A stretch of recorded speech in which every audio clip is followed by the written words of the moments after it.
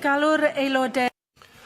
I call members to order, and the first item on our agenda this afternoon is questions to the First Minister, and the first question is from David Melding. First Minister make a statement on the budget of Rent Smart Wales. Yes, Rent Smart Wales is self-financing through fees. We do, however, support local authorities to promote and enforce registration with Rent Smart Wales. First Minister, according to the Freedom of Information request put forward by the Residential Landlords Association, Rent Smart Wales is currently operating at over double its projected cost. At the end of February 2017, it had hired 50 full-time equivalents to administer the scheme, which is 5 times the projection of your regulatory impact assessment. Was the Welsh Government naive in its estimates of the administrative cost of Rent Smart Wales, or is inefficiency at Rent Smart Wales to blame? Well, as I said, Rent Smart Wales is entirely self-financing. It's paid for through the fees for registration and licensing of landlords and agents. It's a matter for Rent Smart Wales, of course, which is run by Cardiff Council, to explain its operating costs and what it does with the personnel that it has. Vicky Howells. Diolch, Llywydd. First Minister, how does the work of Rent Smart Wales help towards supporting the most vulnerable members of our society who live in private rented accommodation? Well, Rent Smart Wales ensures that anyone involved in the letting and management of properties is both fit and proper and trained. The fit and proper person test makes sure that nobody with unspent criminal convictions can have any involvement with a tenant, particularly important, of course, when dealing with vulnerable tenants. And training ensures that a landlord or agent is aware of their legal responsibilities, especially in terms of the safety of the property they let. Rhiannon Passmore. First Minister, figures released last week showed that 86,238 landlords are now registered, meaning an estimated 3,762 are letting properties illegally. Registering as landlords costs £33.50 if completed online and £80.50 on paper, and irrespective of the number of properties they have. The scheme was launched on the 23rd of November 15, giving landlords 12 months to register before it became law last year. First Minister, isn't it time that all landlords follow the example of the vast majority and live up to their social obligations to their tenants, comply with the law and deliver decent housing conditions in Wales? And what can the Welsh Government do to aid bringing those who, for whatever reason, continue to flout the law? Well, I absolutely agree that those landlords who have as yet failed to come forward need to do that now. They are breaking the law. If landlords come forward now, they may escape any financial penalties for non-compliance. If they don't come forward now and are subsequently found out, then, of course, Rent Smart Wales could issue fines, take them to court for prosecution, and they even have the power to remove their ability to let or manage properties. So the sanctions are there. Hugely important that landlords avoid those sanctions by complying with the law. Question 2, Question 2, Jennifer Saunders. Diolch, Llywydd. Will the First Minister make a statement on adult mental health services in Wales? Yes, improving mental health services continues to be a priority for the Welsh Government, and we have committed a further £40 million for mental health services over the next 2 years. First Minister, I'm really glad to see that you are increasing the resources for those suffering with mental health problems. But what I'm finding in Aberconwy is the interpretation of the Mental Health Act. And I know that many of our patients are finding this very hard to navigate when it comes to support required. Even myself, when I'm dealing on behalf of my constituents, it is really hard to ensure that statutory bodies are complying with this legislation, even down to treatment care plans. When you ask the statutory partners responsible for a copy of the treatment and care plan, more often than not, we have to wait weeks for us to receive them. They've never, ever been written up in advance. Now, I'm talking about people with complex mental health conditions. What will you do as First Minister, please, to ensure that it's not just a case of throwing money at this, that strategic and well-intentioned plans are in place for these people who, in some occasions are falling through the net and becoming, very, very vulnerable indeed? Well, we do expect, of course, public bodies to comply with the law, but I can say she asked about what structures should be in place, leaving aside the issues of the amount of money available. Our 10-year mental health strategy, Together for Mental Health, takes a population approach to improving the mental well-being of people in Wales and supporting people with a mental illness. We want to make sure, for example, that people can have access to talking therapies, for example. We're looking at ways, of course, of helping young people even more, and she will be aware, of course, of the money that's been put in place for CALMS. But we certainly expect, of course, that where public bodies are expected to comply with legislation, that they do so. Rhina Biorwerth. Diolch.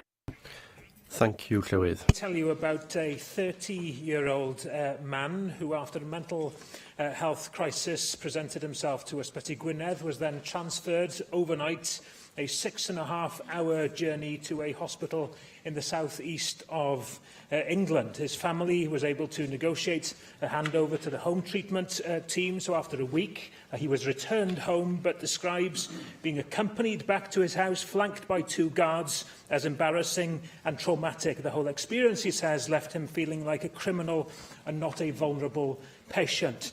This is clearly unacceptable. So what action will the government take to address the shortage of mental health beds, not just in North Wales but throughout the country, and to include investment in beds themselves and staff, and also in home treatment teams? Well, the member gives an example there that deserves further investigation. It's very difficult to comment on it without knowing more about it, but if he wishes to write to me with more details, I would, of course, be pleased to investigate that for him. He asked the question as well on mental health spending. Well, of course, mental health spending is ring-fenced in Wales, and we plan to increase that funding by a further £20 million to nearly £650 million in 2018 to 19. Caroline Jones. Diolch, Llywydd. First Minister, despite the mental health measure, nearly a quarter of patients in Wales wait longer than 28 days for a local primary mental health support services assessment, and 20% of those patients will wait more than 28 days for treatment following the assessment. In recent months, we have had warnings about insufficient consultant psychiatrists and problems recruiting sufficient psychologists. First Minister, what is your government doing to improve recruitment of trained mental health clinical staff and put an end to lengthy delays in mental health treatment in Wales? Well, we have, of course, in place a recruitment campaign which has proven very successful. We put extra resources into CALMS when that was needed, when demand did become very high and that demand needed to be satisfied. I can say that more than 154,000 people have been seen by local primary mental health support services since their introduction as part of the implementation of the measure in 2012, and over 82,000 people have received therapeutic interventions by their LPM HSS. So we know that many people have benefited from that measure, and we can see, of course, that the budget is ring-fenced for mental health to ensure that sufficient resources are available. Questions now from the party leaders. Leader of the Opposition, Andrew Arty-Davies. Thank you, Presiding Officer. First Minister, tomorrow there will be a motion before the Assembly to ask the Assembly's permission to set up an inquiry by the Committee of the First Minister to scrutinise the allegations that have been made about the time in office of Leighton Andrews and your Special Advisor, Stephen Jones. I understand the Leader of the House will respond to that debate tomorrow, which is quite right, because it's organising Assembly business. But I'm just working out in my own mind, I'm sure many other people are trying to work out in their own mind, why the Government has tabled a delete all amendment to that motion, and why you have an objection to the scrutiny of the First Minister Committee undertaking this piece of work on what certainly is not a political point, I would suggest. It is merely trying to get to the bottom of the allegations that have been made. Well, I take the view that an independent process is the best way of doing that, and that's why we've tabled the amendment that we have. Well, surely scrutiny of the First Minister Committee is an independent process. On that committee and look objectively at the evidence that's given to the committee and ultimately determine and provide a report based on that evidence. It was slightly alarming from the Consul General's interview on the Politics Show that he questioned the ability of the chair as a Labour chair and Labour members to actually be objective in their scrutiny. I believe that they will act with integrity and objectivity on the evidence that is provided by the witnesses that would come before them. I have the words here which actually do say about in the Labour chair and AMs to act impartially on the subject, which I have stated is clearly not a political subject. Those are the words. I've got it here written in front of me if the Secretary position wants to talk about. So I do believe that they would act objectively, and I do think it is important for this institution that if that vote is carried tomorrow, that the scrutiny of the First Minister's Committee is allowed to undertake that work. Surely that's what that committee actually does. And so I do ask you again to enlarge why you have put that delete all motion down that will prevent the very committee that is charged by this Assembly to scrutinise you and your office and the activities of you and your office while in government. Well, he has been partial himself in the words that he has alleged the Council General used. That's the problem. The committee is there to scrutinise me as First Minister. Of course it is. But I take the view, and I think reasonable people will take the view, that where there is an issue such as this, that an independent process is the right process to deal with the issue. Well, it is really regrettable to see that you are not prepared to have confidence in the committees of this Assembly to actually do the work that they are charged with doing and actually listen to the evidence that is given. But tomorrow, there is a motion and there is an amendment. So whichever one carries, there will be an inquiry. Can you confirm that government ministers or government secretaries that will be given evidence to either one of those investigations will be relieved of collective responsibility and they can speak as individuals when asking the evidence, when putting the evidence before the investigations? And above all, I'm not sure how people will vote in this chamber tomorrow, but it could well boil down to one vote. These allegations are levelled at yourself as First Minister and the activities of the First Minister's office. Will you abstent yourself from voting in that vote tomorrow, given that it is specifically dealing with allegations, and I level this, allegations which need to either be proved or dismissed, and they are levelled at yourself as First Minister? Will you absent yourself from that vote? Well, I think by his comments today, the Leader of the Opposition has shown that it's highly political, what he's trying to do. It's nothing to do with it being impartial at all. I saw his comments over the weekend when he said that he wants an investigation up to the present day for no apparent reason, and also he said that the committee should make recommendations about the running of the First Minister's office. It's not a matter for the committee as to how the Welsh Government is run in that way. I take the view, I am not afraid of an independent process. What's the point? I'm not afraid of an independent process. I'm not afraid of an independent advisor looking as to whether I have breached the ministerial code, because I am confident that I have not. I am not afraid of an independent process. I don't know why he is so afraid of an independent process. That's why I'm asking you to submit yourself. What about collective Arweinydd Plaid Cymru, Plaid Cymru Leader Leanne Wood. With First Minister, mental health and children's mental health is one of the biggest issues facing Wales at the moment. And on 27th of September last year, you claimed that investment would drive down waiting times for child and adolescent mental health services. And you said the resources have been put in and I fully expect the waiting times and the numbers to go down as those resources work through the system. Do you stand by that statement? Yes, I do. It is right to say, for example, with CARMS, demand did outstrip what was available. There's no question about that, and that's why we put the extra £8 million a year into children and adolescent mental health services in order to deal with that. And if we look at the new funding that's been announced for mental health, on top of the general increases, £22 million of new funding has been targeted at improving access to a number of specific services. So £8 million a year for older persons' mental health, the £8 million I've mentioned for CARMS, £3 million a year for psychological therapies for adult services, £1.5 million a year for community perinatal services, and £1.5 million a year in local primary mental health support services to further support the measure in 2012. Earlier this year, First Minister, Stats Wales changed the way that waiting time numbers were being reported, removing the cases that were regarded as non-CAMS pathways. This removed 1,700 children, some 74% of the total, from the waiting list in one fell stroke. That makes historic comparisons impossible, but we do now have 7 months' worth of new data, which means that we can see what has happened so far this year. And it's clear that waiting times for CAMS are getting worse. Back in March, 87% of children were waiting less than a month. Now it's 45%. Back in March, no children were waiting longer than 16 weeks for that first appointment. Now, 1 in 5 children are.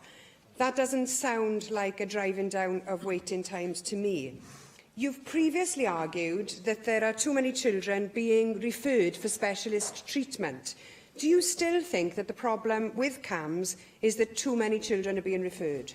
Well, it is a fact that around 25% to one-third of referrals to specialist CAMS are redirected to other services because the referral is inappropriate for what is a highly specialised service. And that's done to ensure that those children who require specialist support are able to receive it in a timely manner. Of course, we expect CALMS to deal with those young people who need help from CALMS, but we also know that many of those young people who are directed to CALMS in the first place are directed elsewhere to a service that's more appropriate for them. 74%. When confronted by a long-standing problem, First Minister, it looks like the response of your government is to move the goalposts and to manipulate the data, or to claim that not everyone really needed the service. Now, there are several other examples where, rather than improve services, you've moved the goalposts. It happened with the ambulance service, the number of full-time GPs in the NHS. Last week, cancer targets were changed, but we don't yet know what to. Yet you still reject Plaid Cymru's call for a 28-day diagnosis target set by the Independent Cancer Task Force. Isn't it time we removed your government's ability to avoid scrutiny by moving the goalposts? And isn't it time that Wales established against those targets? What will it take, First Minister, for waiting times in CAMS to be reduced so that children get the treatment that they need? Well, it comes as a surprise to me, as I stand here every week, to suggest that I'm not scrutinised, because I can guarantee members that certainly I am. Can I make a point? Statistics are not changed by government. They're dealt with independently, and it's up to the Statistics Authority to decide how it gathers statistics. It's not something the government decides. Yes, it is true to say, with ambulance response times, for example, that was changed, but that put it in a comparative position with England. That's the reason why, one of the reasons why that was done. When it comes to looking at cancer targets, these are the issues that we look at to make them more effective. The issue I always get the treatment that they need at the right time. And a priority of the Together for Children and Young People programme is to reduce inappropriate referrals, to examine the way in which specialist social services, education and youth justice in the third sector, to ensure that young people do have timely access to appropriate, is that young people, when they're referred, get the right level of service and not just get defaulted to CAMS. So this is a holistic approach that we're taking, and we're confident, if we take into account as well the pilot projects that were announced in September for mental health support in schools, that we will then be able, of course, to ensure that more and more young people get the help and support that they need. Arweinydd Grŵp UKIP. The Leader of the UKIP Group, Neil Hamilton. The temperature in this chamber may rise tomorrow, but I wonder if the First Minister has seen that the Met Office forecasts for outside show that we are likely to have sub-zero temperatures for the next week or two. I wonder if he also saw on Monday in The Guardian that there was a report saying that electricity and gas prices have risen in the last 20 years by 3 times the rate of inflation, and the average household now spends £562 a year on heating and lighting. What it didn't say was that this is overwhelmingly due to the rise in green taxes, which will cost households almost £150 a year from next year, and they've risen by 2/3 since 2014 and are now 20% of the typical electricity bill. Considering that, really understand how to get the best tariff, despite endeavours to do that. In fact, the service was far better when it was when we had a nationalised provider, and that is something I'd like to see return in the future. It's nothing to do with green taxes. It's all to do with the fact that private companies make profits on the back of ordinary people, something he supported and that party over there supports as well. The First Minister, of course, did not answer the question. 5% of an electricity bill goes in profits to the electricity companies, 20% in green taxes. So the First Minister is completely wrong.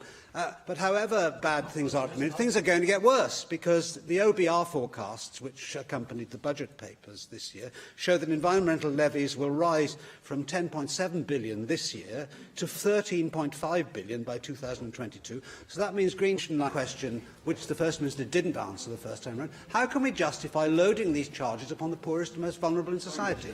Well, I mean, first of all, I had some rumbling from the party opposite about the overcharging of customers. In 2015, when my party stood in the general election, they accused us of being Marxists for wanting to put a price cap on energy prices. That's how much they cared for ordinary people. We all know what the Tories are like. Now, in answer to the question posed by the leader of UKIP, every single method of generating energy costs money. Every single method. Nuclear costs a great deal of money as well. Now, yes, we do want to ensure that we have cleaner, greener energy. It's good for energy security. Why would we want to import energy from other countries when we can generate our own in a renewable way? Or is he saying that we should just have coal-fired power stations absolutely everywhere and more open cast? Because that is the upshot of what he's saying.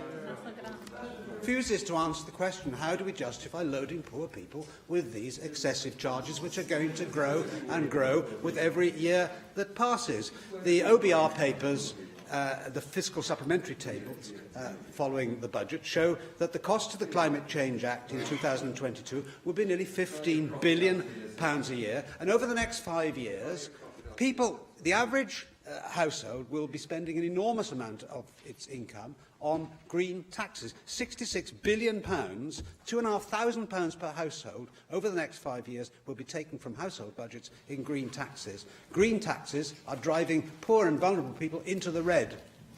Well, he talks about driving poor and vulnerable people into the red. The privatisation of energy was one way of doing that. We know that. His party stood on a programme of a flat tax, which would increase taxes for the vast majority of poorer people and reduce them for people who are earning more. So he's in no position to lecture anybody else about looking after poorer people. And let me ask him this. At the end of the day, he doesn't believe in climate change. I do, he doesn't. I look at the science, he doesn't. That's the way that he sees it. I believe that cleaning up the environment costs money. The UK was a mess in the 1980s. It was filthy. The River Irwell in Salford would catch fire if you threw a match into it. Where I live in Bridgend, the River Orme would run different colours according to what had been chucked into it by whatever industry it was upriver. Nobody says to me, I want to go back to those days where the environment was degraded, where the rivers were polluted, where the air was polluted, which seems to be something that he's more than happy to see again. Question 3. Question 3, Mohammed Ashgar. What action will the Welsh Government take to enhance environmental protection in the next 12 months, please? Well, a very topical question, if I may say. Well, through the Environment Act, the Wellbeing of Future Generations Act and the creation of Natural Resources Wales, we already have, of course, some of the most advanced environmental legislation and integrated enforcement arrangements in the world. Thank you for the reply, First Minister.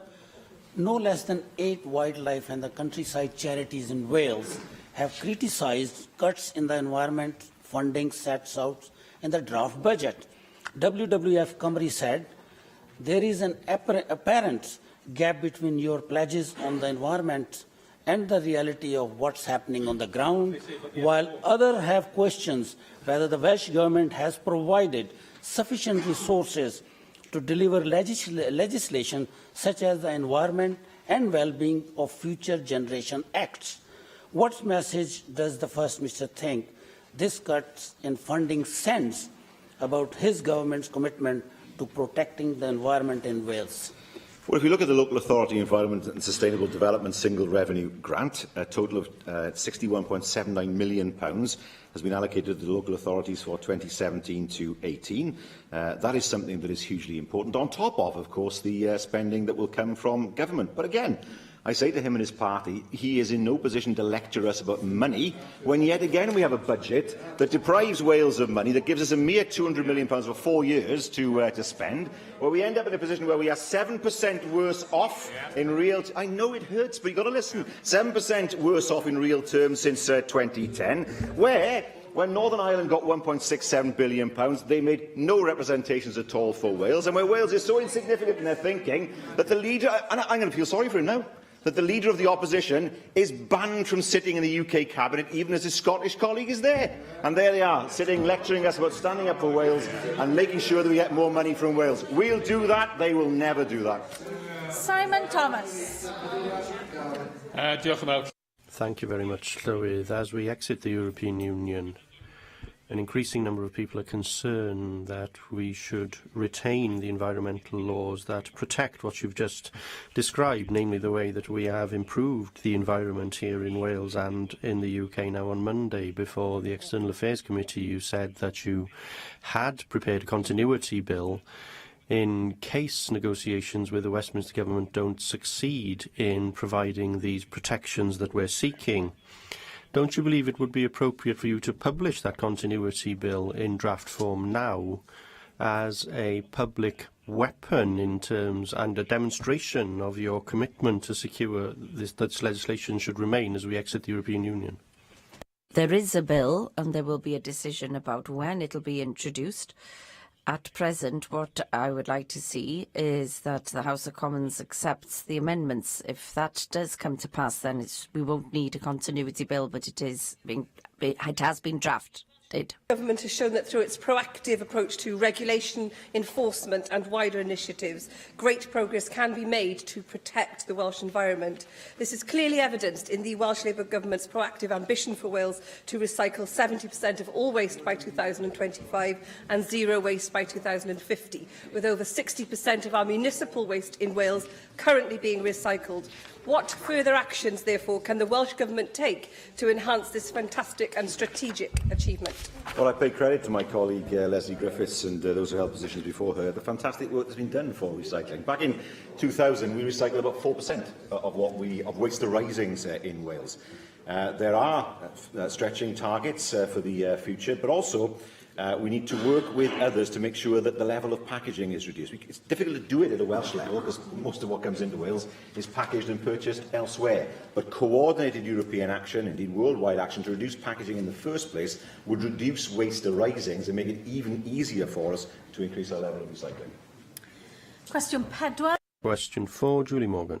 What discussions has the First Minister held regarding plans to relocate staff from the Department for Work and Pensions office in the Heath area of Cardiff?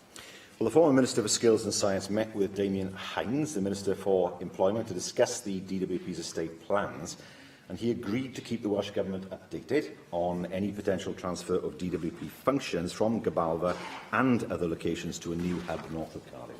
I thank the First Minister for that response. I want to make the First Minister aware that a huge number of the staff at the DWP office in Heath, in my constituency, are absolutely filled with uncertainty and concern at the moment. And many of them are disabled, many of them have caring responsibilities, and some of them will have to travel up to 3 buses to get to the new location, not yet specifically specified in Nantgarrow. This is where other staff will be relocated from other parts of Wales. Could he ensure that their concerns are conveyed to the DWP so that they're not left into this feeling of uncertainty about not knowing what's happening and what's going to happen about the fact that they're going to have to travel so much further and for so much longer time, and many of them will not be able to take up the jobs in Nantgarrow? Well, it's a matter of course for the DWP, but what at that meeting, what was confirmed by the DWP Minister involved, Minister for Employment, was they were looking to relocate staff from 5 DWP benefit offices to an office north of Cardiff. It was said that the Minister would keep Welsh Government informed, but clearly it's hugely important that people know what is planned and know what the future holds for them as quickly as possible. Gareth Bennett. Diolch, Llywydd. Unfortunately, we could end up with a large vacant site in North Cardiff to add to eventual vacant sites at the tax office and Tesco House. This could well lead to more contentious housing schemes for North Cardiff.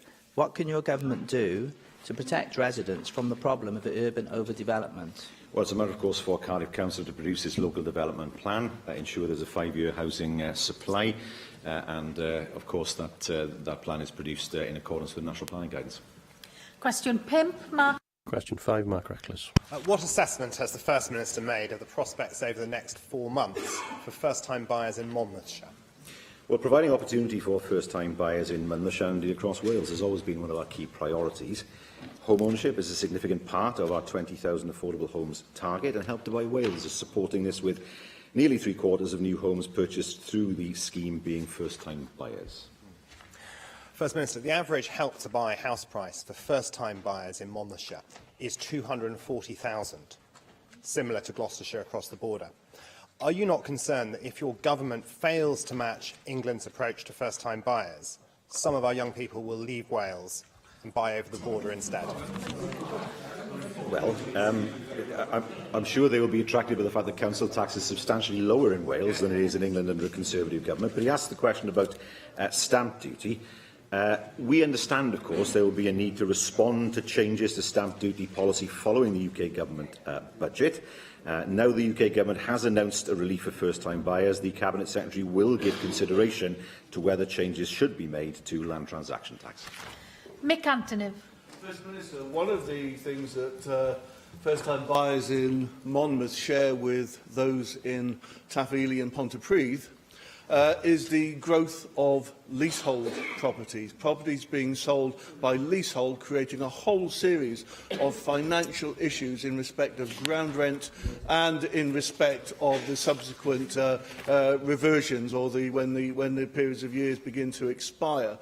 Do you agree with me that the growth of leasehold, one, is unwelcome within Wales, but secondly, that Welsh Government should give consideration to barring or abolishing leasehold properties for the future? Well, there's been a great deal of exploitation of leasehold where leases have come to an end. Of course, there are some areas, as my friend will know, such as apartments and flats where leasehold tends to be something fairly normal. When it comes to houses, however, Wales has a history where leaseholds have come to an end in the past, where people have been charged large amounts in order to buy out the land on which their houses actually sit. And I think in the future it's hugely important that freehold is the tenancy that is normal as far as housing is concerned. There may be examples such as community land trusts where that wouldn't be appropriate, just to make sure that house prices are kept down. But yes, certainly we want to do all that we can to ensure that people are not exploited when leases come to an end, quite often after a period of more than a century. Question 6, Paul. Question 6, Paul Davis. Will the First Minister outline what the Welsh Government is doing to support sites of historical interest across Wales? There are 4,000 ancient monuments are listed across Wales, and 30,000 buildings across the country are protected through listing also. First Minister, you will be aware that I, for many years, have argued that local authorities should have a statutory duty to safeguard our war memorials. Now, I acknowledge, as part of the commemoration of the First World War, that your government has launched a grant scheme to support monuments here in Wales, and I do understand that grants of up to £10,000 are available under that programme. So can you tell us how successful that programme has been to date? And would you commit to publishing an analysis of where that money has been spent, so we can see that all parts of Wales have benefited from that funding? We are extremely confident that it's been a very successful scheme, bearing in mind that the centenary of the First World War has been noted over the past few years. It's a way of ensuring that the monuments are renewed and maintained in a way that people can understand what they are, and that there's a feeling of pride in them as well. And of course, we do give funding to Cadw to ensure that they have capital funding too. I have no problem whatsoever as regards giving you a schedule of the expenditure on this scheme, and we are confident that the scheme has been extremely successful. First Minister, I've spoken many times in the Chamber about the need to capitalise on the industrial heritage of Merthyr Tydfil as part of an economic strategy for the whole area. And I'm sure that you'll join me in thanking the organisers and the many experts who recently gave their time at the Industrial Heritage Charrette that was held in Cyfarthfa Castle, which looked at new and innovative ways to develop some of the incredible heritage sites and develop a unique attraction. Would you agree that in looking to protect historic sites, we must find ways to protect the future of sites like the blast furnaces at Cyfarthfa before we lose them forever, and at the same time lose the potential opportunities that they bring to strengthen the local economy? I do, and I think the 2016 Historic Environment Act has placed us at the forefront of the UK nations in the protection and management of the historic environment, and a large proportion of that Act has now been implemented. In addition, of course, as I mentioned earlier, Cadw has allocated over £22 million in capital funding to support the maintenance of historic buildings and scheduled monuments in Wales since 2011, with revenue support for maintenance around £6.5 million. So there is money available, and we want to make sure that we are able to protect as much of Wales' industrial heritage as possible. Question 7, Dartmouth. Will the First Minister make a statement on action that the Welsh Government is taking to reduce inequality in Wales? Yes, equality is central to the work of the Welsh Government and our vision for Wales as set out in Prosperity for All. Our Strategic Equality Plan 2017-20 sets out the steps we'll take to achieve our equality objectives, and those objectives focus on tackling the most entrenched inequalities in Wales. one of the entrenched inequalities in Wales is the disparity between the quality of the health service and the timing of the health service in North Wales versus other parts of the country. Why is it, First Minister, that my own constituents have to wait twice as likely as constituents in Cwm Taf Health Board, for example, to have to be in an emergency department for 4 hours or more? And why is it that in North Wales, patients, 1 in 11 patients wait for 36 weeks or more from referral to treatment, versus just 1 in 83 down here in Cardiff and the Vale? This inequality is clearly unacceptable. I'm sure you would agree with me that that's unacceptable. What action are you taking to put this situation right, given that this health board is in special measures? Well, of course, there will be differences between health boards. For example, Bessie Cadwaladr has historically been the best performing health board when it comes to cancer treatment in Wales. But there are disparities, and of course, as the Cabinet Secretary for Health and Wellbeing is aware, we look to iron out those disparities and take action where that is needed. And where there is a need, for example, to recruit, we look to recruit and work with health boards in order to recruit the right level of medical staff they need in order to provide the service that we think is appropriate and right for the people who live in all parts of Wales. Rhiannon Passmore. Diolch, Llywydd. First Minister, the Welsh indices of multiple deprivation suggests that households containing children have a higher rate of income deprivation than the overall population, with 24% of such households in deprivation compared with 16% overall. Members in this Senedd are very well aware that universal credit, the single monthly payment which replaces the 6 current working age benefits, is being rolled out across Wales. Despite the outstanding and proactive work being undertaken in Wales to support, advise and assist those impacted by welfare reform, it is inevitable that universal credit will impact negatively on the lives of the most vulnerable people across our nation through the operation of a process that seems designed to purposely push people into poverty and debt. What representations can the Welsh Government make to the Secretary of State for Works and Pensions to call on the UK Tory Government to rethink highly regressive and destructive policy? Well, the rollout of universal credit is a mess. People are left without money, people who need money on a weekly basis. People are left in a situation where they cannot afford to buy things. People are left in a situation of uncertainty. And we know that the UK Government's response to all this is, who cares? Who cares, pretty much? Well, we care on this side of the chamber. We urge the UK Government to make sure that people who need that money get that money, and they stop the cuts they're making to the benefit system and the cuts they're making to the spending that we as a society have historically made on those who are most vulnerable. And we will always stand for those who are most vulnerable. Question 8.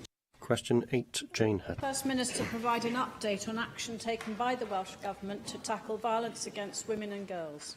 Could I congratulate the member for what I think is the First Minister's question that she's asked, and I hope that I'm able to give her an answer that's satisfactory to her. Well, we're implementing the national strategy which sets out our action to tackle violence against women and girls, and survivors' voices have to be at the forefront of this work.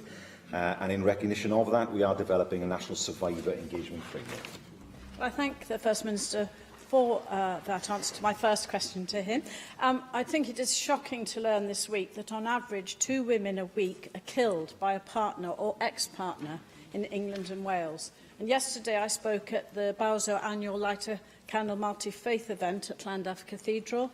Following a march from the offices of Llamau Housing Society, we raised awareness and support for the International Day for Eliminating Violence Against Women and Girls. And I welcomed in my words in the cathedral the approach that Julie James is taking regarding tackling violence against women as everybody's business. That was the message yesterday.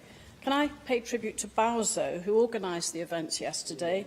They undertake pioneering work supporting women facing domestic abuse, forced marriage, trafficking and FGM, which we debated recently. Can the First Minister assure me that Welsh Government recognises the importance of the Wales-wide work of Bowser? Yes, I am grateful for organisations such as Bowser, who do offer support to some of the most vulnerable members of the BME community. We have provided £446,000 of funding to Bowser from the Violence Against Women, Domestic Abuse and Sexual Violence Revenue Grant during this financial year. And officials have recently met with Bowser service users as part of the Survivor Engagement Framework. And I understand the Leader of the House and Chief Whip is due to visit Bowser's Wrexham office next week. Angela Burns. First Minister, victims of domestic abuse very often have to go into hiding or stay in shelters for an inordinately long periods of time.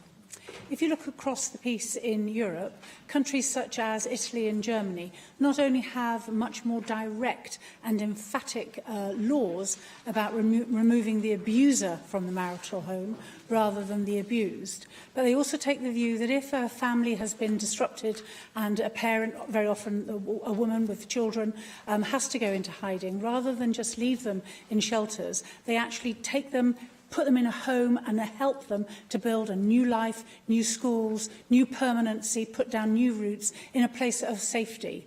Will you undertake on behalf of your government to look at what places like Italy and Germany do, to see if we can actually bring that kind of groundbreaking whole family view to how we might help somebody who is suffering and had to leave their home because of domestic abuse? Yes, I think it's important that we look at good examples across Europe. One of the issues, of course, we faced at one time was the wall we'd hit with the devolution boundary, and not being able to do as we want to do in order to make sure that we can be as effective as possible. We know, of course, with the reserve powers model, there are greater opportunities now for us to develop the kind of legal framework that we would want.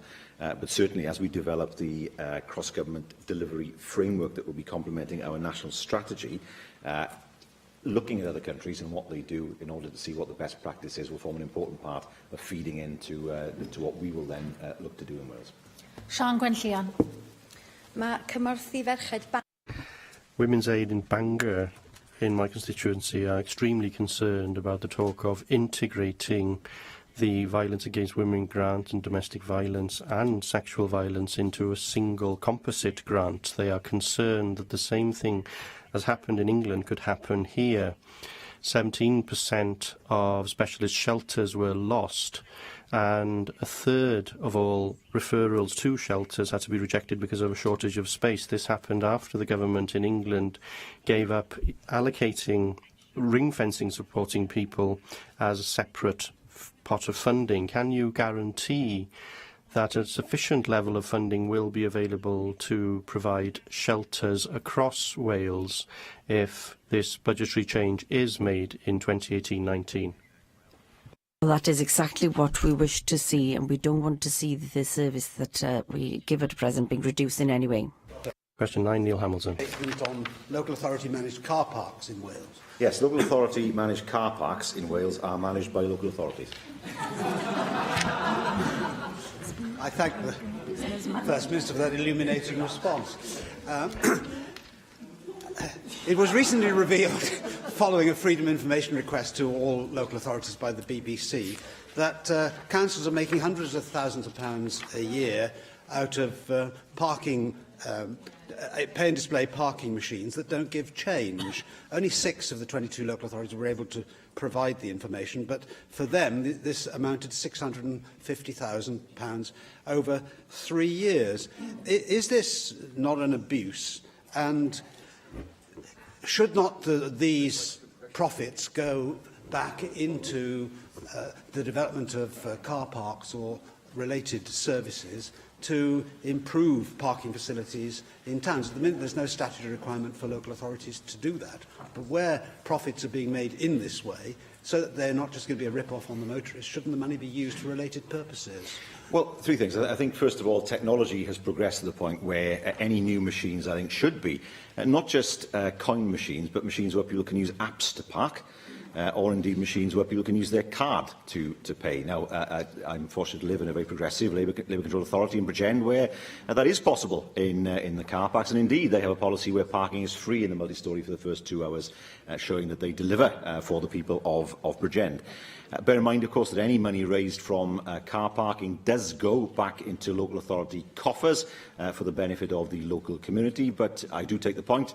I do believe that as new machines are replaced, they should offer people the option of a number of ways to pay, whether it's by phone, by app, or by chip and PIN. Finally, question 10, Jane Bryant. Will the First Minister provide an update on the recruitment and retention of staff in the social care sector? Well, our social care workforce delivers a vital public service, and to ensure the sector is sustainable, we're taking forward actions, including tackling 0 hours contracts and low pay, registering workers and developing career pathways, and that will help to raise the status and profile of workers so social care becomes a positive career choice. Thank you, First Minister. Social care workers do an outstanding job. With an ageing population living longer, many with complex needs, we know that it's crucial to ensure that we have a workforce ready for now and in the future.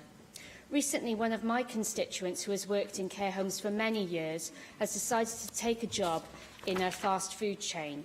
The long hours, poor pay and difficult working conditions have left her with no choice but to leave the career that she loves. While I'm pleased the Government's commitment to implement an accredited qualification for carers, making this a reality is key to stopping people like my constituent, a dedicated and skilled social care worker, leaving the profession. Could the First Minister provide an update on how far these plans have been developed? Yes, first of all, we provided £19 million of recurrent funding for local authorities to work with their service providers to help manage the impact of implementing the National Living Wage, which we want to see. What have we done? Well, we've brought forward regulations to improve the terms and conditions of the workforce, requiring providers to provide more transparency in their use of zero-hours contracts, to offer workers a choice of fixed-hours contracts after a 3-month period of employment, and to clearly delineate between travel and care time.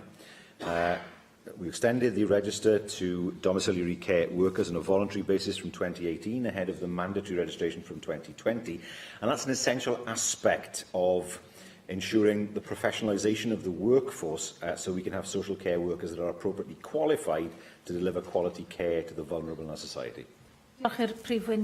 Thank you, First Minister. The next item is the business statement and announcement, and I call on the Leader of the House, Julie James. There are no changes to this week's business. Business for the next 3 weeks is shown on the business statement and announcement found amongst the meeting papers, which are available to members electronically. Two statements.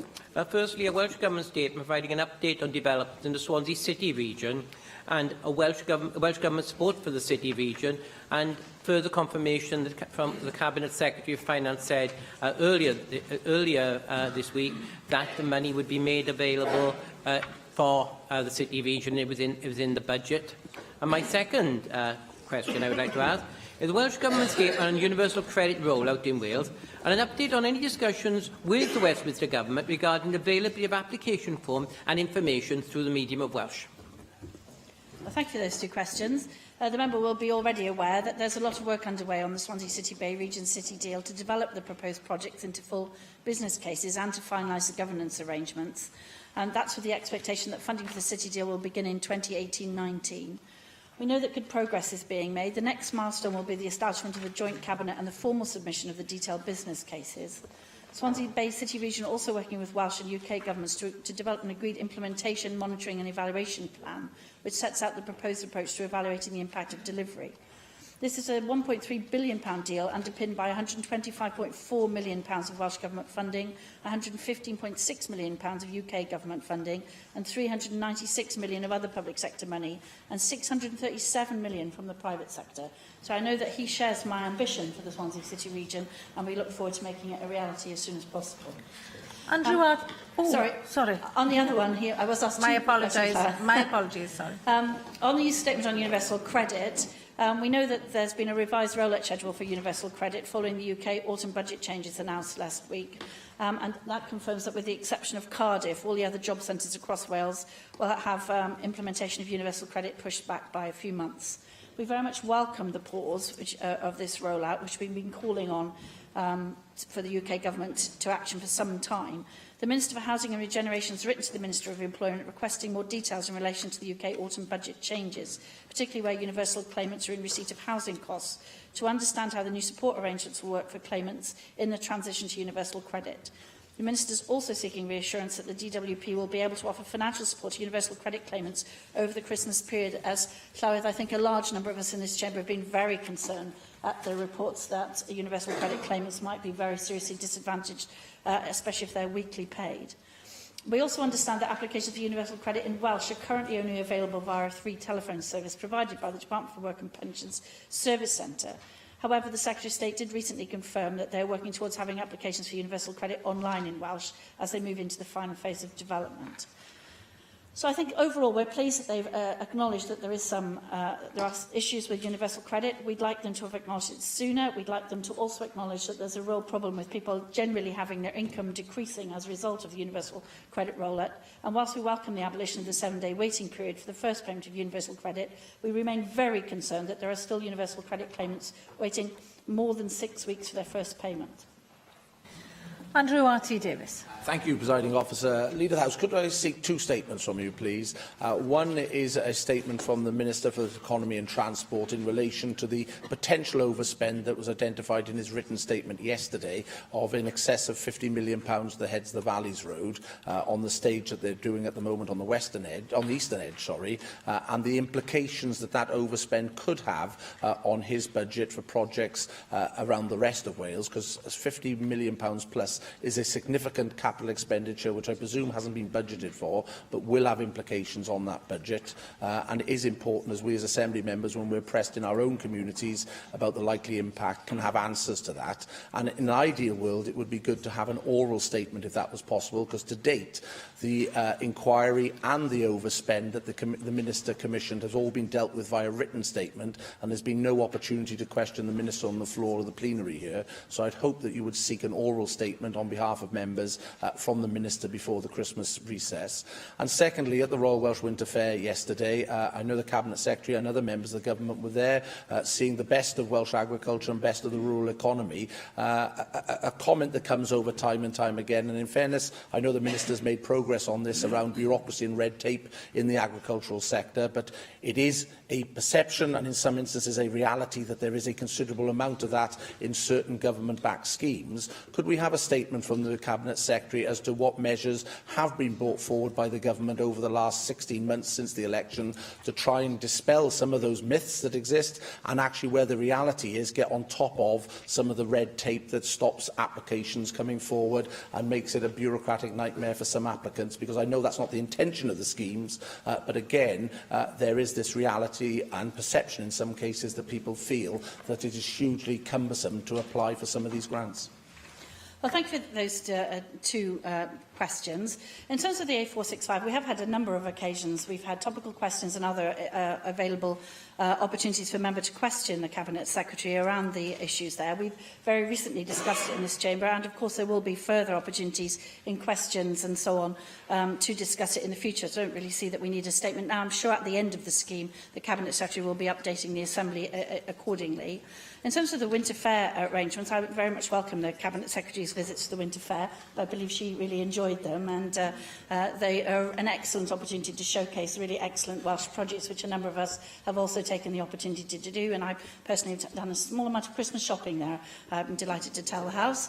I don't think we've had any complaints, however, in terms of the red tape that Andrew R.T. Davis mentions, and the Minister is shaking her head at me that there are no such complaints, so perhaps if he provides some details, the Minister could have a look at it.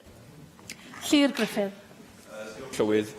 Could I ask for a statement from the Cabinet Secretary for the Economy, or indeed the First Minister, in response to comments by Airbus UK Senior Vice President Catherine Bennett to MPs last week that Brexit could add significant costs and red tape to the UK operation. Now, she's warned that Brexit could actually blunt the competitive edge of the Broughton plant, which, as we know, is a key employer of 6,000 workers in North East Wales. Now, given that everything that's imported from Airbus in the UK is imported into the EU, does this Labour government agree with Ms Bennett that our place is within the single market, within the Customs Union and the European Aviation Safety Agency, so that we can fend off other arms of the company, maybe in other parts of the world, who, in her words, are knocking on the door as a result of the situation that we find ourselves in this country?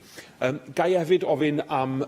May I also ask for a further statement? May I ask for a statement from the Minister for the Welsh Language and Lifelong Learning on the WESPs? Now, we did have a statement from the former Minister at the beginning of autumn. There's almost 2 months since then. He accepted each of the recommendations made in the speedy review carried out by Aled Roberts. Now, since then, we haven't heard anything further and I've had local education authorities, councillors, educators and other organisations getting in touch with me asking what the situation is, and they are concerned that we are perhaps losing momentum on this most important issue. So I would be grateful for a statement, even if it were to only endorse the commitment to take action, but also include a timetable for that action, so that we can tackle the weaknesses in these WESPs once and for all. Well, thank you for both of those very important questions. In terms of the Brexit thing, we continue to call on the UK Government to provide Welsh businesses with the clarity they urgently need. And we absolutely do demand that they do not lose sight of the needs of businesses, workers and potential investors as they, in their approach to the Brexit negotiations. We share the members' concern at the current approach to the negotiations. There have been a large number of opportunities to discuss this in the Chamber, and I'm sure we're all very much looking forward to debating the bill as it comes forward as well. But we certainly do share your concerns. In terms of the Welsh language issues that the member raises, the Minister was here listening very carefully to his comments, and I'm sure as she comes to terms with her new brief, she'll be taking them on board. Jane Hutt. Leader of the House, later this week I'm attending a Wales Automotive Forum event where I'll meet with Aston Martin. They'll update me on the positive progress on phase 1 of the new plant in St Athan.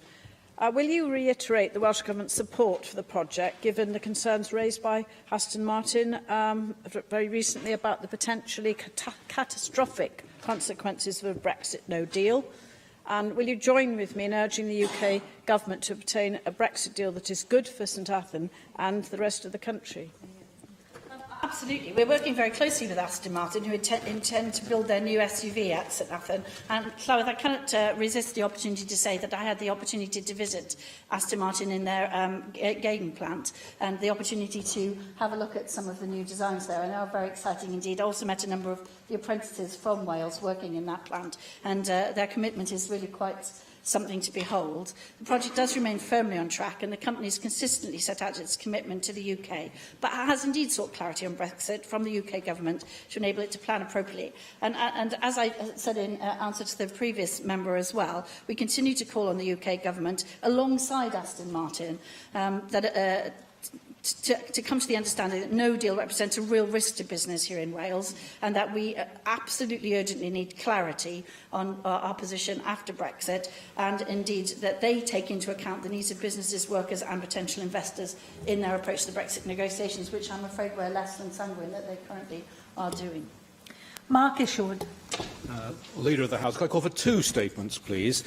Firstly, on refuse and bin bag collection, something often raised here, but not in this part of Wales I'm about to refer to. Concerns have been raised with me in Flintshire, from Higher Kinnerton to Holywell, that people are no longer allowed to leave any extra black bin bags alongside the council-provided black bin. One constituent told me she'd rung County Hall and was told it had been decided it was to force people to recycle, but she added, I and many others still have non-recyclable refuse to dispose of from time to time, and this is when the Council's policy falls down and creates fly tipping. She said the policy of charging £50 by the Council to take away a single item it was, in her words, outrageous, and she simply can't understand why the Council prefers to send out individual lorries to deal with fly tipping rather than collect everything in one go from the pavements. And she concluded, I'm writing to you to urge you to raise this issue, one of the things which really affects people's day-to-day lives, hence my raising it in the Chamber with you today. Secondly, could I call for a statement on support for male domestic abuse victims? You may have seen press coverage last week relating to the men's refuge in Flintshire, at the Domestic Abuse Safety Unit in Shotton. Well, not actually located there, but hosted by.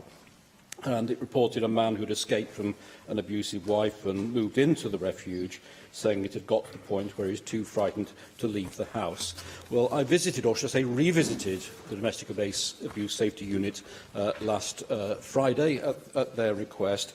They again emphasised and acknowledged evidence indicating that women and girls are disproportionately impacted by violence, and this is a violation of human rights and a cause and consequence of gender equality.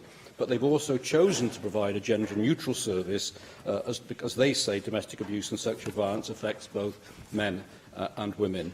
They told me that the male refuge received 5 referrals on its first day for just 2 spaces, and it's been full ever since, despite 30 referrals being refused, partly because it was full, partly because of risk assessment, that they're currently operating waiting lists, that they're receiving referrals from across Wales and across the UK. And, for example, someone currently resident with them came from Conwy, who don't provide any men's beds, but referring them to Flintshire because there's nowhere else to go. I understand it's the only male refuge in North Wales, currently funded by the Council Supporting People to March 2018, with funding for the female victims supported to 2019. Could I call for a statement accordingly?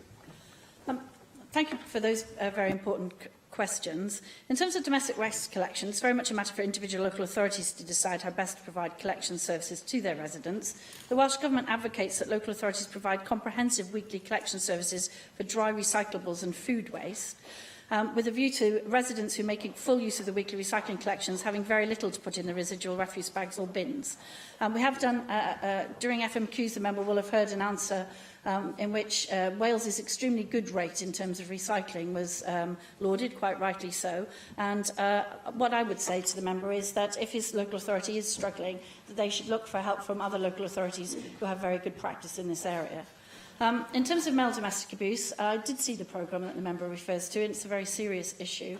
And it is, of course, we need to work towards having a Wales where violence against anyone in any situation is completely unacceptable. And, of course, our groundbreaking act covers violence against women and girls, which is a very serious problem. Still, 2 women a week are killed as a result of gender-based violence. But, of course, we need to make sure that services exist for all victims of domestic abuse wherever it arises. Mick Antonin. Can I ask for a Welsh Government statement on the impact on our communities of the recent budget and the inherent cuts to police spending and on police numbers in Wales? We know that already since 2010 there's been £2.3 billion cut by the UK Government on policing, with a loss of 20,000 officers.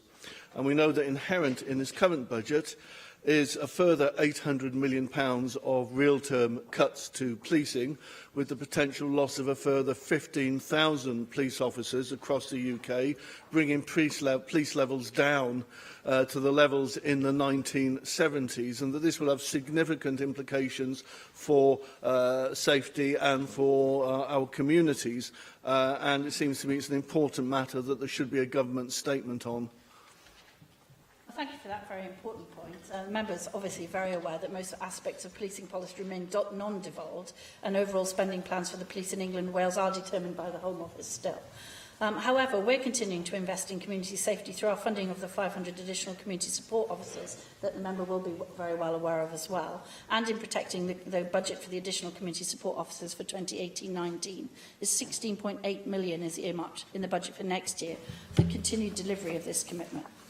We also work very closely with police and crime commissioners and police forces in Wales, who can also bid for other sources of Welsh Government funding. They're doing a really good job in terms of collaborating and so on, and we allow them the freedom to make their own decisions about council tax increases, for example, in funding. But I completely share the member's difficulties with the budget as announced. We'll await to see what the actual formula looks like. But I will certainly be sharing his concerns with the Minister for Public Services, who I'm sure will take it into account in planning out his year's work. Mohammed Ashkar. Presiding Officer, Leader of the House, may I ask for a statement on the lack of employment opportunities for people with learning disabilities in Wales, and learning disabilities and learning difficulties also. Mencap Cymru has recently pointed out that there are huge barriers facing people with learning difficulties who wants to work. They went on to say the employment rate in Wales was terribly low, with many employers need to be educated about the benefits of employing someone with learning disability. May I ask for a statement on what the Welsh Government is doing to extend employment opportunity in this largely untapped potential workforce? My second statement I need from the Minister would be that I visited RSPCA of establishment in Newport. The wonderful job these volunteers and officials are doing, but I was very much disturbed when I heard that the animals, some of the animals, dogs, and they've been very cruelly treated by the people. And the offenders list is, or register is not here in this country. People can kill one animal and they go and buy another one or get another from other devolved areas of United Kingdom. So we should be doing something seriously through our this respectable, honourable chambers, that the people should treat animals with respect in Wales. And RSPCA is doing a wonderful job, and we should be supporting them. Thank you. Well, in terms of the member's first question, the Minister responsible for employability is sitting behind me. I'm sure she'll be looking into making sure that Wales is a disability confident and friendly nation. She'll be bringing forward a statement on the employability plan, which I'm certain will include a number of issues around disability confident employers. And when I was holding that portfolio, I did a large amount of work to make sure that employers in Wales understood what disability confident might mean and understood all of the attributes that many people could bring to their employer if only people could see past them and to their skills instead. And I'm sure the Minister will be taking that into account when she brings her employability statement forward. In terms of the RSPCA, I don't disagree at all with what the member has to say. I was very distressed to see the vote in the House of Commons around animals and whether they suffer cruelty or not. And I would ask him to make sure that his own government in England makes sure that they bring forward the right measures to make sure that sentient creatures are not cruelly treated and are treated correctly. Thank you. Jenny Rathbone. Leader of the House, I wondered if we could have a debate in government time about what we can do to increase breastfeeding in Wales. The UK has the worst breastfeeding rates in the world, and that puts Wales, I'm afraid, in a very poor position. We know that 71% of mothers start breastfeeding, compared with 83% in England, but it's devastating to know that only 17% are still breastfeeding at just 6 weeks after the birth. This isn't just about the professional support that we give to mothers, which I know that the Cabinet Secretary for Health is looking into to try and improve breastfeeding rates. It is also about society's attitudes to breastfeeding, which is all our responsibility.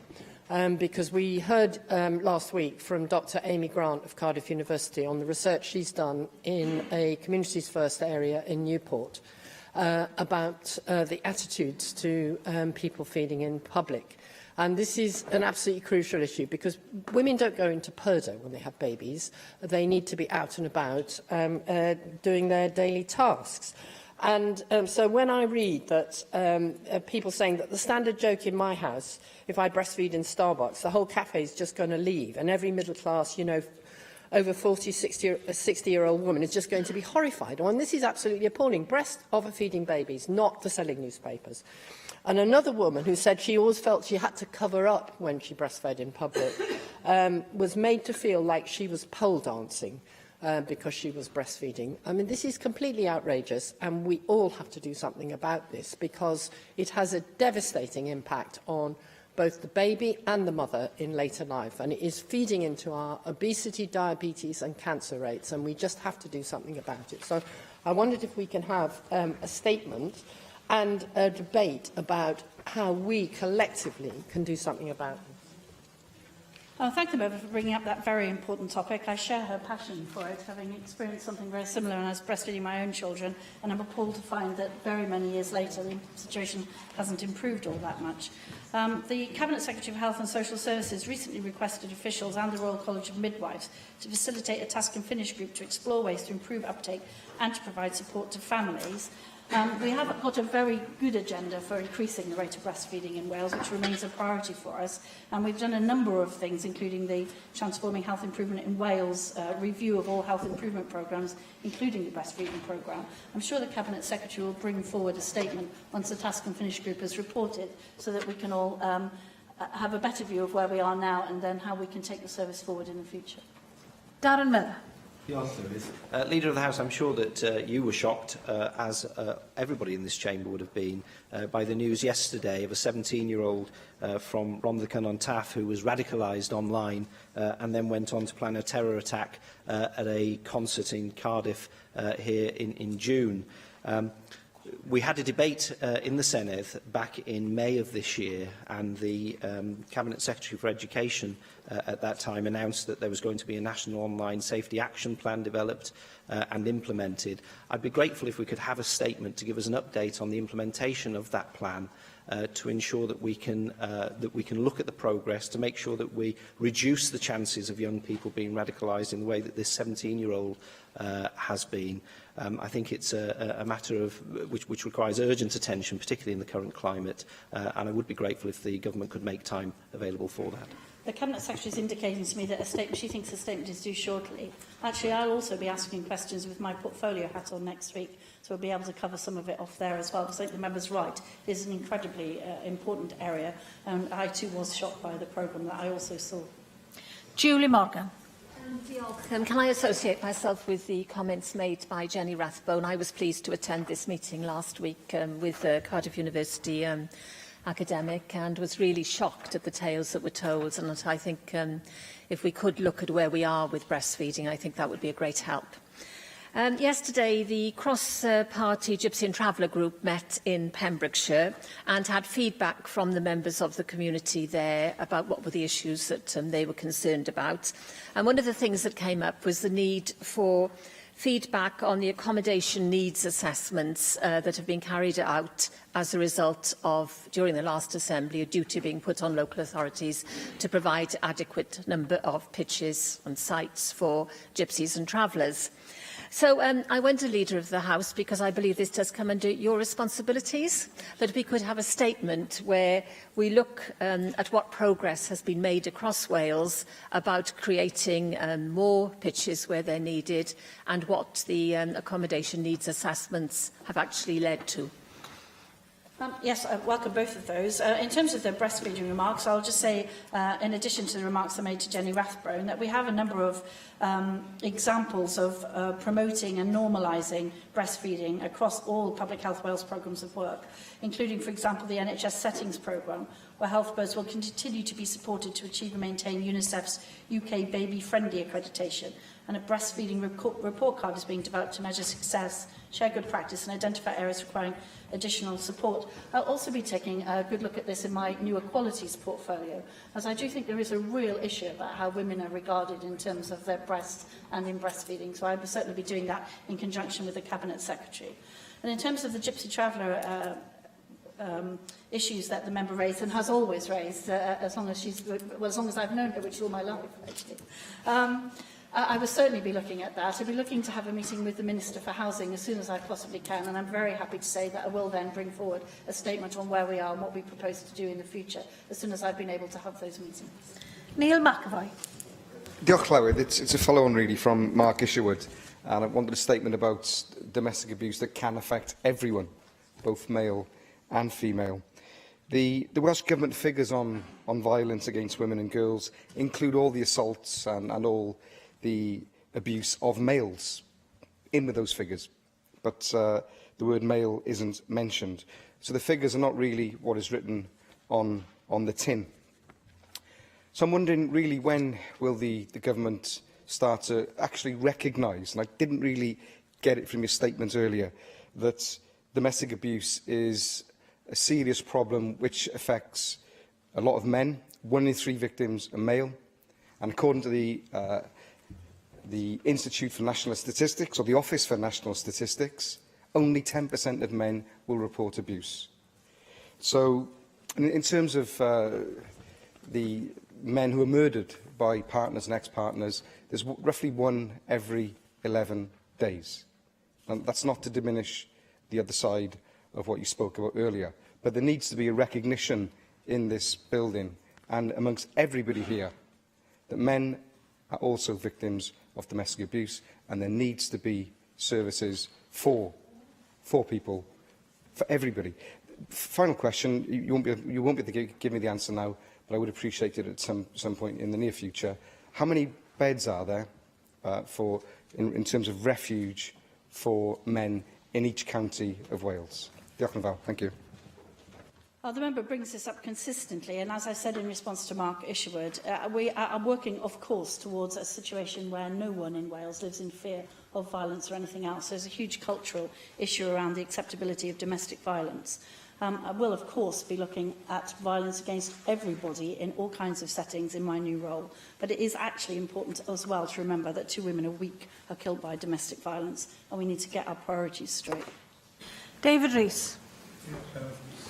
Leader of the House, today we've seen the publication of the 5th State of the Nation report from the Social Mobility Commission, which actually doesn't give us good reading in certain areas because it highlights the fact that austerity doesn't solve the problem, it creates even more problems for many of our deprived communities.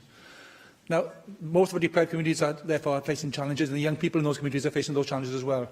Can we have a statement from the Welsh Government to say how we'll actually now work towards tackling some of those points to ensure that our young people in the disadvantaged communities have a better chance in life? I very much welcome the member's question. There's a big piece across the government about social mobility currently underway.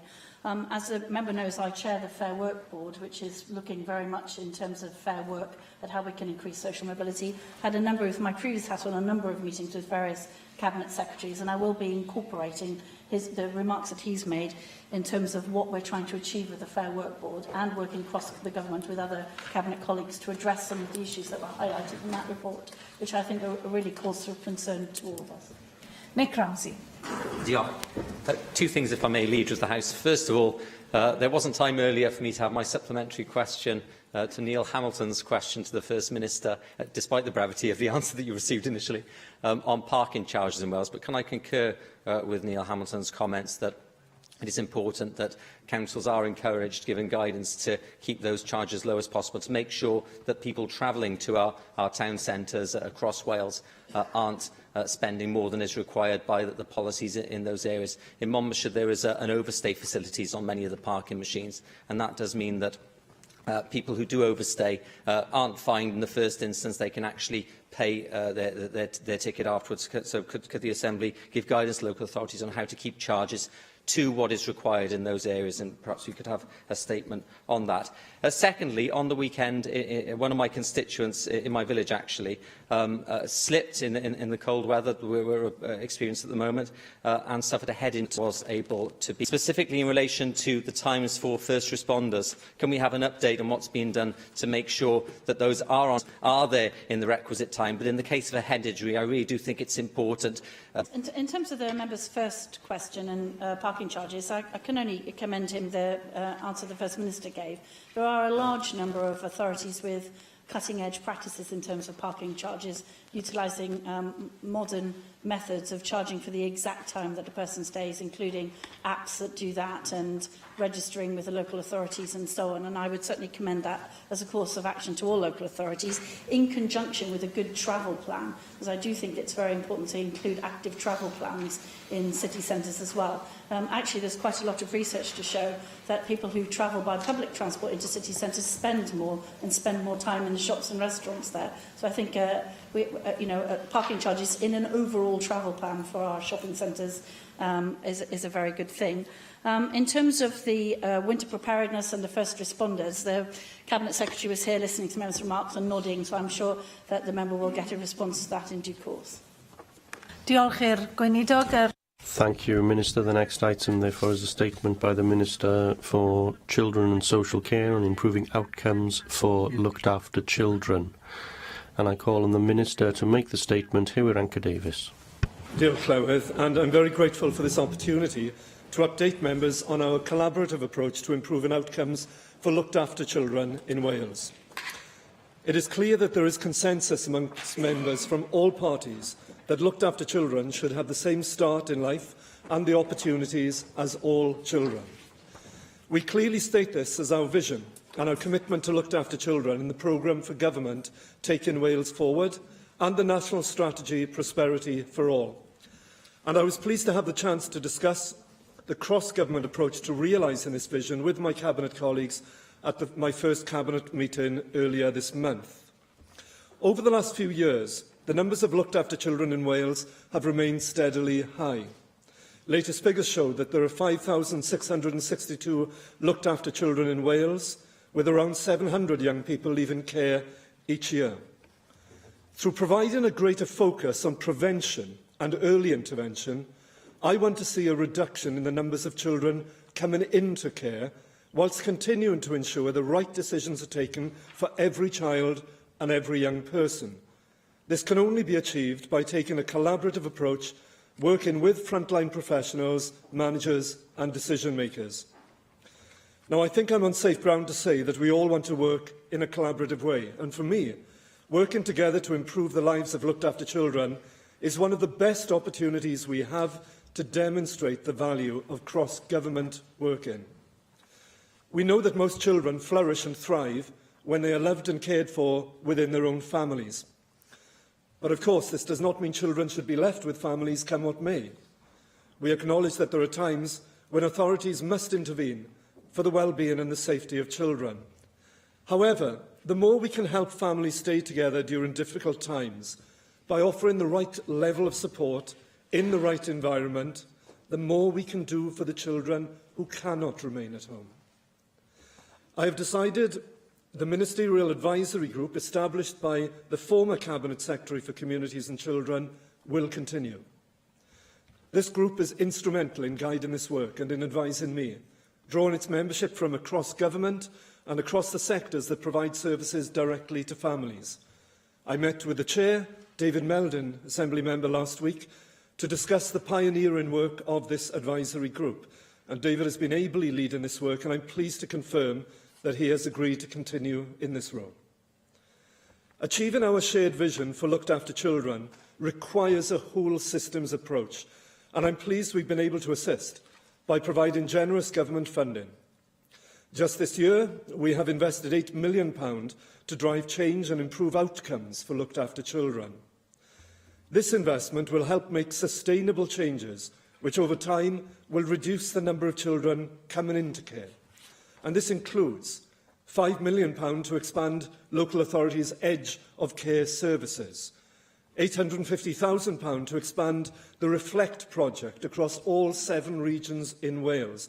This is a project which works with young mums to break the cycle of repeat pregnancies and recurrent care proceedings.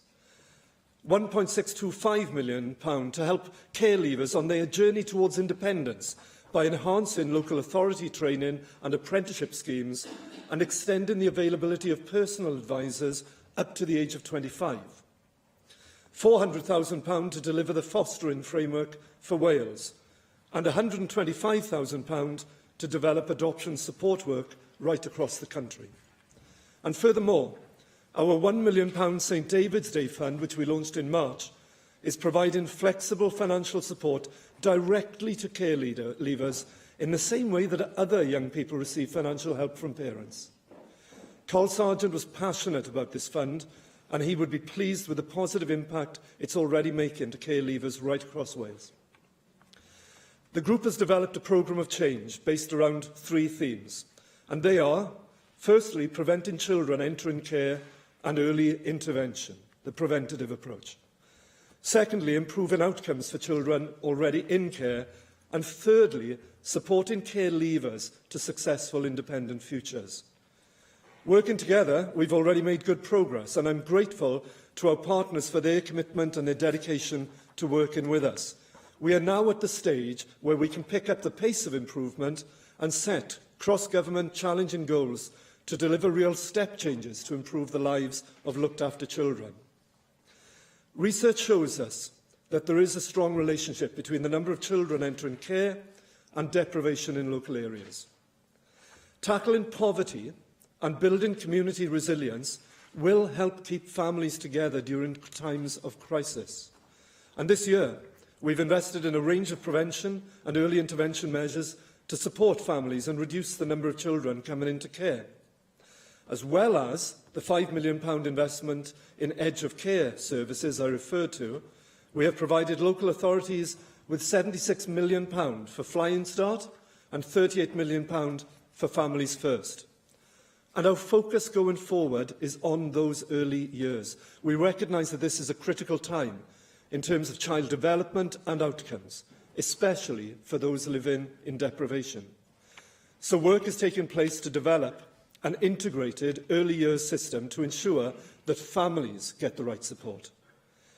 To improve outcomes for children already in care, we know that stable placements are crucial for children to feel secure, have a sense of belonging and be able to fulfil their potential. So we have a 3-year joint education and social services plan entitled Raising the Ambitions and the Educational Attainment of Children Who Are Looked After in Wales. This plan is supported by £4 million investment via the Pupil Development Grant, and it provides targeted educational support to care-experienced children. And whilst it is encouraging that at Key Stage 4, 23% of looked-after children in Wales achieve Level 2 inclusive, a 10% increase from 2013, there is still so much to do to reduce the attainment gap further. So as well as improving education attainment, having a stable placement also enhances children's emotional well-being and their resilience. Care-experienced children have a greater incidence of poor mental health. To reduce the trauma caused by adverse childhood experiences, we have invested in the establishment of a national ACEs hub, and through our Together for Children and Young People delivery plan, we've published an agreed care pathway for vulnerable young people, including those looked after, to ensure that appropriate referrals are made to access therapeutic support. And for families and professionals involved in foster care, we have provided funding for an innovative social pedagogy pilot, which is exploring the impact of a holistic approach to education and life skills. As children develop and make their way through life, we want them to be ambitious and to access opportunities so they become economically active citizens. Yet we know that 43% of looked-after children are NEET, not in education, employment or training. So through the Government's Youth Engagement and Progression Framework, much work is underway with Careers Wales, with youth services, schools, colleges and work-based learning providers to identify and support young people NEET or at risk of becoming NEET. And in terms of higher education, we are progressing the recommendations from the Diamond Review and are preparing to legislate for the benefit of care leavers so that they may receive the maximum level of maintenance grant to support their education from 2018-19.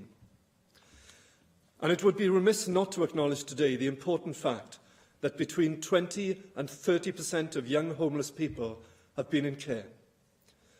To this end, we have invested £83,000 in the End Youth Homelessness Cymru partnership, which Llamau convenes on our behalf and have recently approved £2.6 million for homelessness projects. Of the 60-plus projects funded, 15 are specifically aimed at preventing homelessness for young people following the Positive Pathway approach. And finally, we are looking at other innovative ways that we can help young care leavers on their road to independence. For example, we are working with the Cabinet Secretary for Finance to consider removing council tax liability from all care leavers aged between 18 and 25. Work to deliver this is in the early stages, but we believe practical help like this will make a real, tangible difference. Delivering a step change in outcomes for looked-after children is a key public policy challenge for us all here in Wales.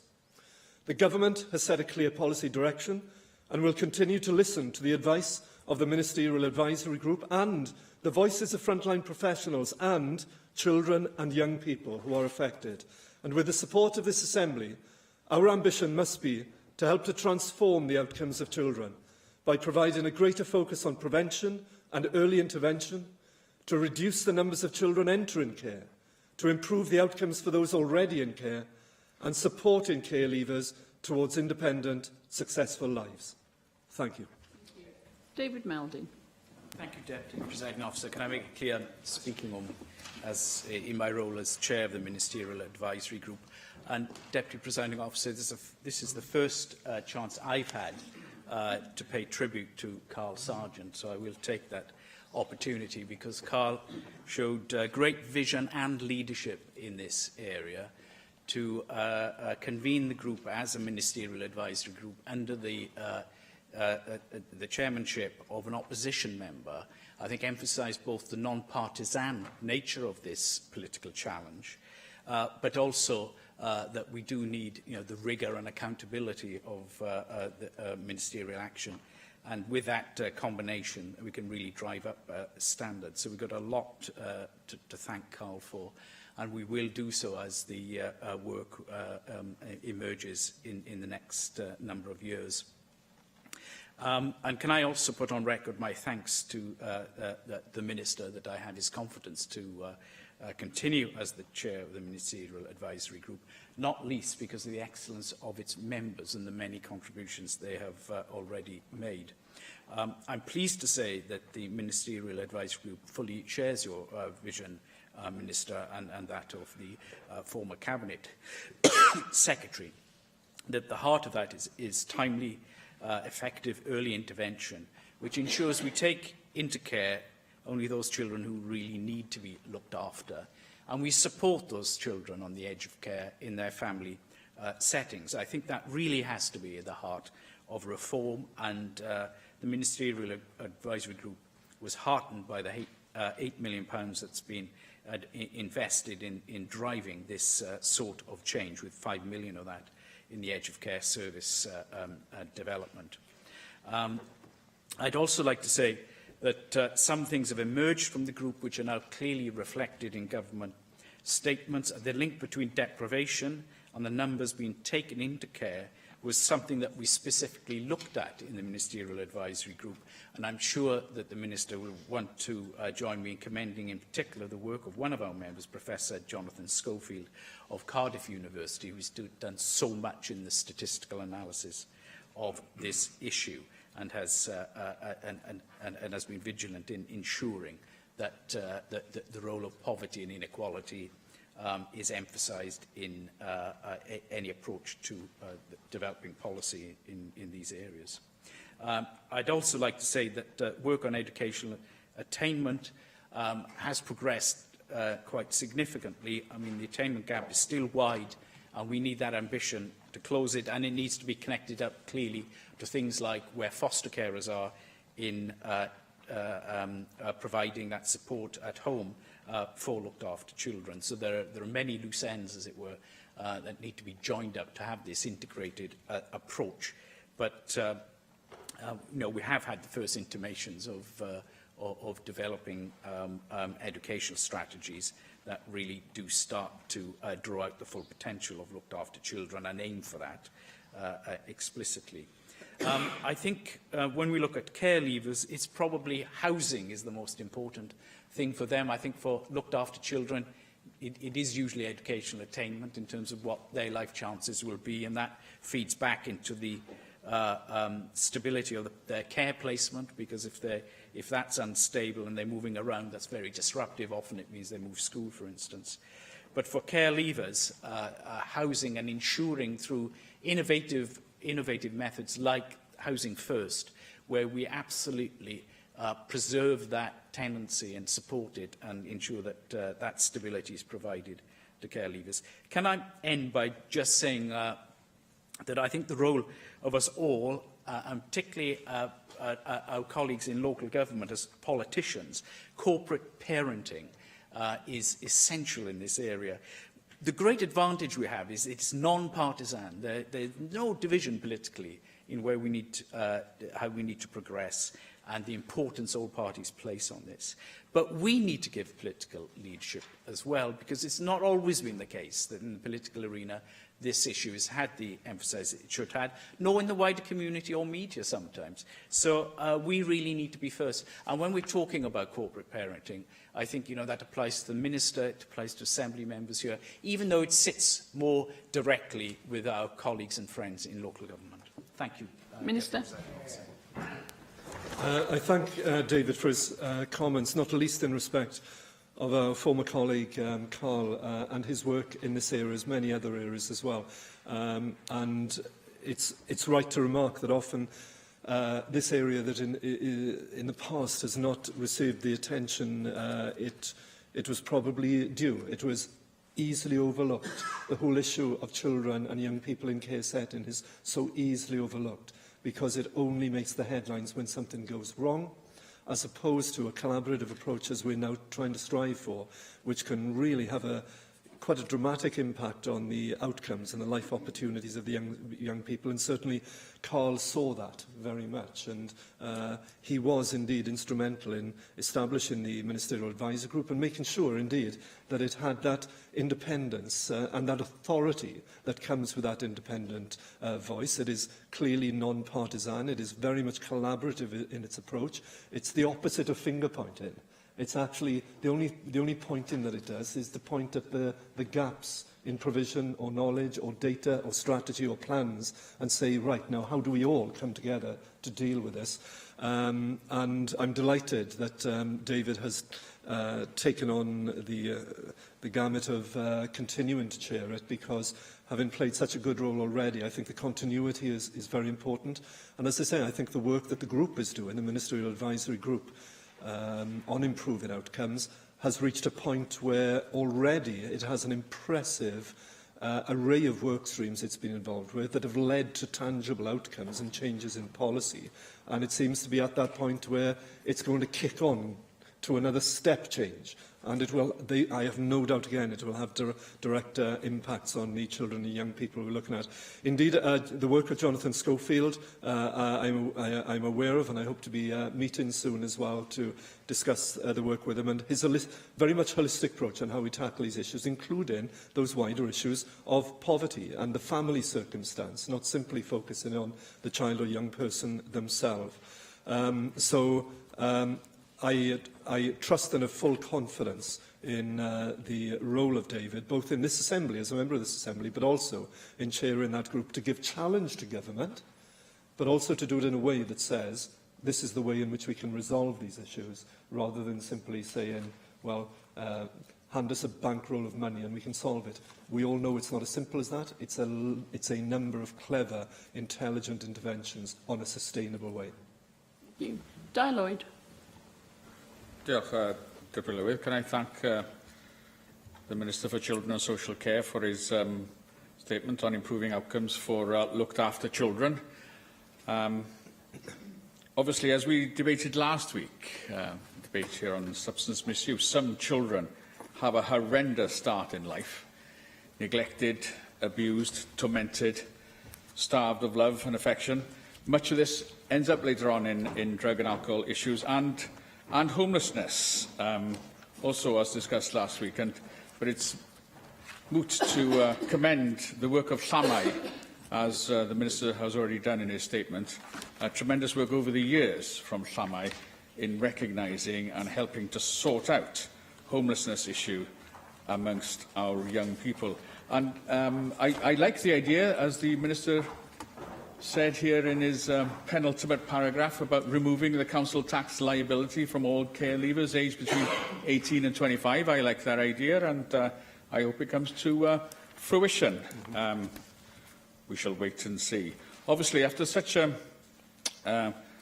horrific start, children inevitably can end up in local authority care, and yes, some of us have also been county councillors in our time and very well aware of our continuing corporate parenting role now, but it started off in our local authority days. But back to the statement, and with its accent on the preventative agenda, a couple of questions do spring to mind. First one, obviously, the quality of foster care is all important, and I understand the National Framework for Fostering is being discussed. I wonder if the Minister can tell us more about that, including, for example, the extra investments that he'll be putting into training and support for foster carers.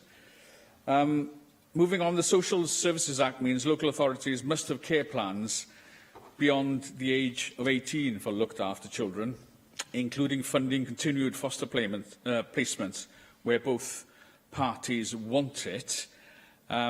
In terms of funding continued foster placements, how many of these plans have happened and what is the outcome? I'm sure we would all be pleased to have that information to hand. And obviously, although work to prevent children entering the care system is all important, what safeguards are there to ensure that children do not end up more damaged because of an ill-advised attempt to prevent them entering the care system? And finally, while there is support for foster carers and adopters with any behavioural issues, there doesn't seem to be the wider awareness in the educational system, with some schools apparently not making allowances that a bad start in life may be behind some challenging behaviour that needn't happen if schools made reasonable adjustments. There are several examples over the years, if just people were more aware. So I was wondering if we could ask the Minister to work with the Education Cabinet Secretary to ensure teacher training includes training on issues of neglect, abuse and attachment disorders. Diolch yn fawr. Di, thank you very much for those observations and questions as well, which I'll try and respond to. I mean, first of all, the dialogue that we have across the Cabinet, including with the Cabinet Secretary for Education, on the issue of both identification of those who need additional support by professionals working front lines, such as teachers, teacher support and so on, is a key issue. It has to be, in order to actually know then the right support that needs to be put in place and the right additional help that needs to be put in place. We know, by the way, as Di will know, that roughly 2/3 of children who are in looked-after situations, we know that the evidence suggests that they have some form of special educational needs. So it's not only the identifying the situation of being in looked-after care, but it could well be that many of them will have additional educational needs. I think the thing we can all agree on in this chamber as we try and work across government, but also with other partners on the ground, is that mediocrity, accepting mediocrity in educational attainment for looked-after children is simply not acceptable. We should be as ambitious for every single child, right across the piece, than whatever we have to bring to that. You know, and part of that, by the way, is I referred to earlier on, particularly with foster care that Di mentioned. We're funding this social, I never get it right, whether it's pedagogy or pedagogy. Thank you, pedagogy. Thank you very much. Which is aiming to improve the educational attainment of children, particularly in foster care. And this project looks to support foster parents to be more actively involved with their foster children's education and helping them build better links with the education system, which we also know is a key thing. It's the parents being involved in the education of their young person, not simply stepping away from it, standing off.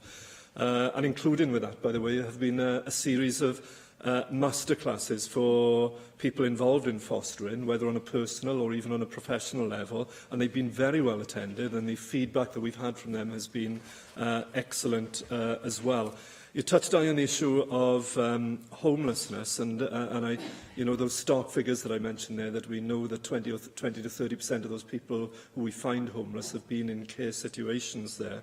So we have developed this Welsh Youth Homelessness Positive Pathway, which was launched in 2016 by the former Cabinet Secretary for Communities and Children. It's quite a comprehensive approach to helping young people avoid homelessness, and we think that this is the best approach to planning local services, frontline services for young people, but we do know that more needs to be done, by the way, to embed this across government, particularly in relation to mental health services. You also touched on the issue of substance abuse or substance misuse. And we know we've identified this as one of the ACE issues, the adverse childhood experiences, which can alter the early development of a child. It can die, who's a doctor as well, will know that excessive exposure to some of these substances as well can also affect, if the child directly is exposed to it, can actually affect the neurological development as well, as things as hormonal systems and so on. There were nearly 5,000 reported cases of children in need due to parental substance misuse within 2016. We're investing £50 million to tackle the harms associated with this. But Di is absolutely right.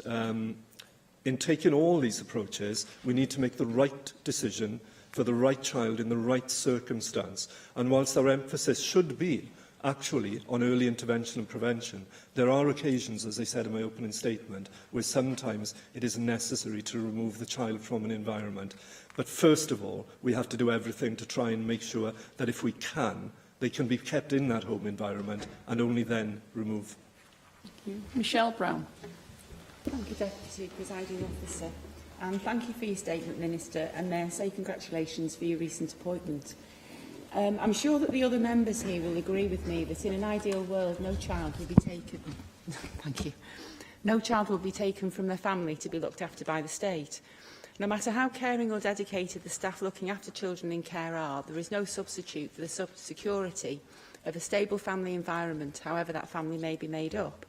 But it of course happens, it's sometimes a horrible necessity that a child has to be taken away from their family. And I'm pleased to see that schemes are in place to reduce the numbers of children being taken into care in the first place, and that there are things being put in place to provide them support once they come out of care. I would like to see, though, further support being given to children in care, but I'll come on to that in a moment. Working with young mums to break the cycle of repeated pregnancies is a good idea, as is extending support available from personal advisors up to the age of 25. But what worries me is that, although I acknowledge that funds are not unlimited, the sums that set out in your statement intended to be spent on the 5,500 or more children being looked after by the Welsh Government don't seem to me to be particularly large. 400,000 to deliver the fostering network is a relatively small sum, and 125,000 to develop adoption support work across the country represents a tiny amount of money. I mean, it's only £25,000 per region. So how do you see this money being spent, and how much difference do you think it's going to make to the actual outcomes of looked after children? The sum set aside to address youth homelessness is tiny given the size of a number of homelessness and rough sleepers in Wales. Looked after children are already disadvantaged by the circumstances which took them into care in the first place. Their education will have suffered alongside. It's vital that these children are helped to find a better future, and providing additional educational support is very, very important. The money promised and referred to in your statement as being for that purpose is submerged within the pupil deprivation grant of £4 million. But that £4 million has to provide educational support for deprived children who aren't looked after as well. So how much of that pupil deprivation grant will be spent on improving the educational outcomes of looked after children specifically? And how can you ensure us that the money set aside will be sufficient to bring substantive results? I welcome the proposals to exempt care leavers from council tax. I think that's a brilliant idea. And I would really, really encourage local authorities across Wales to adopt the proposal. As I said, the schemes referred to in your statement are encouraging. And like I said, I have doubts about whether sufficient resources are being put in place.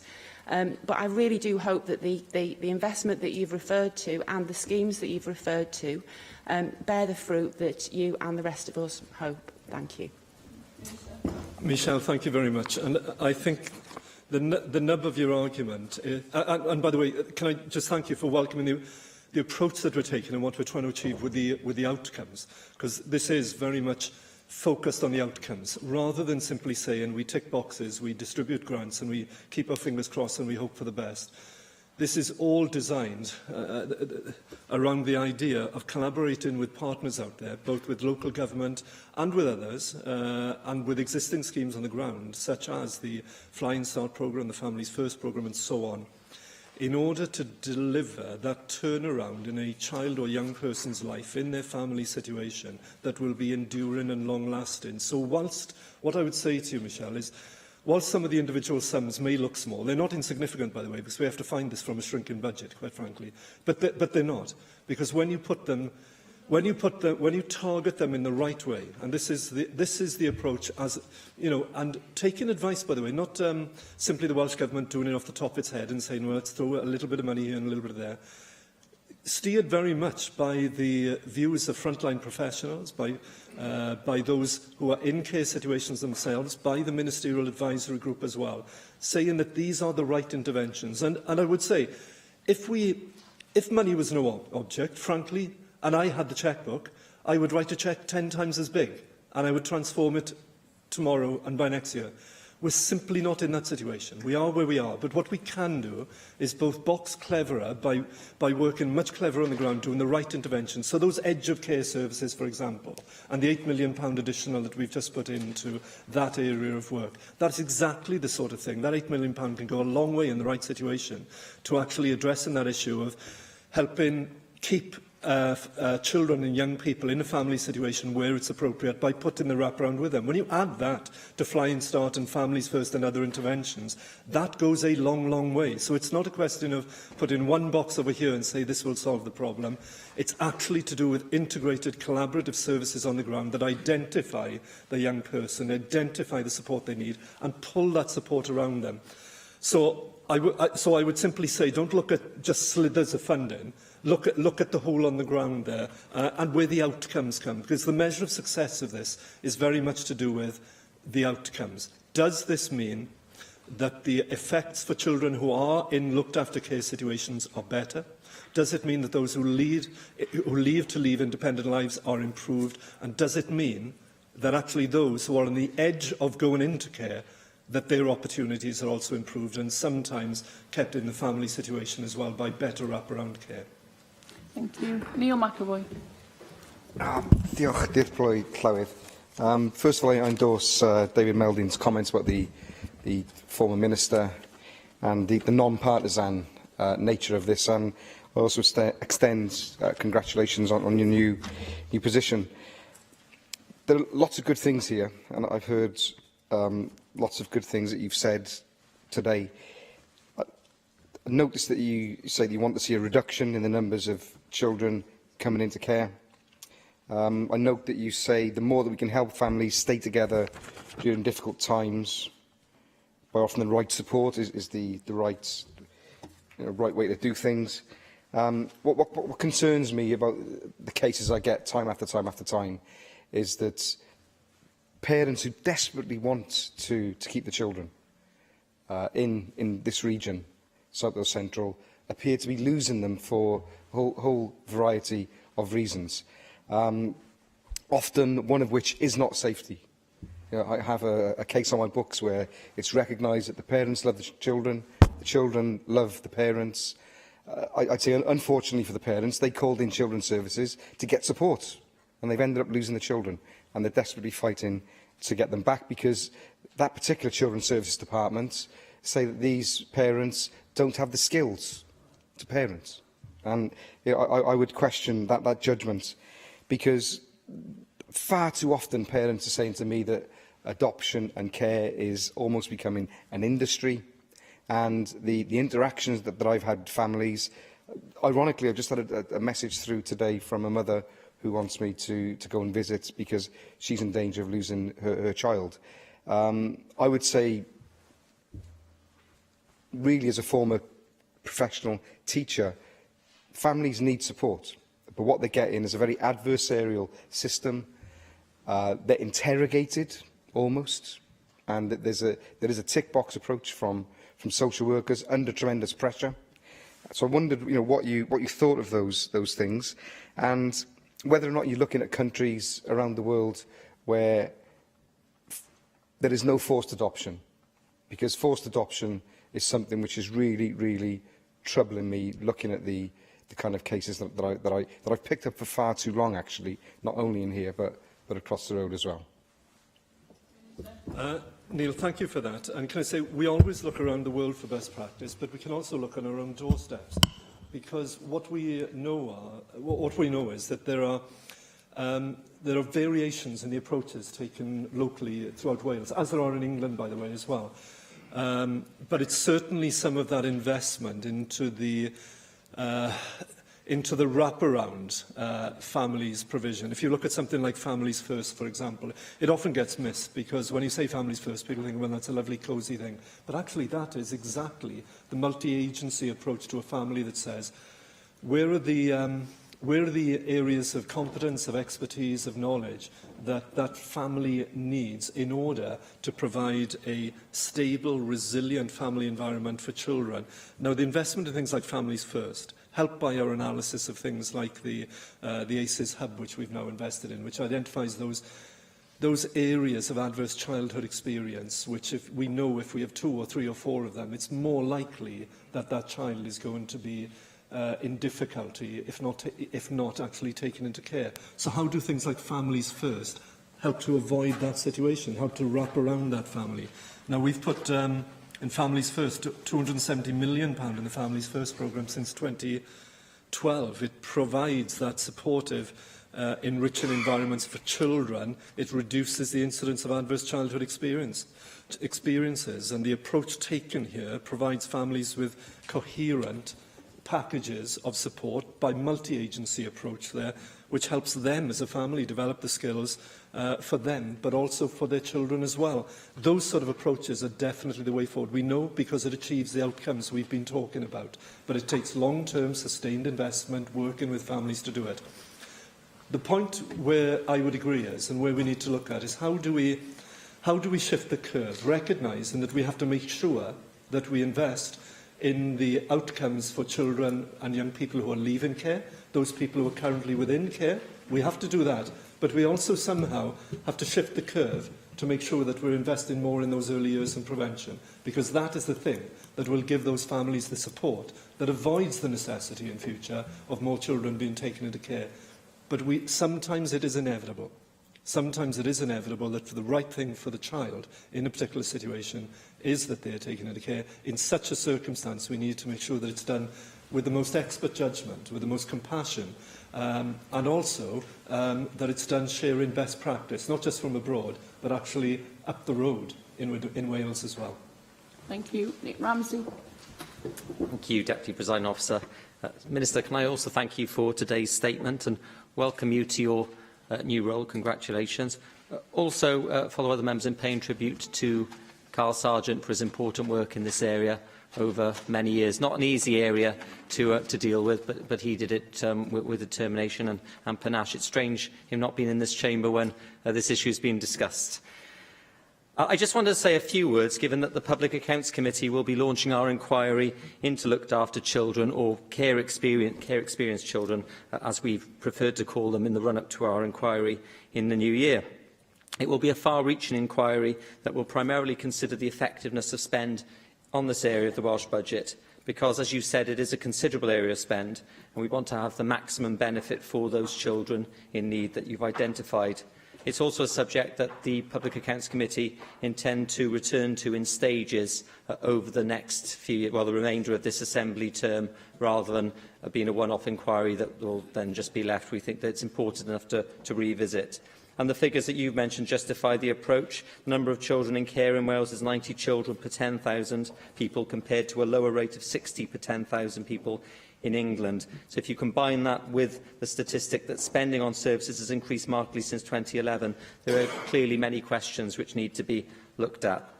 I turn into your statement in particular, and you've hinged your statement on delivering the programme for government. And can I ask you, you cite collaboration extensively in your statement as being all-important in helping the Welsh Government achieve its objectives. How are you going to ensure that effective collaboration between frontline professionals, managers and decision-makers really works on the ground in practice?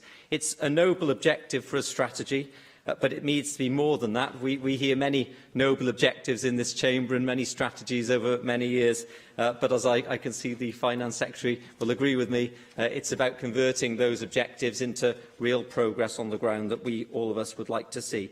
And crucially, I suppose, what resource will be committed to delivering this aspect of prosperity for all? The cost of promoting cross-government working is not always an easy one to estimate, I know, but we do need to have some basic idea of what the cost is going to be and how that is going to be funded over the years to come. Beyond your comment earlier, I think in response to Michelle Brown, that you shouldn't just see this as slivers of funding in different budgets, but you should be looking at the holistic whole. Can I welcome, as you have, the work of my colleague David Melding and the Ministerial Advisory Group over some considerable time now. I know they've done a lot of good work in this area. Over time, we'd all like to see a reduction in the number of children coming into care, but of course this must be balanced by the need to provide those children who do need to be cared for with the support they need, in the way that they need it and when they need it. So how do you intend to ensure that in these circumstances care is individually tailored to young people's needs and we avoid a one-size-fits-all off-the-shelf care package? I think you anticipated my question earlier when you spoke about, well, you didn't, I don't think you called it co-production, but certainly the principles of putting the citizen at the centre and tailoring care to particular needs of the individual is, I think, uppermost in your thoughts. And I think that can be a big difference here, above and beyond funding issues, if you can actually put the care experienced child at the centre of that process, not just at the centre of the care, but at the centre of the decision-making process about deciding how they're going to be looked after, then that really will, you can make a big difference as a minister by achieving that aim. And finally, Deputy Presiding Officer, we do, of course, need to address the issues of what happens after care, again, something you mentioned. I welcome your ambition to remove the council tax burden from care leavers up to the age of 25. I think that's got a lot of potential and really is worth exploring. That's a good development. We know statistically that adults who have been through the care system are more likely to suffer problems including drug misuse and more likely to be in prison. The proportion of the prison population who have been in care is marked and is clearly trying to tell us something. You've also said in your statement that up to 30% of homeless people have been in care at some point. So how do we ensure that care continues in some form as long as possible and that the curtain doesn't simply come down when a young person reaches 18? Because they're too often viewed as adults at that point, and we know that actually you don't suddenly go from being in care to being out, left to your own devices in the world when the clock strikes 12 and you suddenly become 18. People need support after that. And I don't think that's always been there or always been preeminent in the past. I think that this is, again, an area which you as a minister can really make some big changes to the way that care experience or looked after children are cared for in Wales. And I wish you success in that venture and look forward to working with you next year when the Public Accounts Committee begins our inquiry into this important area. Minister. Thank you, and I'll reciprocate by saying I look forward to helping the committee in its work, either appearing in person or by evidence, whichever you require, how often you require. Perhaps not every week, but whenever you need me there. And can I thank you as well for your recognition, Nick, of what I think you termed the significant funding that is going in. Not only on its own in terms of the targeted funding for interventions with children in looked after care or those who are at the point of entering looked after care, but also as part of the wider package there. You make the really important point about how do we make sure that this is driven home. Well, it is now fundamentally embedded. It's there within our plans going forward. It's there as a key ambition. Improving outcomes for children in care is a key ambition within taking Wales forward. It's within the priorities in the National Strategy Prosperity for All. And as you know, some of those documents have been criticised for being light on words. But it's in there. It's bolted in there. It's front and foremost. We are committed, absolutely committed, to ensure that all looked after children enjoy the same life chances as their children. But a lot of this will I have to say, be driven by the work that's already in train, including by that driven by the Ministerial Advisory Group on Improving Outcomes for Children. Let me just touch on some of those because they're significant in the way that it's been taken forward. Thank you for the kind words again about COL. It was under COL that Phase 1 was taken forward back in 2015-16.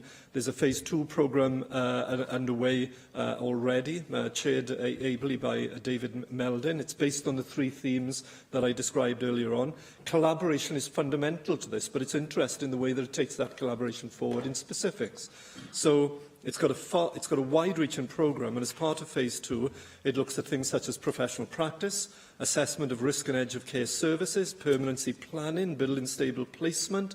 Each work stream is chaired by a local authority head of children's services. It's vice-chaired by a representative from the third sector.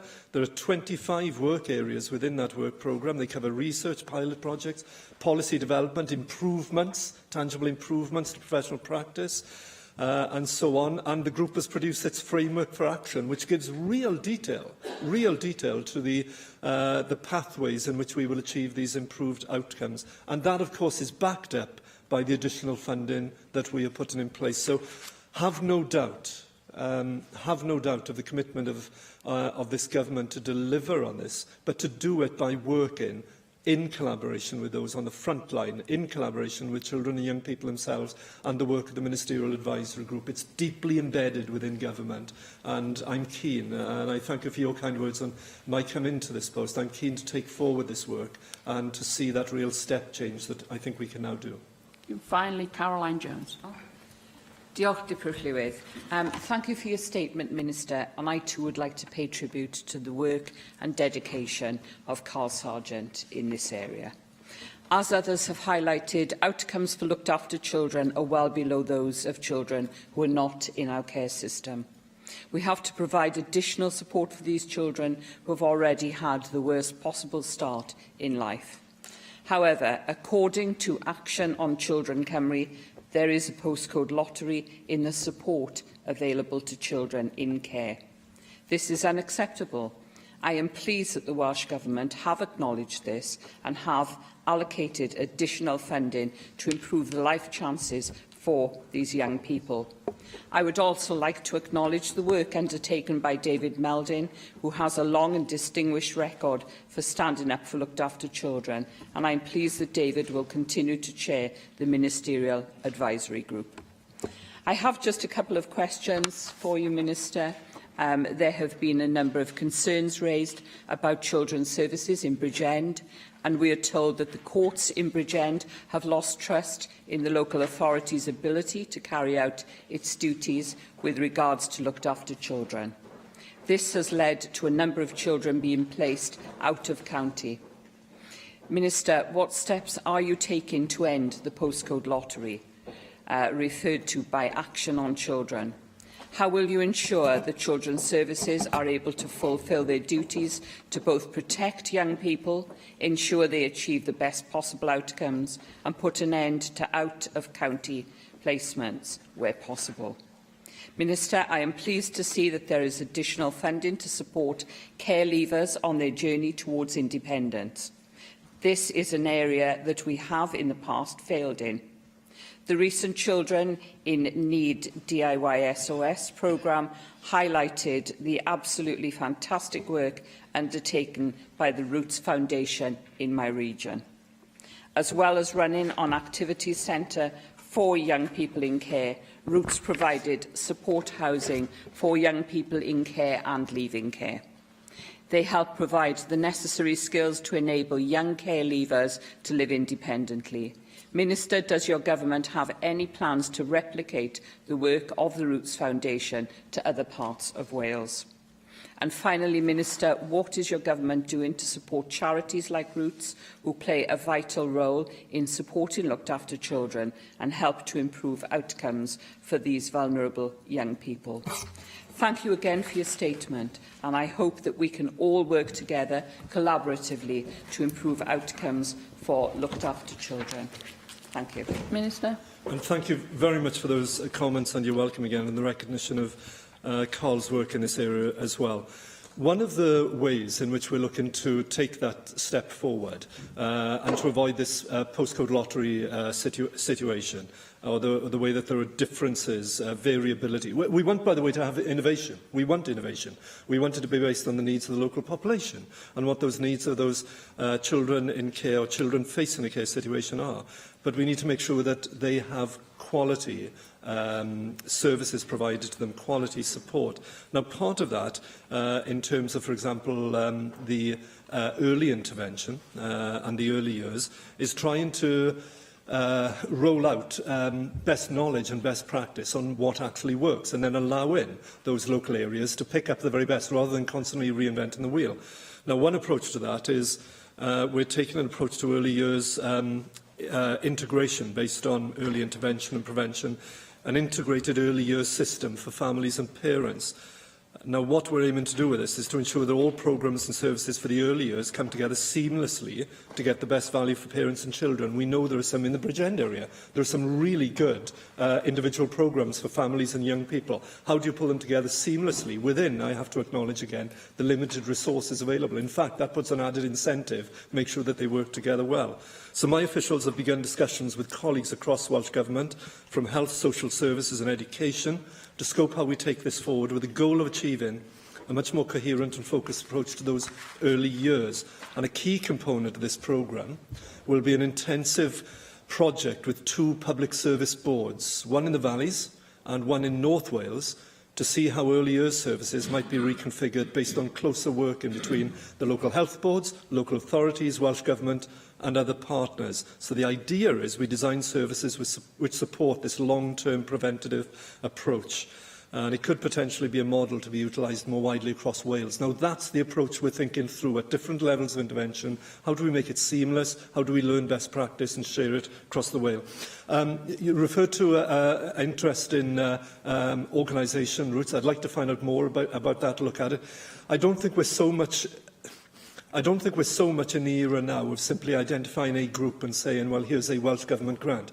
What we are in the business, however, of saying is that the local partners on the ground should be, with the funding available, looking at what the needs of that local population is, and then deciding who can provide that best. But I'd like to hear more about that project, if perhaps we can talk or you can write to me. Thank you. Thank you very much. Yr item nesa, yw rheol. The next item is the Tax Collection and Management Permitted Disclosure Wales Regulations 2017. And I call on the Cabinet Secretary for Finance to move the motion. Mark Drakeford. Diolch yn fawr, Diplowydd, rydw i'n falch.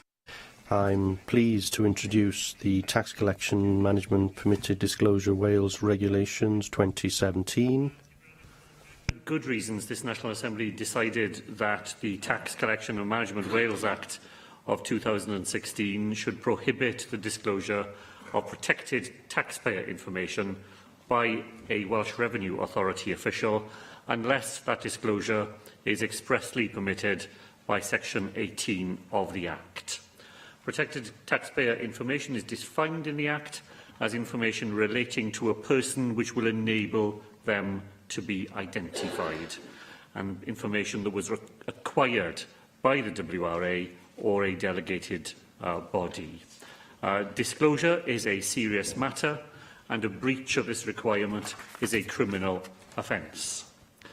Section 18(1) of the Act sets out a list of gateways, however, under which it is permissible to disclose protected taxpayer information. At present, this section does not provide a gateway for the disclosure of protected taxpayer information to either the HMRC or to Revenue Scotland, where such a disclosure is simply in connection with a function of these respective bodies or in connection with a function of the Welsh Revenue Authority. The purpose of the amendments I'm laying today is to provide relevant WRA officials with such a gateway to discuss protected taxpayer information with HMRC and with Revenue Scotland. The regulations will ensure consistency with HMRC, which itself will have a legal gateway to share information with the Welsh Revenue Authority in April 2018. And the reason for doing all of this, Diplowydd, is that the Welsh Revenue Authority, I believe, should be able to do the same as HMRC is able to do to support compliance on devolved taxes and their equivalent in order to deter avoidance and evasion. Again, for the purposes of compliance in relation to devolved taxes, the Welsh Revenue Authority is currently discussing a reciprocal arrangement with Revenue Scotland for the purposes of information sharing with them. That's the basis on which I hope members will support these matters this afternoon. I call the Chair of the Finance Committee. Thank you, Deputy Presiding Officer, and I welcome the fact that we are discussing regulations with regards to devolved taxes for the first time here. Of course, 3 acts have been passed, but standing orders have been amended to allow the Finance Committee to consider specifically regulations relating to devolved taxes, and it's the committee's intention to do that, certainly, as the new ones are tabled. We have published a report on these regulations. There's nothing surprising in it, but the committee is agreed with the government's intention and what it intends to do and what has been described by the Cabinet Secretary. The only thing that I would want to emphasise today is the live interest of the committee in ensuring that clear guidance is available to regulate how these powers are used by the different bodies that are allowed to use taxpayers' information in this way. And even though we have discussed this and ensured this as the bills have gone through the Assembly, it's just as important to ensure that the guidance are very clear with regard to the provision of subordinate legislation as well. Thank you. I call on the Cabinet Secretary to reply. Deputy Presiding Officer, may I just say thank you to the committee for the work that they have done in scrutinising the regulations, giving the government an opportunity to respond to the points raised by the committee. I believe that the committee is now content with the responses that they have received. In terms of clear guidance, of course, I agree with the committee chair. I know that the chair of the WRA and the new board have given priority to guidance, and I spoke yesterday to the WRA chief executive, and I am confident that the work is in the pipeline. They've already commenced it. They are speaking to stakeholders, and guidance will be available after Christmas so that people can have clarity as to what information the authority is going to gather and how they're going to approach their work.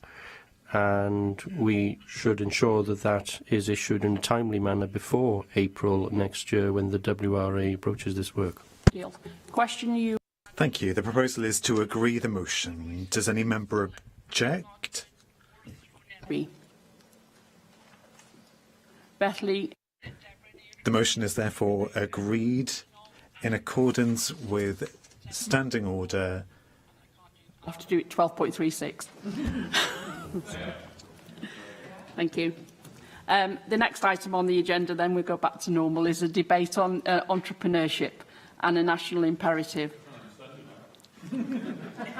Wel, mae'n ddrwg gen I, ond... I'm sorry, but... To move from business, I'd be here all day if I was doing all this in Welsh. I will practice over the Christmas recess, I promise. So I call on the Cabinet Secretary for Economy and Transport to move the motion, Ken Skates. Thank you, Deputy Presiding Officer, and I'd like to begin by thanking you for allowing me to bring forward this debate today, and to begin by positing a question. What is it? What connects the most successful and diverse economic regions around the world, from Boston to Utah, from Israel to the German Mittelstand? In my view, it's a vibrant business base. A business base driven by the twin pillars of entrepreneurship and innovation. Entrepreneurship and innovation enabled by the availability of finance, research and development, skills, infrastructure, and, of course, opportunity. Now, as a Welsh Government, we have a very clear vision of what we want to achieve here in Wales. We want to grow our economy, and that means fostering entrepreneurship and helping businesses of all sizes to become more productive and more successful. But it has to be growth with a purpose, growth that tackles the inequalities and productivity challenges that hold our economy back, inclusive growth that spreads opportunities so that we all play a part and deliver to our full potential.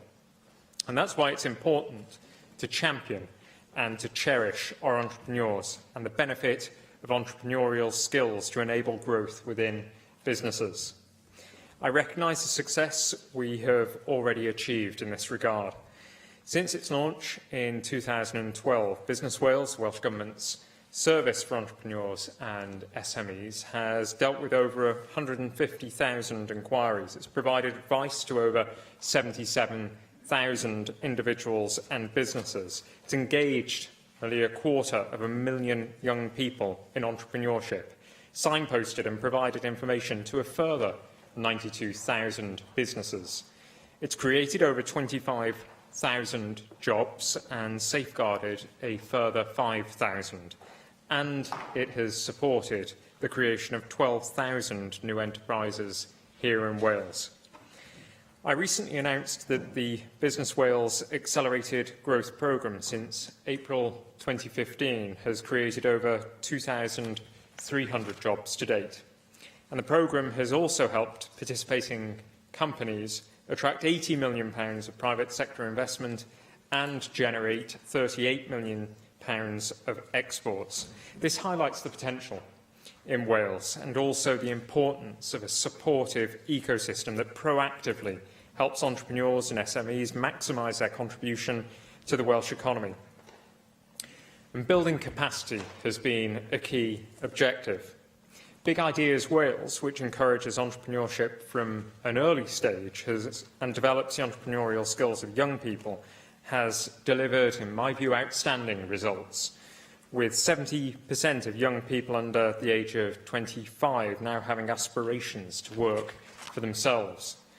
And 375 role models have engaged with more than 56,000 young people in 86% of schools, FE colleges and higher education institutions. And I do think that we need to celebrate the successes of young people in business.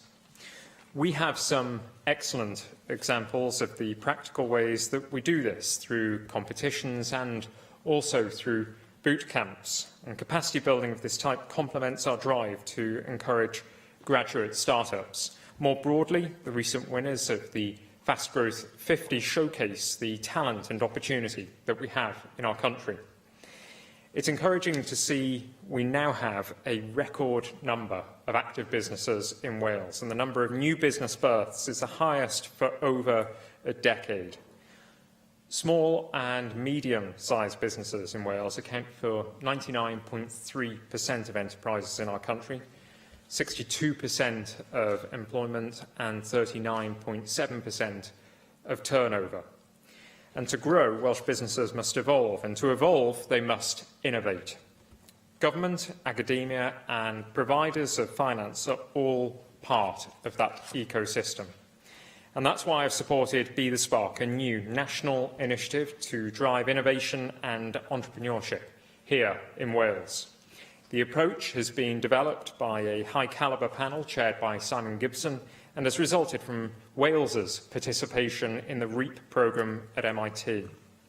Now, it's estimated that the MIT alumni and the Boston ecosystem combined would equate to the 12th biggest economy on the planet. Be the Spark is a strategy specifically for Wales that makes innovation-driven entrepreneurship the responsibility of all stakeholders, not just government, but also financiers, larger corporates, academia and entrepreneurs. And Be the Spark has examined key metrics to outline the challenges for Wales. While some of these will undoubtedly be challenging, I want to embrace the corresponding opportunity and set an ambition of where we need to be, and it's here. We need to address lower than UK start-up rates from the current 60 per 10,000 to 120 per 10,000. The UK rate at present stands at 93 per 10,000. We also need to proportionately increase patent activity from 3.3% to 5%. We need to encourage an active and diverse angel investment community. It's a fact that Wales currently receives under 1.1% of UK angel investment. We also need to increase the HE graduate startup levels from 0.3% of student population to 1%. That would lead to an extra 1,000 new starts every year. Extend this target still further to students currently in higher education, and we could deliver another 1,000 new starts. That's close to a 1% increase in the business stock in our country. We also need to increase the proportion of growth firms in Wales from 19% to 30% classified as growing. And finally, we need to increase the level of industry R&D expenditure delivered in collaboration with higher and further education. Deputy Presiding Officer, we need to harness the power and influence of all stakeholder groups and move forward with a shared objective. It should be a shared objective across government, across education and businesses. And I do think that a prime example of this in action is the Welsh Government's £20 million investment in the Deeside Advanced Manufacturing Research Institute, which targets the need to focus on commercialisation unlocked by all stakeholders working together. But as a government, we don't have all of the solutions ourselves. Entrepreneurs and corporate leaders, those working in risk capital, as well as key people from academia and government, need to work together to make this happen. And Be the Spark has to be the key driver for innovation-driven entrepreneurship here in Wales. As part of this collaborative approach, I am delighted to note that NatWest has agreed 2-year funding for the CEO of Be the Spark, Caroline Thompson. Entrepreneurs are imperative for developing a strong economy and creating better jobs and supporting investment. We need to encourage entrepreneurship from an early age through raising aspirations and understanding of entrepreneurship. And the entrepreneurial mindset has benefits for those who not only start a business, but also enter employment, and is an identified key challenge for our larger businesses, where intrapreneurship is an essential ingredient in improving productivity through innovation.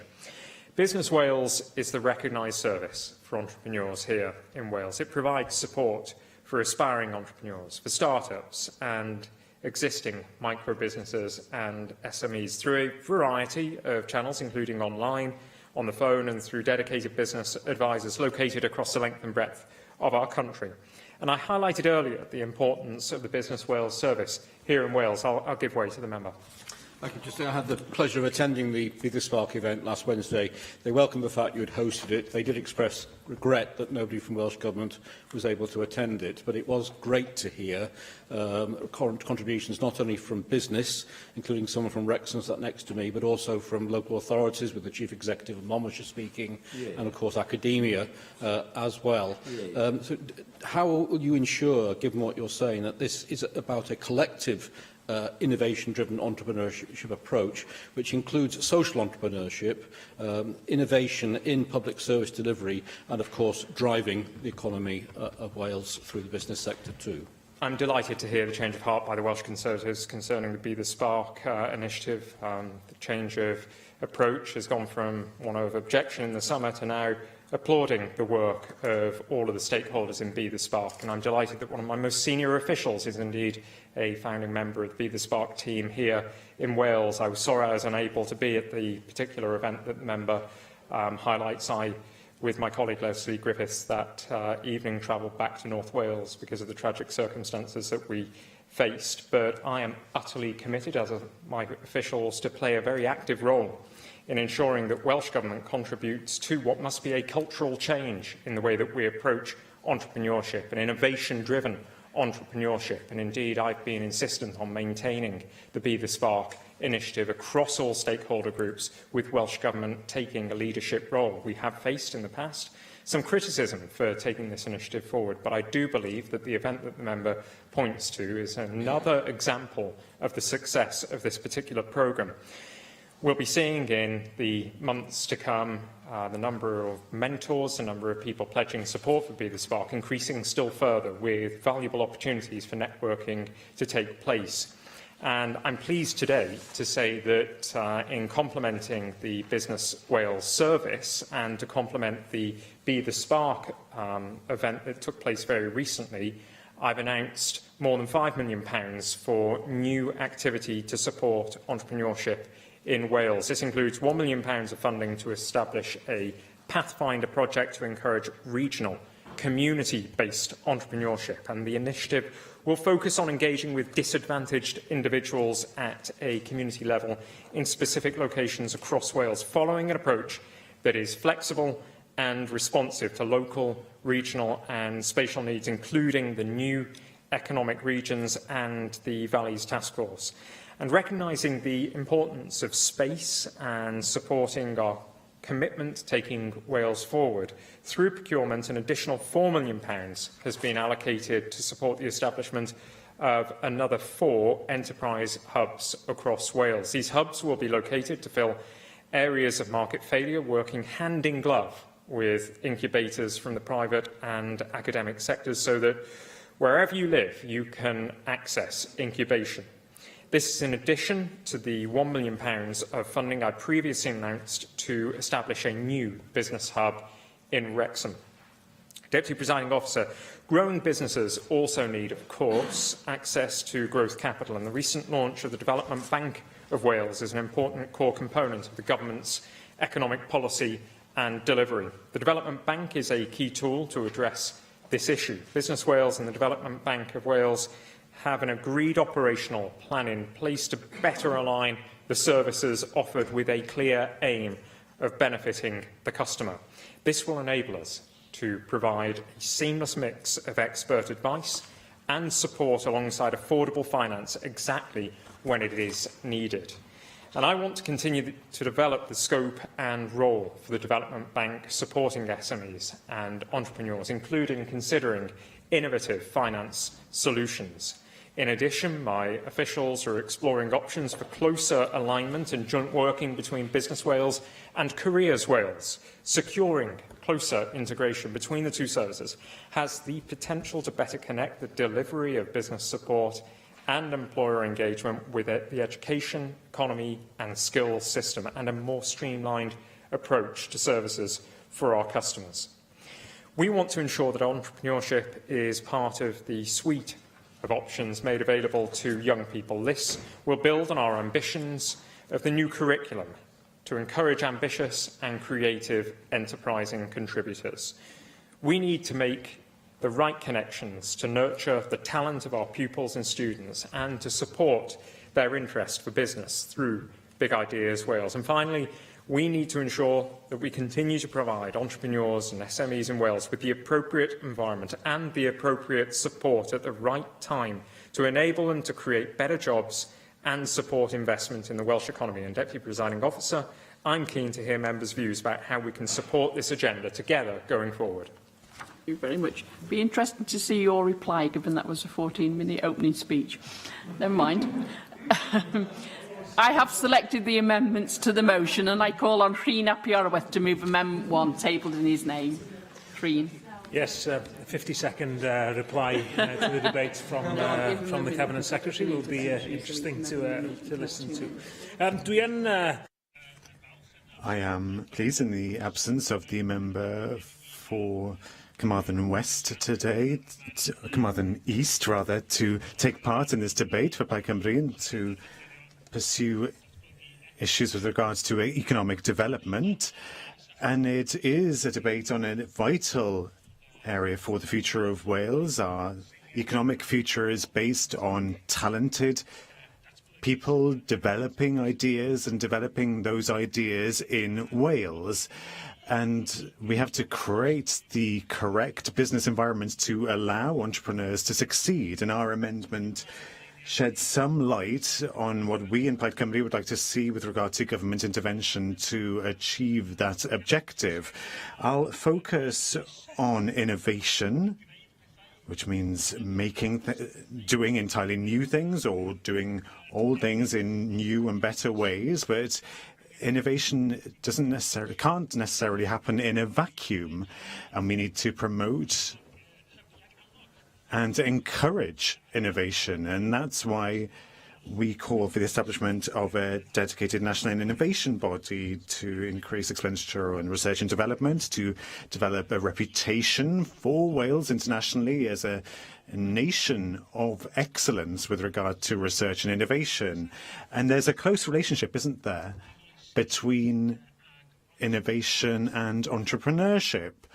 When entrepreneurs transfer new information into new practice, that's when innovation happens. Innovation and creating devices and new ideas create entrepreneurs. But what we need to do is to be a nation that can accelerate the speed at which our entrepreneurs can make use, practical use, of new ideas and innovations. And that's where the government's role is vital. It'd be good to think that the market in itself would ensure that there's plenty of research in the development of projects in R&D here in Wales.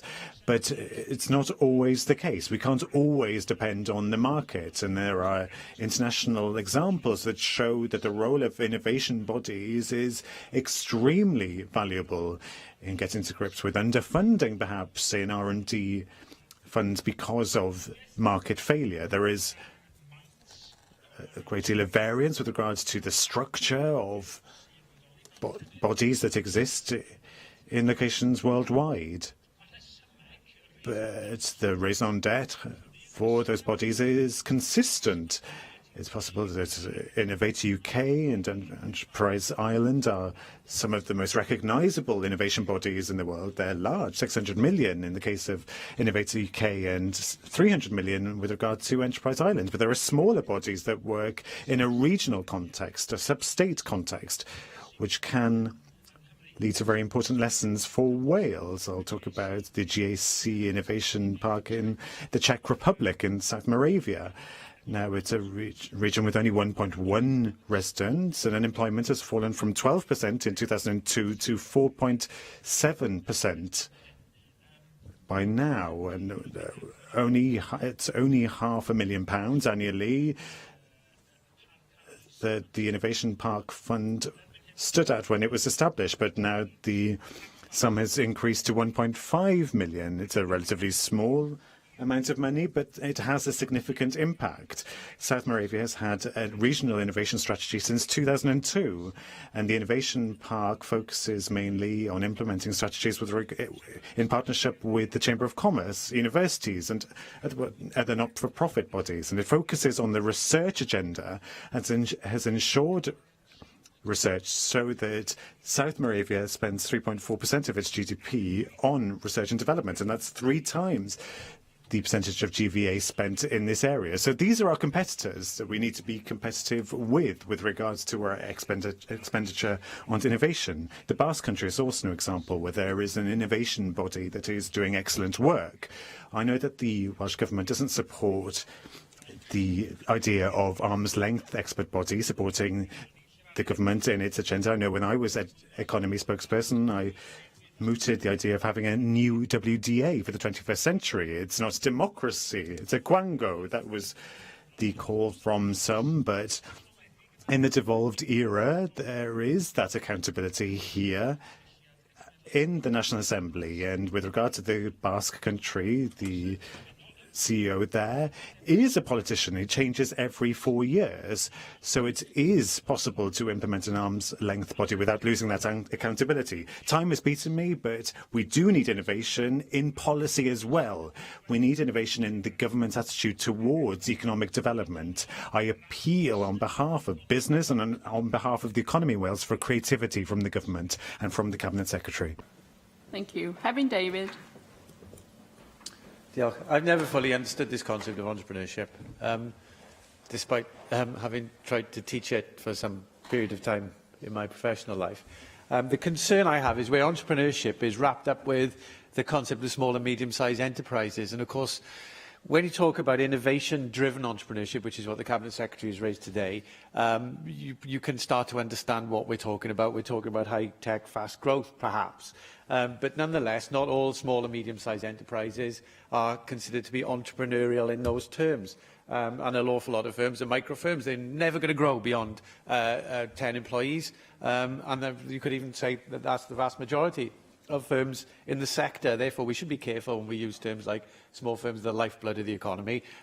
We need to know exactly what we're talking about. And I'm cautious when using such language. Self-employment is a separate thing too to the concept of entrepreneurship.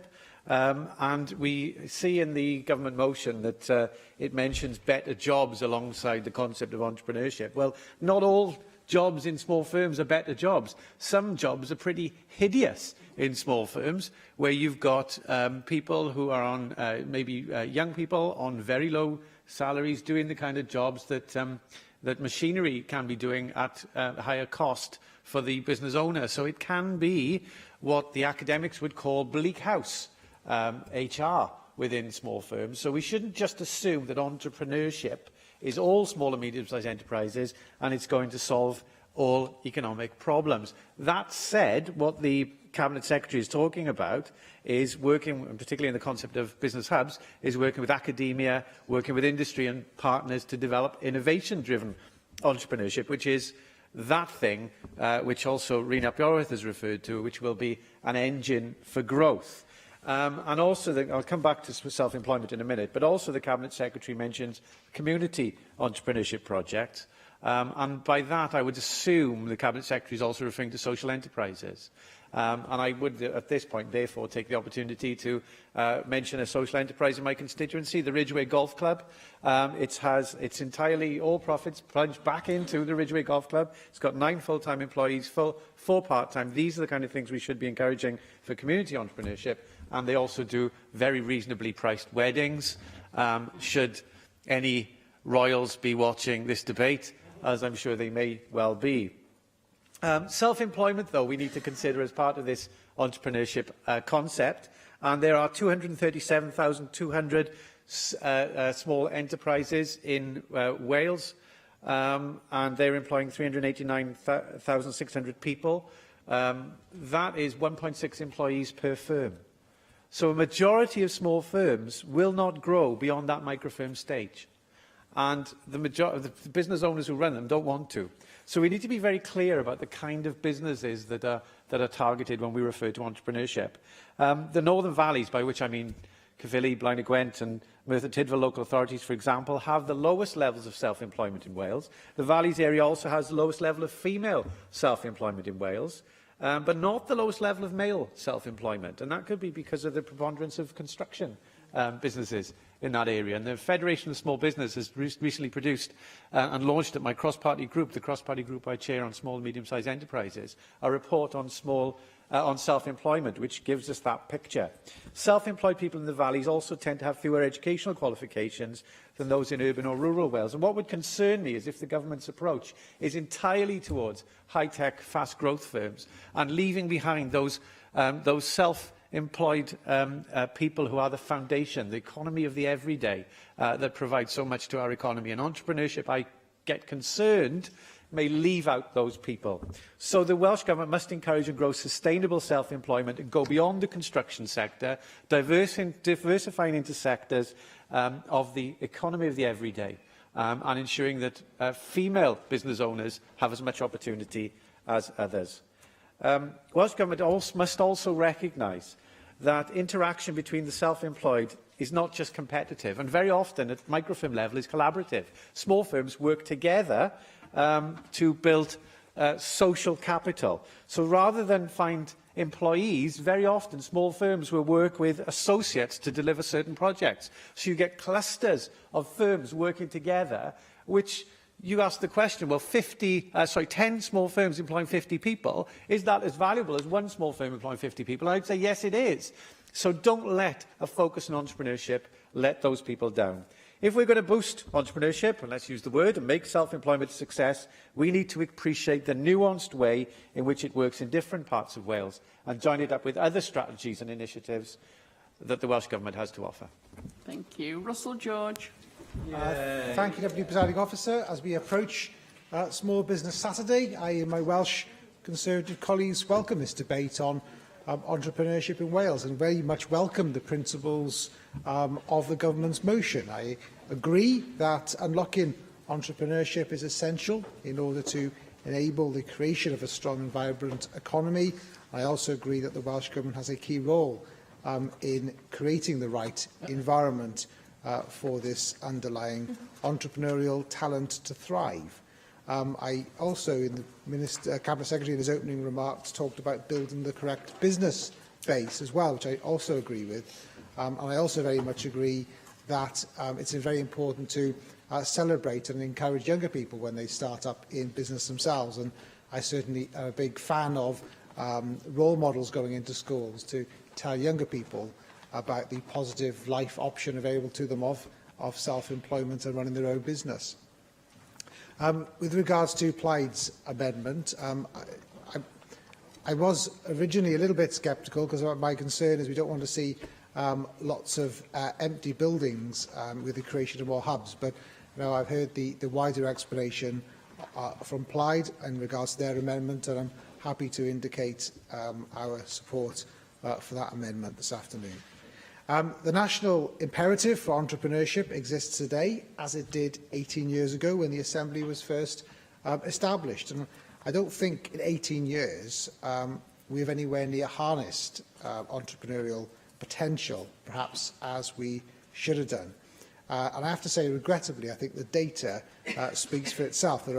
I know the Cabinet Secretary mentioned an increase in enterprise births, but some of the research I've undertaken, there are fewer registered enterprise births in Wales in comparison to the UK as a whole. Business births in Wales represent a smaller proportion of Welsh businesses than any other UK or region. Now, it's clear that a strong self-supporting economy and a culture of entrepreneurialism is built on an appropriate business support. And we know that the Welsh Government has traditionally favoured non-repayable loans, which will still account for over 2/3 of all capital lending to Welsh firms. And this is in spite of course, the Welsh Government's stated aim to transition to an investment-led culture in relation to business lending practices. And from my perspective, the Welsh firms fully deserve financial support of the Welsh Government, but Welsh taxpayers also deserve strong commitments from the Welsh Government that the money extended to private firms will eventually be repaid and will be recycled to benefit other business start-ups and other vital public services. So in this regard, I do think that the Welsh Government is failing to create the right and correct business environment. But that said, I think that the Development Bank is the right organisation to support SMEs over the long term, and it will be, of course, essential that the Development Bank has the right level of funding to provide intelligent and better targeted financial support to boost growth amongst SMEs. Now, in an environment where we have seen business start-ups fall by a quarter, I do think the Welsh Government needs to show that Wales is very much open for business and remove some of the obstacles and barriers which face entrepreneurs through a permanent scheme for a small business rate relief and a new approach to enterprise zones, which I think has been, I'm sad to say, I think a failure, given the data that we've received so far. The figures don't make positive reading. Each new job created as a result of this flagship policy has come at a cost of £74,000, with 221 million having been invested since 2012. Now, enterprise zones were set up by the Welsh Government to grow the local economy and to provide new jobs, but there is little evidence of that to date. I appreciate the Cabinet Secretary may say in his 40 seconds that he's got to have as a longer-term approach here. And let's see that happen. I hope that does become to be the case. Now, I suggest we do need a new approach, which will see the Welsh Government collaborate closely with the UK Government on the industrial strategy to help Welsh businesses create a better, higher-paid jobs, and also and in that regard, the strategy makes some very clear commitments to advancing Wales' city and growth deals. And I was heartened last week when, of course, the Chancellor gave reference to a Mid-Wales growth deal. Very heartened by that, and that's, of course, a recommendation that the Economy and Infrastructure and Skills Committee recently made as well. And very much hope that the Government will be responding positively to that. I'm looking at the clock and my time's out, but I do hope that the Cabinet Secretary will manage to address many of my points in the 40 seconds that he has. No, he has slightly longer than 40 seconds because he took quite a long intervention from one of your colleagues, and so I'm going to allow for that. So, David Rowlands. Can I thank the Cabinet Minister for bringing forward this debate on a vitally important aspect of business development in Wales. I would like to say at the outset that we will be supporting the Plaid Cymru amendments to this debate. Entrepreneurship is the driver of all industrial enterprise. Without it, we would not be able to enjoy all the social benefits we now take for granted. As the Welsh economy evolves, moving away from the traditional heavy industries of coal and steel, so the roles of SMEs will continue to be an essential element in the development of the Welsh economy. Already, SMEs play a greater role in the Welsh economy than any other part of the UK. It is therefore essential that the Welsh Government puts in place the correct strategies and policies, not only to support the existing SMEs, but also to further develop this essential part of Wales' economic growth. It is true to say that SMEs embody much of the aims of the Welsh Government, in that they are often at the cutting edge of innovation, especially in the environmentally sensitive sector. Many of the smaller enterprises employ just a few people, so they should be encouraged to locate in places where they can contribute to the foundation economy. This would have the added effect of embracing the jobs closer to home agenda of the Welsh Government. I spoke earlier of creating the right environment for SMEs to grow and prosper. I believe the Welsh Government should use all the levers at its disposal to make this a reality. We acknowledge the rollout of superfast broadband and the essential role internet access plays in the development of businesses, but we would again reiterate the need to inform and advise, particularly start-ups, on the advantages that superfast broadband can deliver to help their enterprise prosper. We would hope that the new Development Bank for Wales, building on Finance Wales initiatives, will play a crucial role in the establishment of a strong SME base in Wales. It is essential that the Development Bank works closely with Business Wales to facilitate a joined-up approach to helping the sector develop. Above all, access to capital must be as easy and stress-free as possible. Stakeholder funds must be the essential funding option, as start-up companies, particularly innovative companies, will not see a return on profits, perhaps for a number of years. Repayment loans are therefore not a suitable funding arrangement for these companies. The role of the Development Bank is therefore critical in growing this essential part of the Welsh economy. Business Wales also has a vital role to play, especially with start-ups in the innovative sector. Often these entrepreneurs are science-specific, with little business acumen or experience. The advice and help Business Wales can provide in this area will often be the make-or-break input for these companies.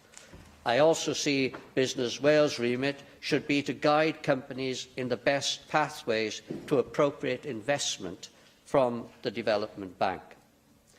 The connectivity between our academic institutions and business is also hugely important in the growth of entrepreneurship and the private economy development in Wales. To sum up, the Welsh Government's remit is to provide the best possible environment for SMEs to prosper and grow. This includes suitable accommodation units in appropriate locations, good travel infrastructure, access to capital and business advice, but also a regime as free from regulation and red tape as possible.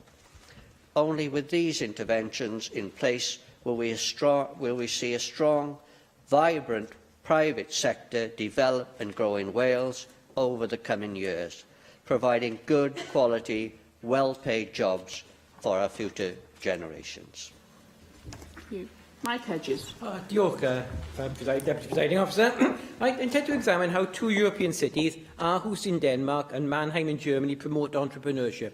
People often talk about some of the great cities of the world, and sometimes about Cambridge, and sometimes about areas around Harvard, but I think this is two medium-sized European cities.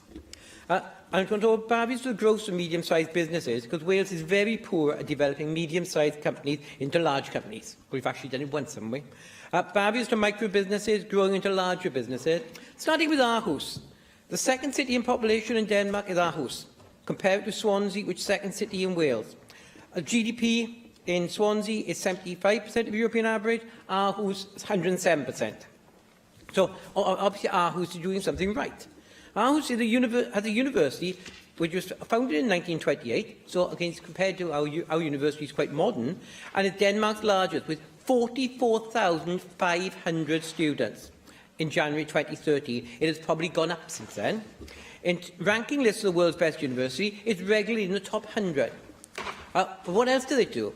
It has the largest research is the Incuba Science Park, which focuses on ICT and biomedical research. The organisation owned partly by the university and partly by the private investors and aimed to foster close relationships between public institutions and start-up companies. As we all know, IT and biomedical research are two of the current growth industries across the world. Mannheim is Swansea's twin city, but that is where the similarity ends. Economic data for the two areas makes interesting, and as a Swansea resident, very depressing reading. Mannheim's metropolitan region has a GVA of 147%, European average, but the city itself goes up to 210%, compared to Swansea at 75%. So approximately for anybody who's earning £20,000 in Swansea, their equivalent in Mannheim is earning just under £60,000. But an institution affiliated with the university is the Mannheim Centre for Entrepreneurship and Innovation that provides a founder and incubator platform for students, young entrepreneurs and investors. The institute is supported by the Mannheim Institute for Mittelstand and SME Research and the chair of the SME Research and Entrepreneurship at the University of Mannheim. And successful startups. According to local media sources, Payback, which was sold to American Express for €500 million. Delivery Hero raised $1.4 billion in funding. Auto One raised $200 million in funding. You've got other firms such as Good Game initiating IPOs, raising $32 million in funding, and you've got then Mobilizer, which was sold to Honeywell. Not all of them have stayed locally owned, but they've all grown. The above helps explain why Mannheim was ranked 11th in the top 15 of the most inventive cities worldwide. Can we get a Welsh city in there, please? Turning to Wales, what medium-sized companies tell me are their problems. Inability to secure funding on assets held abroad. Limit of £5 million on lending by the Commercial Bank of Wales does not meet the needs of medium-sized enterprises. Size of Welsh Government contracts, some put together in such a way as medium-sized enterprises cannot tender for them. In fact, many are put together so no Welsh firm can tender for them. Difficulty of raising working capital from commercial banks and the danger they will call it in at any time. What micro companies have told me that have grown into small companies tell me what their problems were: finding premises that are expandable, needing to move continually as they grow, lack of readily available buildings, late payments, in construction, the continuing growth of subcontract and agency worker that distorts competition, difficulty of access to markets. It is surprising as small breweries have been amongst the very most successful, because we know that large supermarkets in Wetherspoon have been keen to retail their products, and we know that from we all talk about our own constituency, Boss Brewery in Swansea, which you can actually buy their beer in Wetherspoon's pubs, and you can get it in most of the large supermarkets. But that's where you've got large companies helping it, and microbreweries are growing the length and breadth of Wales because they have that. So what do we need to do in Wales? Work more closely with universities, either the Aarhus Business Park model or Mannheim's Centre of Innovation and Entrepreneurship. But we need to use universities. We also know the term technium has become synonymous with failure. But the initial idea of using it in Swansea to provide facilities for start-up companies spinning out of the university was a good one. Labelling in all advanced factories the techniums was doomed to failure. Provide larger loans to the commercial bank to medium-sized companies. Provide loans against overseas assets. Let government contracts such a size that medium-sized Welsh companies can bid. Make it easier for micro companies to expand. We are no less skilled, entrepreneurial and capable than anywhere else. We need policy that work to support the growth of Welsh companies and start new ones. Thank you. Vicky Howells. Diolch, Diblo Llewydd. The recent FSB Wales report on self-employment in Wales provides a useful snapshot of the current state of entrepreneurship and self-employment in Wales. The report reminds us that the number of self-employed people in Wales has grown by 15,000 between 2007 and 2016. So nearly 2 out of every 5 new jobs created in Wales are actually self-employed. And across the UK, self-employment rates are now at their highest in 40 years. The report's sketching of the positive reasons underpinning these changes is also to be welcomed. But the report also outlines some of the challenges inhibiting the growth of self-employment and the entrepreneurial spirit. For a start, it outlines a striking disparity between different parts of Wales. Self-employment rates, it says, are lowest in the South Wales valleys. The lowest rate in Wales, Neath Port Talbot, is 8.6%, and this is around a quarter of the rate in neighbouring Powys. In my own authority of RCT, the self-employment rate stands at just 9.8%. I note that the Valleys Task Force delivery plan commits the Welsh Government to a range of actions to help address this. For example, the work around targeted business support to boost start-ups and encourage entrepreneurs. I also welcome the work around increasing the numbers of business units and bespoke business advice to the top 100 Valleys businesses with the greatest potential for growth. Yet this still remains an area where we must maintain focus to boost economic prosperity in what are, after all, some of the most disadvantaged communities in Wales. For that reason, I welcome today's Welsh Government announcement of the creation of 2 new hubs in the South Wales Valleys to boost entrepreneurship, and an additional £1 million for community entrepreneurship projects which specifically target people in less advantaged communities around Wales. However, it is staggering to note the sharp gender disparity in terms of self-employment rates, and that's what I'd like to focus the rest of my contribution on today. For every woman who is self-employed, there are 2.3 men. Again, this disparity is worse in Valleys areas. And it's a shame to me to note that the gulf is widest in my own home community of RCT. In my authority, there are 3 self-employed men for every self-employed woman. Of course, when we look at the raw data, we can miss the many excellent role models of women entrepreneurs out there. From my own constituency, I can think of Helen Walby, who I would describe as a true Renaissance woman. Helen is a policy chair at FSB Wales, a part-time lecturer and a business mentor. But her real gender barrier-breaking background was in setting up a company called Recycle Scooters, a specialist company selling, servicing and repairing motorbikes, scooters and accessories. Then there's Rachel Bedgood, who established one of the largest pre-employment screening, disclosure and barring service providers in the UK. Rachel and her company have won numerous awards and really are at the top of their game. Mandy St John Davy took on self-employed ICT consultancy roles with large firms and the Welsh office. Mandy then turned to property and launched an incredibly successful entrepreneurial career in this area. Firmly embedded in the foundational economy, we have Sian Davis and her Garnish Cymru business, and Jeanette Leonard, who offers her innovative Dial a Dinner enterprise, branching out to also provide healthy food alternatives. But of course, listing a few examples from Cynon Valley will not overcome all the barriers to entrepreneurial activity and to women's entrepreneurial activity in particular.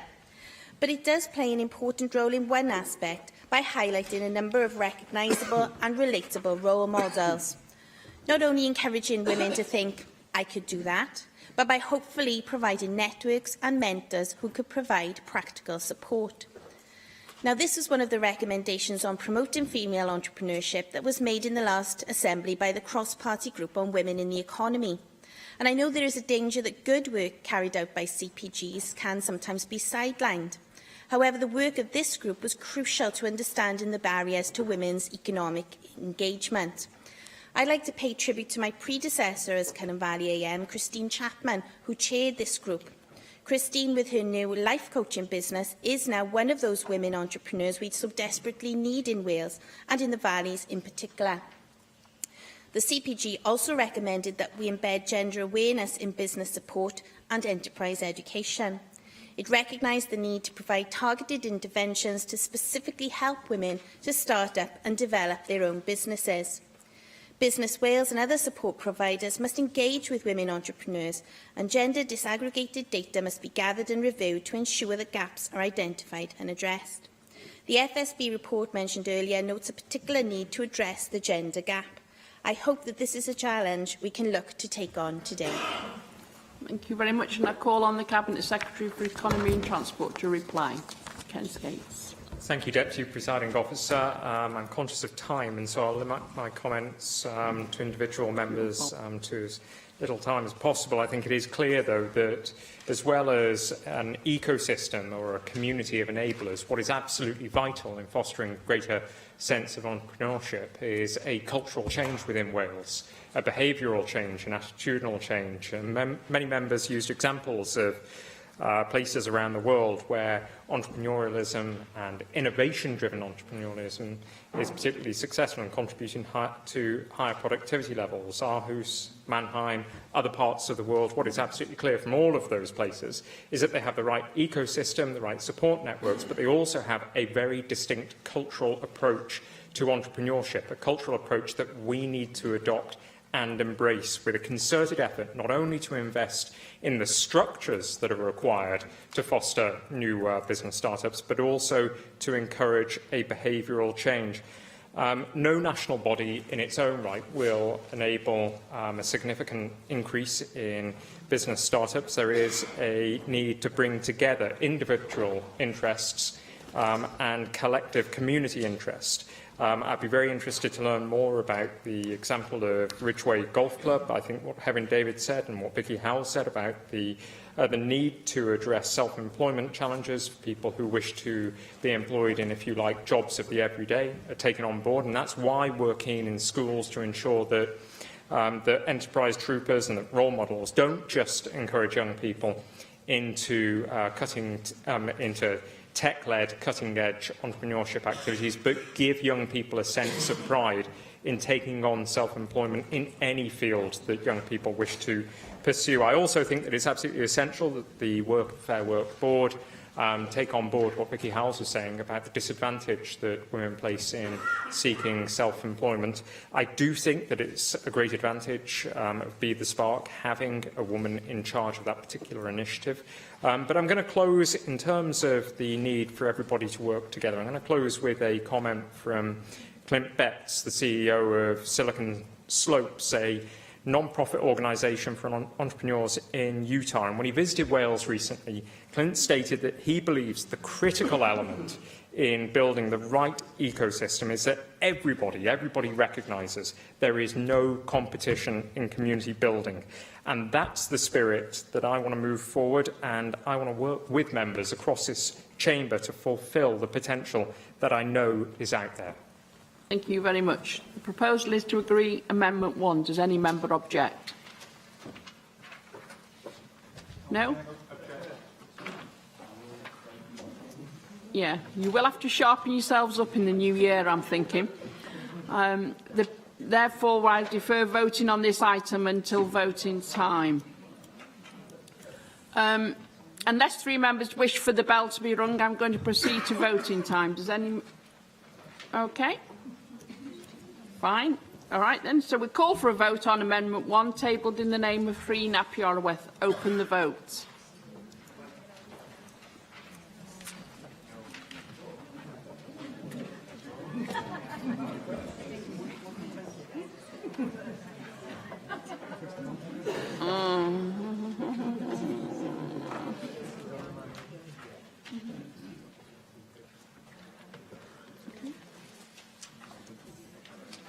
Close the vote. For the motion, 19, no abstentions, 25 against. Therefore, Amendment 1 is not carried. I now call for a vote on the motion, tabled in the name of Julie James. Open the vote.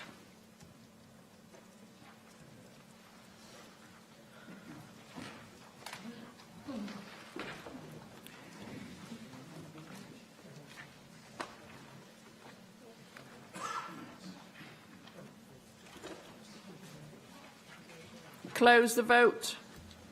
For the motion, 44, no abstentions, no against. Therefore, the motion is agreed.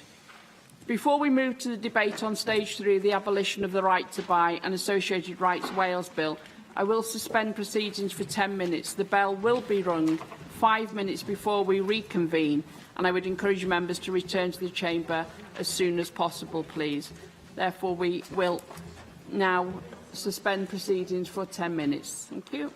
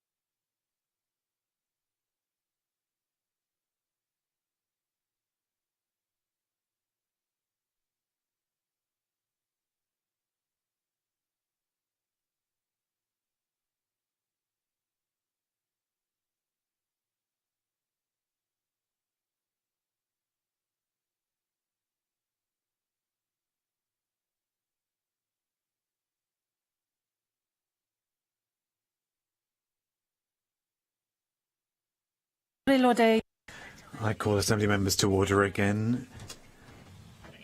And we've reached the item on stage 3 of the abolition of the right to buy and associated rights Wales bill. The first group of amendments relates to the removal of the existing suspension of the right to buy. Amendment 5 is the lead amendment in this group, and I call on David Melding to move and speak to the lead amendment and the other amendments in the group. David Melding. Diolch yn fawr, Clywyd. And I move Amendment 5. Before I speak to Amendment 5, can I just say a few words about Carl Sargent, who is, of course, the Cabinet Secretary at stages 1 and 2 of this bill. I have to say, after concluding stage 2, in which there were many very serious debates around issues of principle, I never for a moment thought that I would be in this position of having to push at stage 3 my amendments and have a different person respond. I found Carl throughout the debate courteous, fair and formidable, it has to be said. There weren't many responses made in terms of conceding to what we were calling for at stage 2. But I'm sure he would have expected me to have made the full argument here in plenary for genuine points of principle where we disagree, but in respect of this bill, where we believe it would improve the bill, given that the Assembly is now minded to have some form of abolition. So then, if I may move, Llywydd, to the purpose of Amendment 5, which is to remove the suspensions of the right to buy and associated rights in the areas that are currently designated as suspended under the Housing Wales Measure 2011. Currently, they are Cardiff, Anglesey, Carmarthenshire, Swansea, Flintshire and Denbighshire. This will allow qualifying tenants in those areas to exercise their rights like any other qualifying tenants across Wales, up until the abolition comes into effect. Amendments 14, 9, 11, 1 and 3 are consequential amendments that are required to make the lead amendment effective. Llywydd, I've submitted Amendment 5 because of how unfair I believe the abolition of the right to buy bill would be if it were implemented as it currently stands. If the government is intent on completely removing the right to utilise the right to buy for those tenants in the 6 suspended authorities, whilst extending a grace period to tenants in the remaining 16 authorities, then effectively the government will be creating 2 categories of tenants on this fundamental matter. There could be, in my view, serious human rights implications on this issue, and I don't think the government has adequately yet responded to these concerns at any stage of consideration so far. During the Stage 1 evidence sessions of the committee, we saw how much of an issue this was. Some of the contributors highlighted that in areas where a suspension was currently in place, not allowing tenants the opportunity to purchase their home prior to abolition could be seen as unfair. And I think this point was impressed on all members of the committee, even if they didn't move their position ultimately. The evidence was strong. During the evidence sessions, the representatives of the City and County of Swansea stated that they had already experienced tenants who were voicing complaints of the unfairness of not being given the opportunity to buy their home before abolition comes into effect. Other respondents, including Shelter Cymru, stressed that more consideration should be given to this issue of equity. The Welsh Government has conceded that representations have been received from individual tenants, and I know we all can appreciate that because we've received many responses as well from concerned constituents. And indeed, the Cabinet Secretary, when he replied to this amendment at stage 2, conceded the point and said, I understand the reasoning behind these amendments in respect of making representations of individuals. I believe that this amendment is vital if we are to be fair to all tenants across Wales, in offering them one last opportunity to purchase their home. And I hope that the Chamber bears this in mind when considering this amendment, and I so move. Sian Gwynllian. Diolch, Llywydd. Thank you, Llywydd. I want to speak to the amendments, but also want to outline Plaid Cymru's stance on the bill. Plaid Cymru has opposed the right to buy for some time, with our members supporting the abolition of right to buy in motions to Plaid conferences over a period of decades from the time when the policy was implemented, first of all by the Conservative government, and when we were part of the One Wales coalition we attempted to implement this policy in accordance with the wishes of our members by trying to secure the legislative powers to do that. Since then, local authorities have been allowed to make an application to suspend the right to buy. Indeed, some did that. Authorities controlled by Plaid and some controlled by other parties have taken advantage of this in order to protect their housing stock and to protect the investments made in that housing stock. So clearly we will be supporting this bill today, and indeed we have participated fully in the scrutiny process, and we believe that this has led to a stronger bill as a result of that. We've worked with government on amendments 15 and 16, and we therefore hope that those will be passed today. In accordance with this stance, we will be voting in favour of the bill and against the Conservative amendments, which, in our view, would dilute the policy intentions of the bill. But I believe it's also fair to say that although this legislation will be a positive step towards protecting the housing stock, in and of itself it won't be sufficient in many ways. This legislation comes too late to protect the housing stock that's already been lost. We know that there is a huge deficit in terms of social housing, with waiting lists remaining terribly long. Since 1980, only 60,000 new homes were built in the local authority sector or social housing sector. There are 90,000 people on the waiting list at present. Over the past 5 years, we have built on average 950 new homes in the social housing sector under this government. At this rate, it will take 95 years to build enough homes to tackle the waiting list, and we don't anticipate a net change in demand, and that clearly is too long. And yes, it's true that some of those people in social housing may now want to become homeowners themselves, but a combination of low wages, uncertainty in terms of employment and high housing prices are a barrier, and therefore we need to build more social housing and to provide far greater support for people to become homeowners themselves. By support for first-time buyers, for example, there are some programmes already in the pipeline. One is being undertaken in my area where you pay a median rent on your social property, and then you have a choice as to whether you purchase that home. But if you then move on to sell that property, you would have to sell it back to people living locally. Now, means such as this could be important tools in supporting home ownership in areas where average house prices are significantly higher than local salaries, and in parts of Gwynedd that is certainly the case. So protecting our investment by passing this legislation is one small step in the right direction in terms of what needs to be done, and I remember Carl Sargent himself saying at committee stage that this is only a piece of the jigsaw and that more needs to be done than simply consenting to this bill today. So I very much hope that we won't see this bill as a full stop.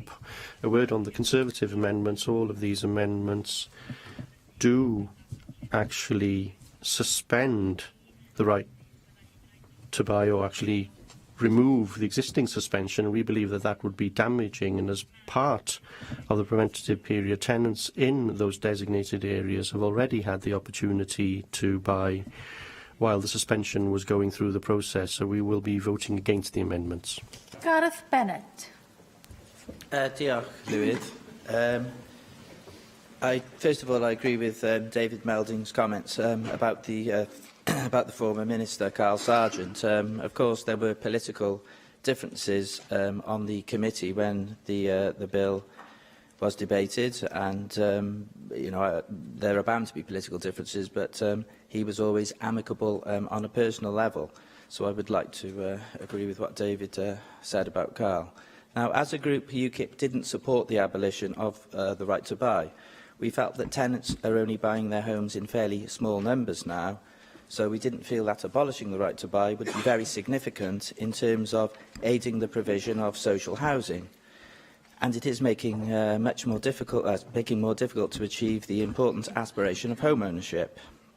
Now, there were various amendments put forward at committee stage by David Melding and by Bethan Jenkins.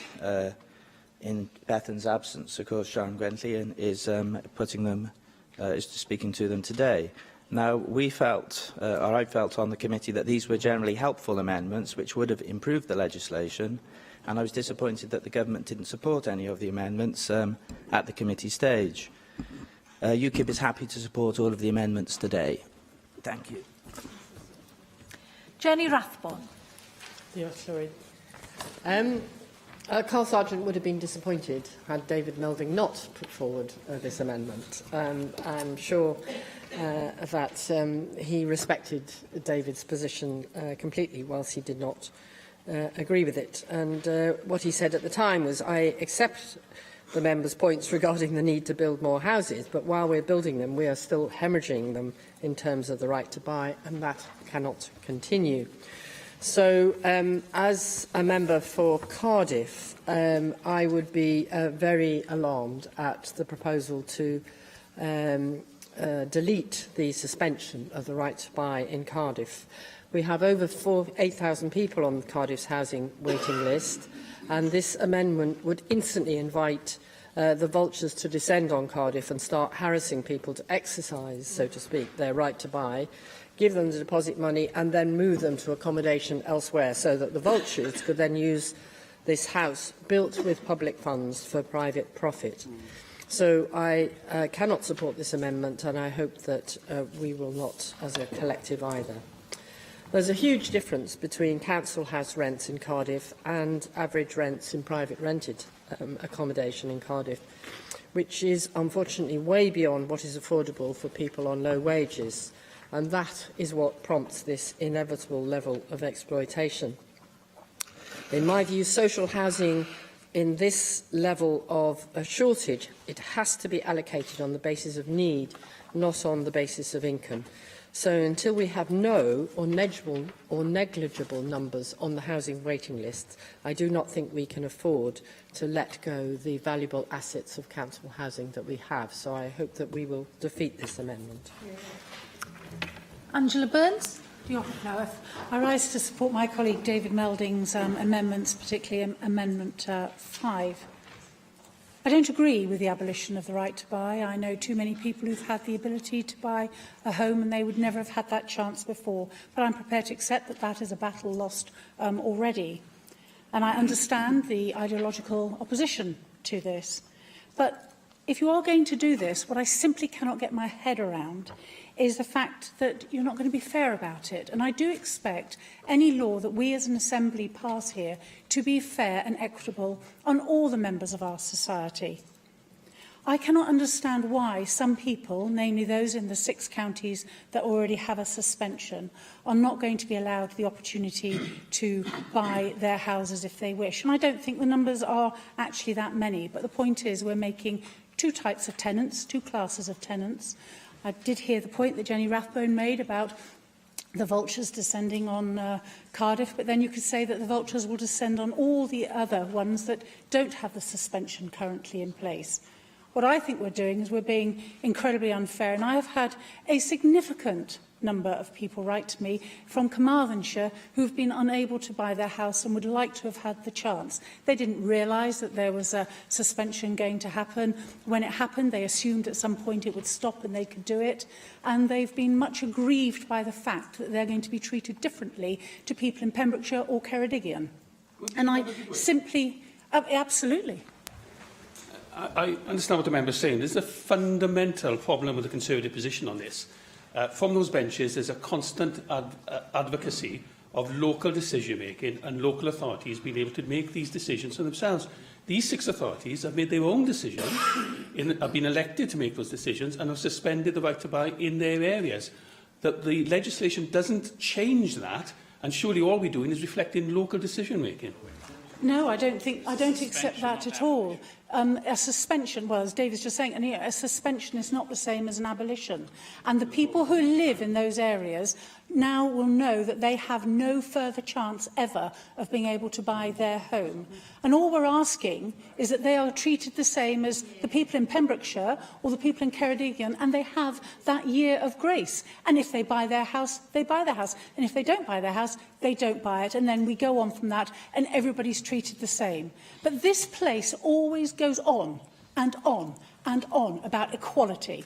And we say that equality is one of the underpinning principles of the Assembly. But today, we're about to make an unequal bit of law that says if you happen to be an if you happen to be a tenant in some of our local authorities, you've got a year to save up the money, get a mortgage and buy your home. But tell you what, if you live in Carmarthenshire or the other 5, tough luck, you've lost your opportunity. And I think that is fundamentally unfair, and I'm asking you, Minister, because we are building our business, our parliament, under different principles. Equality underpins everything we say that we want to do, but this is not fair. If you're going to abolish it, but abolish it equally for everybody, and let those six authorities have that extra year's grace for the handful of people who might wish to buy their homes.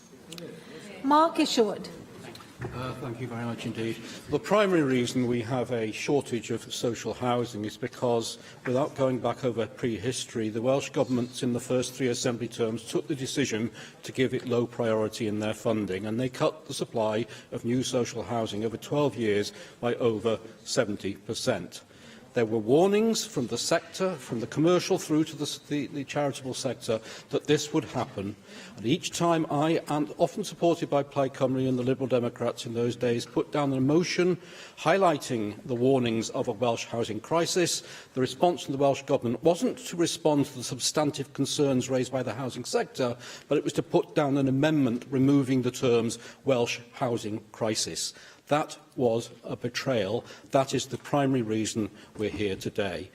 There's an element of catch-up now, but sadly still the numbers of social homes being provided are massively below levels required. There's some masking going on with the use of the term affordable housing, but we know that that includes intermediate rent, low-cost home ownership and anything else that can be added in to help the Welsh Government deliver a target which is still massively below the levels that successive independent reports have told us we need. We know from independent research that the average council house tenant resident in their home today will stay in that home for another 15 years. So the impact on increasing supply for people on waiting lists or people in housing crisis will be negligible. But since 2010 in England, and since 2010 with devolved powers to Welsh ministers, there's the opportunity to use the proceeds to build new social houses, council houses, and take some people off the housing waiting list, which this proposal will not achieve. With David Melding's amendments, at least some money could be realised to build some new social houses and take some people off the housing waiting list in volumes that the alternative you're proposing couldn't even dream to achieve. You are biting off your nose to spite your face. It's poor housing economics, and unfortunately it's simply adding to the betrayal over housing in the previous terms of this Assembly. I call on the Minister for Housing and Regeneration, Rebecca Evan. Thank you. I would like at the start of my contribution to acknowledge and pay tribute to Carl Sargent for his leadership in introducing this bill and for his commitment and his hard work in seeing it through stages 1 and 2. I'd also like to thank Assembly members and in particular committee members for their constructive scrutiny of the bill during stage 1 and 2 proceedings and for the support the bill has had so far through its passage through the Assembly. This bill forms a key part of the Government's housing policy. Ending the right to buy and the right to acquire will protect our social housing for those in need and give local authorities and housing associations the confidence to invest in new developments to help meet the need for quality, affordable housing in Wales. The right to buy has been a feature of social housing for many years in Wales, and this has resulted in the loss of a significant number of homes, more than 139,000 between 1981 and 2016 from the social housing stock. In recent years, although sales of social housing have slowed, social housing stock is still being lost at a time of considerable housing supply pressure. Recognising the impact of homes lost through the right to buy and the continued pressure on social housing, the previous Welsh Government introduced the Housing Wales Measure 2011. This enables a local authority to apply to suspend the right to buy and the right to acquire in its area. Currently, as we've heard, 6 local authorities have suspended the right to buy. Amendment 5 seeks to lift right to buy suspensions and prevent any further applications for suspension being submitted. Proposing to lift suspensions ignores the fact that local authorities have demonstrated evidence of significant housing pressure and have proposed and taken action to address the pressure during the suspension period. Suspensions have been approved where evidence shows a substantial imbalance between the demand for social housing and its supply. To lift the suspensions would only exacerbate that imbalance and undermine the purpose of the measure and the actions of the Third Assembly in passing the measure in 2011. In suspended areas, existing tenants of social housing still have security of tenure and affordable rents. They also benefit from the investment by landlords to bring all social housing up to the Welsh Housing Quality Standard, and this is in contrast to those who cannot access social housing. For those who aspire to low-cost home ownership, this Government is committed to supporting them, but not at the expense of reducing the social housing stock. There are other home ownership schemes available, such as Help to Buy Wales and Home Buy. And we're also developing a new rent-to-own scheme, which offers a route to home ownership for those who do not have a deposit saved but can afford a market rent. Where suspensions are in place, social housing landlords are reassured that investment in new social housing is a long-term investment. Developments are proposed, for example, in Carmarthenshire, Swansea and Flintshire. Lifting the suspensions would undermine the efforts of local authorities to manage their housing stock in the face of increased pressure. It would also undermine our core aim of protecting social housing for the long-term benefit of the most vulnerable people in society. I therefore urge members to reject Amendment 5 and all related amendments. I call on David Melding to reply to the debate. Thank you, Clywyd. I'm grateful to members who have taken part in the debate around Amendment 5. I'm very frustrated, naturally, that this whole issue of equality and equity has been dodged. And let me just reiterate, why that causes us real concern on this side of the chamber. When tenants were consulted on the suspension in those authorities, they took comfort in the thought that the suspension would be temporary, not permanent. Suspending a right is not the same as abolishing that right. That is the difference, and I think it's only fair that people realise what they're going to vote on. And obviously, this Assembly can take that decision. But my duty is to ensure that this is on their record and everyone clearly understands what they're doing in terms of creating 2 classes of tenants between now and the eventual abolition of this right. TPAS, the tenants' organisation, TPAS Cymru told the committee that some tenants are living in areas where a suspension is in place under the impression that it would have to be lifted at some point in time when they could have then exercised their right if they wanted to. They also said, and I quote, "When the right to buy was suspended in those areas, the abolition discussion wasn't there then. So in terms of fairness and consistency across Wales, some consideration to be given for the 12-month period to equally apply to all tenants." And I think this answers, for instance, Simon's point that somehow they've already had this debate. They had a debate about suspension without any right, once that decision was taken, for a grace period in which they could then exercise their embedded rights. So these statutes are not the same. The measure is very different from the bill in front of us. Ultimately, Llywyd, the purpose of the suspension measure was to suspend the right to buy for 5 years and not to abolish the right completely. Simple as that. As stated by Mr Clark, an advisor to Welsh tenants, there are tenants who accepted the suspension principle who are now anticipating that in 5 years' time they will have an opportunity to exercise their right to buy their home. Well, of course, they're going to get disabused of that at some point. And I fear when that happens, we will have many more letters sent to us, on top of the ones we've already received from tenants who are very unhappy about this different way of treating tenants in different parts of Wales. Can I just reply to some of the general remarks that were made, because I think some members have taken the opportunity in the first grouping to look at some more general issues. I'm obviously sorry that Sian Gwenllian and the Plaid Group will not be supporting the amendment, but I think they're right to say the real problem here is a lack of supply. We need to build more homes, and we need to build more social homes in particular.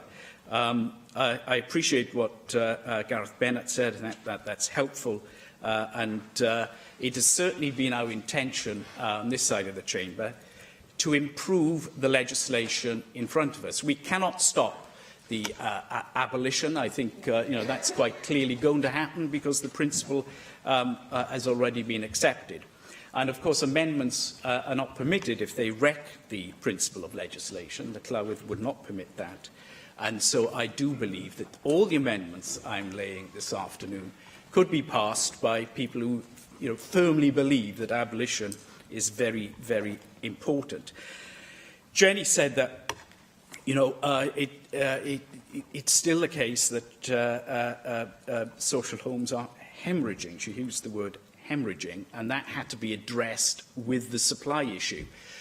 Well, I think we need to have a sense of magnitude here. There are barely 300 or 400 sales under right to buy in associated rights at the moment each year. And we are hoping to build between 4,000 and 5,000 social homes. And I think, over the next 10 years, we should do even better than that. So, it really is a supply issue, and I think that is really what we should be concentrating on. But obviously, that argument has been aired, and we have lost it. But I still think it's important to, put them in some perspective. I will give way if... Thank you. Whilst accepting the fundamental principle of local democracy and the reasoning for the suspensions in the areas that we've discussed, would you accept that by the word hemorrhaging reflects the 46% loss of social housing through right to buy? Would you accept that by losing more of a precious commodity, you're not protecting it? Well, we've not lost housing stock, have we? The tenancy has changed, obviously, and that's significant. There's a whole debate to be had about that. But to somehow say we've lost 150,000 homes in Wales is really a rather silly argument. But in other amendments that I'm proposing, I will return to this issue of whether sensible reform could be suggested and a different balance. And should we ever be in a position to re-establish the right to buy, I'm sure that there would be things we would do differently. And I think sometimes there've been one or two outlying sort of advocates of the right to buy that have not emphasised the need for social housing enough, because right to buy is not for everyone. It's not for most people who are in the social sector, and I don't think conceding that reduces the argument that I'm making this afternoon. I'm grateful to Angela, who passionately emphasised the fairness issue, and then Mark, who, of course, to those of us who have served since Mark's election, first in 2003, will know what a champion of house building he's been, and the fact that we need to increase the supply, which is definitely the basis of all this. But let's make this bill fairer. I urge members to support Amendment 5. If Amendment 5 is not agreed to, Amendments 9, 11, 1 and 3 will fall. The question is that Amendment 5 be agreed to. Does any member object? We'll proceed to an electronic vote. Open the vote.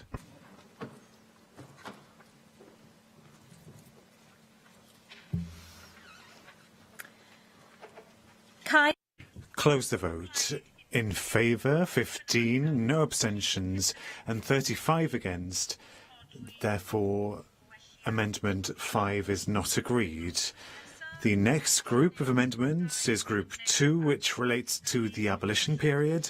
Amendment 6 is the lead amendment in this group, and I call on David Melding to move and speak to the lead amendment and the other amendments in the group. David Melding. Thank you, Lord, and I move Amendment 6. I'll speak to the other amendments. Amendment 6 has been submitted with the intention of limiting the Act's operation to 10 years, following which the Welsh ministers may lay regulations proposing that the abolition is made permanent. These regulations would be made subject to the affirmative resolution procedure and so would require a vote by the Assembly. Both Amendments 13 and 2 are consequential to the lead amendment and its implementation.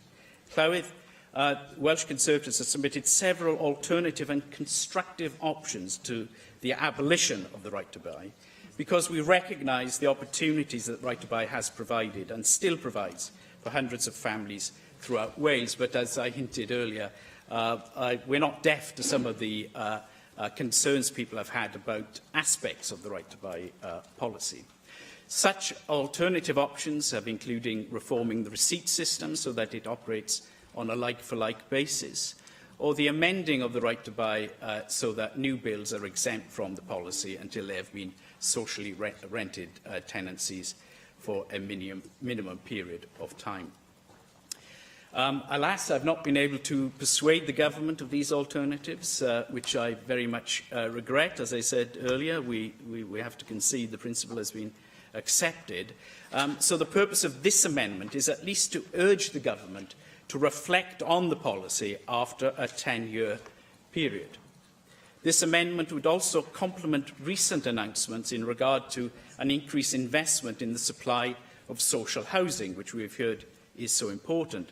The Prime Minister has recently promised to invest an additional £2 billion in affordable housing over the next, over 2 years from 2019, and most of that is expected to be in council housing. And, you know, I very much hope we are going to see that sort of ambition and policy emerge in Wales with the Welsh Government also. So with increased investment in social housing, the option of a reformed right to buy becomes more viable, in my view, even in the minds of critics. After all, the Welsh Government, as I understand, do not oppose the right to buy in principle.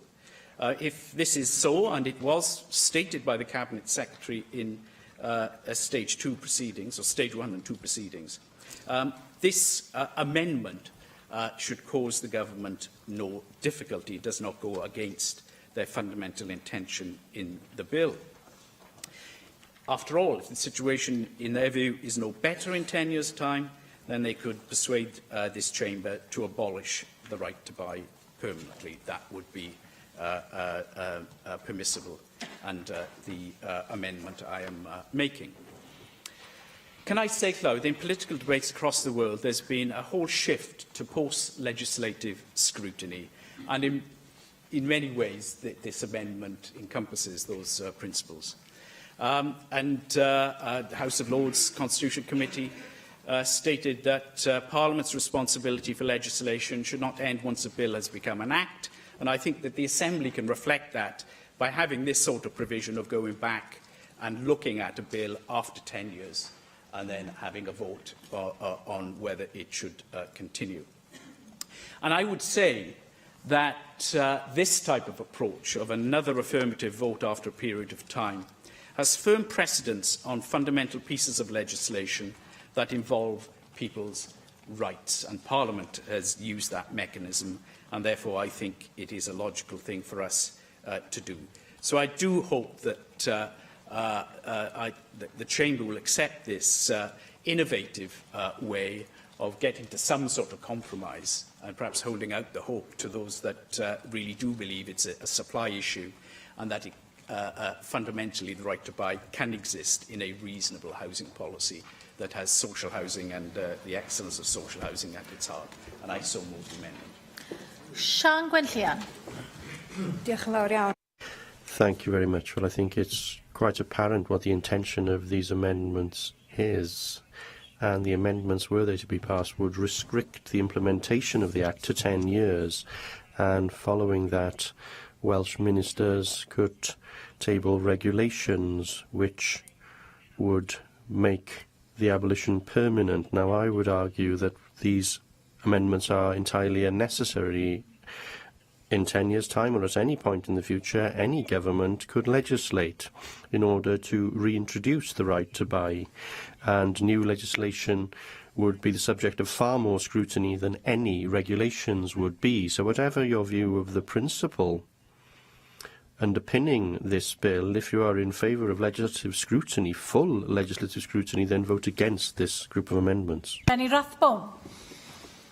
I absolutely agree with what Sian Gwenllian has just said. It seems to me that it's perfectly possible for the Assembly to reverse this Act were the situation to change.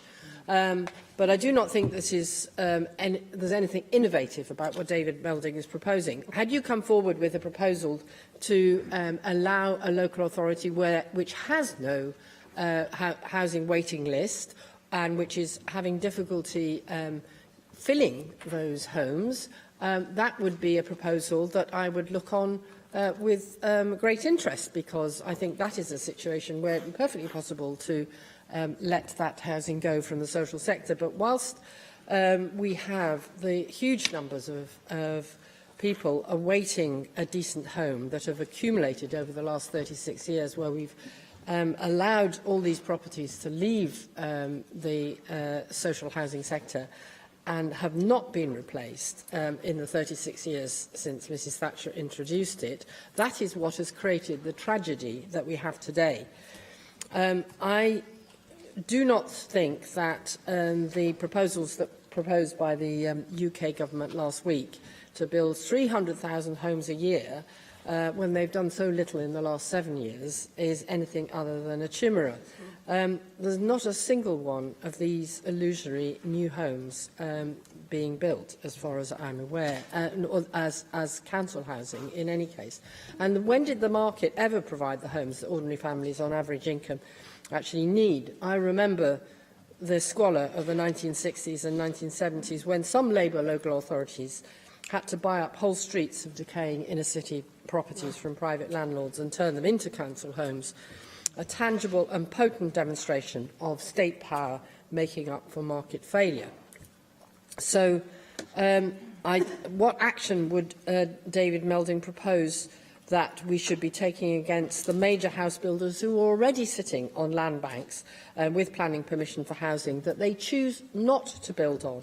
I do not see a transformation of the acute housing need in the next decade, and therefore I do not think that we are posing the solution to the problem in the right way by simply making it a 10-year project. We have to ensure that we abolish the right to buy until such time as we don't have a problem with those who need social housing able to be accommodated in appropriate homes. I call on the Minister for Housing and Regeneration, Rebecca Evans. The aim of this bill is to abolish permanently the right to buy and the right to acquire in Wales. And I'm afraid this amendment does cause the government difficulty because it is complete abolition that provides significant incentive for social landlords to invest in new properties, safe in the knowledge that they won't be lost through the right to buy after a relatively short period of time. Temporary abolition sought by Amendment 6 provides no such certainty for social landlords to invest in building new houses. Indeed, evidence from the Equalities, Local Government and Communities Committee stakeholder sessions noted that local authorities are seeking assurance beyond that provided by temporary suspension that their future investments will be protected. The existing housing measure enables local authorities to apply for the right to buy to be suspended for 5 years, and that can be extended to 10 years upon application and the provision of supporting evidence. So therefore, it has to be said that this amendment provides little advance on the current legislation. The temporary period would introduce confusion in the sector and not provide the long-term incentive for landlords to invest in new stock. As Sian Gwenllian said, if a future government wishes to reintroduce the right to buy, well, that would be a matter for them. But it was a manifesto commitment for this government, and, as outlined by Sian Gwenllian, it was a manifesto commitment for Plaid Cymru too, to abolish the right to buy, to safeguard the stock for use by people in the greatest housing need. And therefore, I urge members to vote against Amendment 6 and the related amendments. I call on David Melding to reply to the debate. Thank you, Llywydd.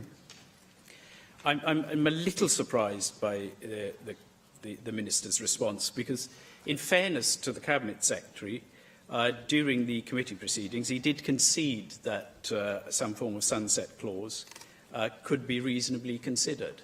Now, he thought a far longer period than 10 years would be most appropriate if the government went down that road, but we've now heard from the Minister that complete abolition is the intention. And I have to say that there was a different emphasis in the government's evidence as we went through stages 1 and 2, that the right to buy was not something that was opposed in principle, and that even something like a sunset clause could get looked at. On your other argument about somehow a sunset clause deters new build in terms of housing associations, or if we have a new age of council housing. I mean, one way around that would be, as I previously mentioned, ensuring that new build have to be socially rented for a period of 15, 20 years or whatever. There are other mechanisms rather than completely abolishing a cherished right which has been exercised by so many people. I mean, if someone in 1980 said that, getting on for 150,000 people in Wales would exercise a particular right, you would have thought, wow, that is offering the citizenry something that is highly desirable. So, I do urge the Chamber to think how that some nuance could be brought into the bill that is in front of us. I do agree the issue of supply is at the heart of this. And therefore, I think it's reasonable after 10 years to examine the issue again and to ask ourselves, well, are we, the evidence that, some people have found convincing, does that still have the strength that, that it has today? And I don't think, that is in any way weakening the bill before us. After all, it would only take a resolution in this House or in a regulation. We're not talking about the bill expires and then you'd have to start the whole process again. It would just require an affirmative vote here. Can I also say at this point that the Welsh Government has consistently mentioned the alternative of home ownership assistance schemes, such as the Help to Buy. But what I think you consistently fail to acknowledge is that most people on the lowest incomes will fail to qualify for such schemes, as their income will be below the threshold. And many of these people have taken advantage of the right to buy and the discounts that it has given them. During stage 1, Steve Clark stated, in our consultation of 2015 and our joint statement with TPAS Cymru, 100% of tenants agreed that the Welsh Government needed to do more to increase social housing supply. In those consultations, 60% of tenants stated that they did not wish to see an end to right to buy, but supported restrictions on discounts and temporary suspension where there was a demonstrated need. So I think this amendment, is much more in tune with what the tenants, when they're consulted, are saying, and the type of flexibility and sophistication they would expect in the policy and its architecture that we are constructing this afternoon. So I really think, that we could be innovative, could do something with a first for this Assembly, and also acknowledge that there clearly is divided opinion. And I have to say, in this chamber, there is a clear majority for this measure, probably in its most robust form from your point of view. But when it comes to public opinion, I think you'll find that the arguments that we're making this side, and we are supported, I acknowledge, by members of the UKIP group, have far greater resonance with the electorate out there, and I think that ought to be a concern during this period of what some people think is unresponsive or jaded democracy. So I do hope members will think carefully about how they're going to vote on this amendment. Yeah. If Amendment 6 is not agreed to, Amendment 2 falls. The question is that Amendment 6 be agreed to. Does any member object? We'll proceed to an electronic vote. Open the vote.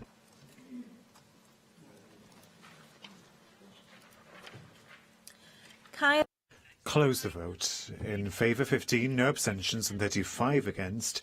Therefore, Amendment 6 is not agreed. David Melding, Amendment 13. Withdraw, it's no point now.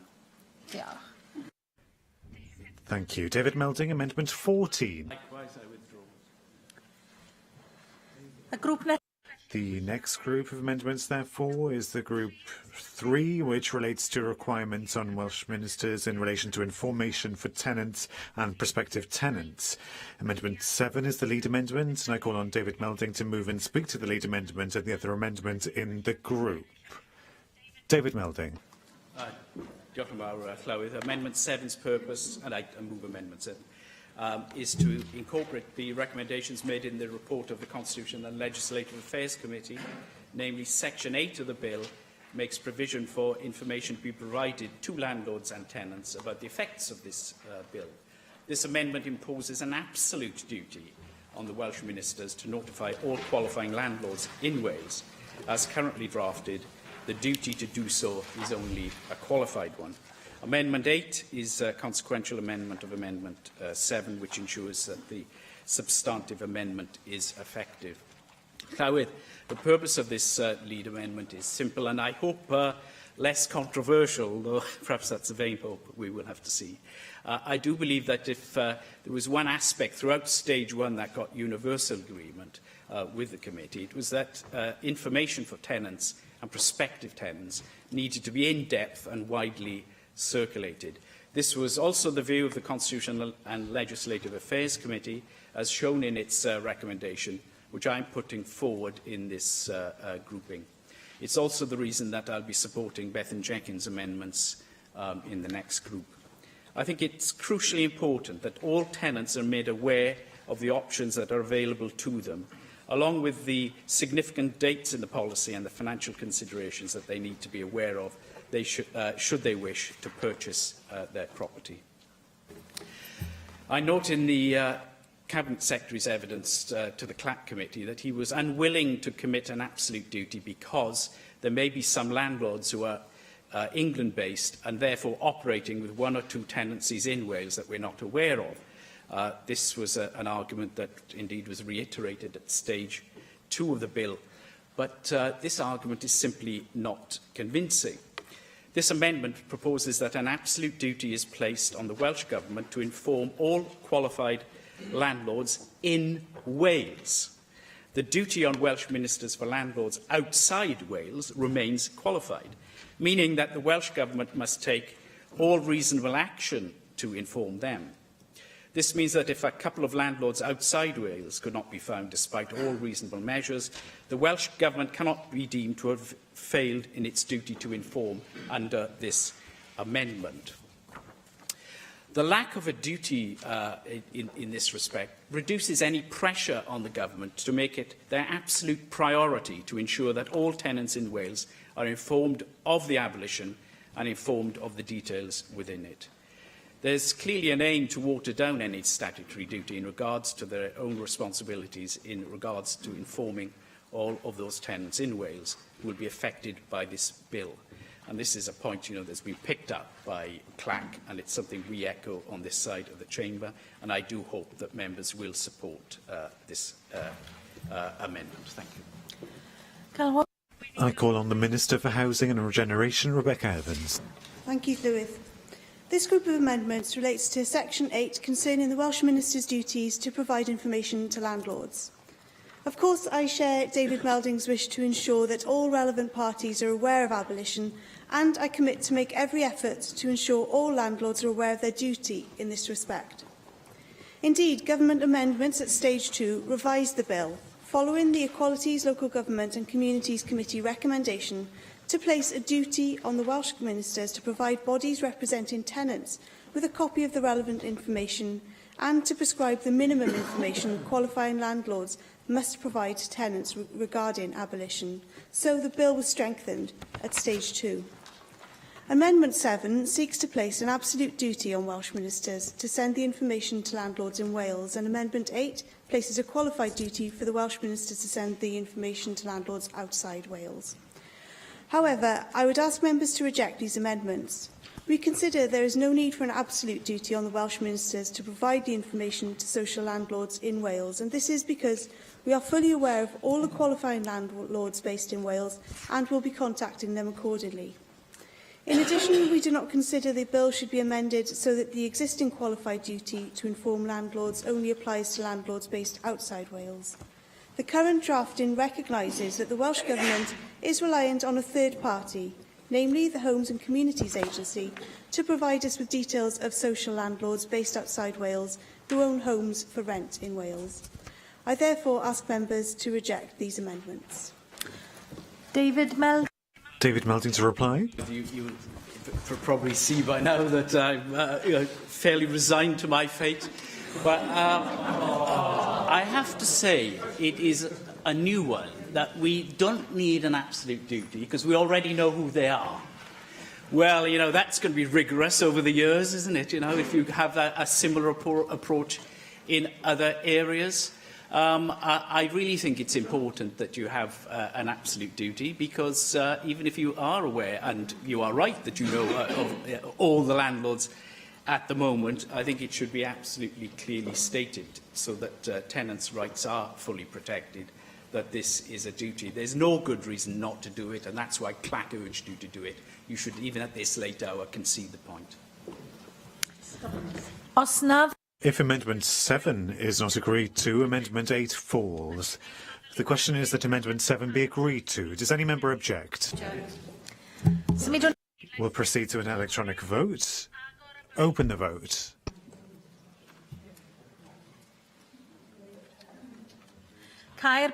Close the vote. In favour 15, no abstentions, 35 against. Therefore, Amendment 7 is not agreed. Group 4 is the next group, which relates to information for tenants and prospective tenants and the requirements on landlords. Amendment 15 is the lead amendment, and I call on Sian Gwenllian to move and speak to the amendment and the other amendment in the group. Thank you, Chloe. These amendments are tabled in the name of Bethan Jenkins and reflect the need for information about the bill to be provided in an accessible manner, which reflects recommendation 4 made by the Equality Committee. We've worked with the government on these amendments, and these are necessary in order to ensure that communication with tenants happens in an accessible manner. Few general words, because this will be my last contribution on this bill this afternoon. We have lost 46% of housing from the social housing sector as a result of the right to buy. Almost half of the homes no longer available for rent by people who can't afford any other way of putting a roof over their heads. Lengthy waiting lists, more homelessness, concern and anxiety. That's what the right to buy has meant in Wales, and at last it is to be abolished, hopefully this afternoon. It's a historic day indeed. David Melding. I think in terms of the information that should be given, that these are sensible amendments and we will support them. I don't need to make any more general remarks at this stage, as there are two groups left in which we will be fully engaging, but we would support these amendments. I call on the Minister for Housing and Regeneration, Rebecca Evans. This group of amendments relates to the requirements of landlords in respect to the provision of information for tenants and prospective tenants. These amendments ensure that landlords, in giving the information to their tenants, have regard to their needs and provide information in an appropriate way. I share Bethan Jenkins' wish to ensure that tenants receive clear and appropriate information, and I would like to thank Bethan for bringing forward these amendments, and I know that she has been highly engaged with this bill throughout and will be disappointed not to be able to be here today. Whilst there are a number of equality and wellbeing duties which apply in this area, the extent to which they apply will depend on the nature of the landlord and potentially the tenants. I'm keen to do all we can to ensure that all affected tenants affected by the legislation have appropriate information which meets their needs. I'm therefore happy to see this extra reassurance on the face of the bill and ask members to support Amendments 15 and 16. Sian Gwenllian to reply to the debate.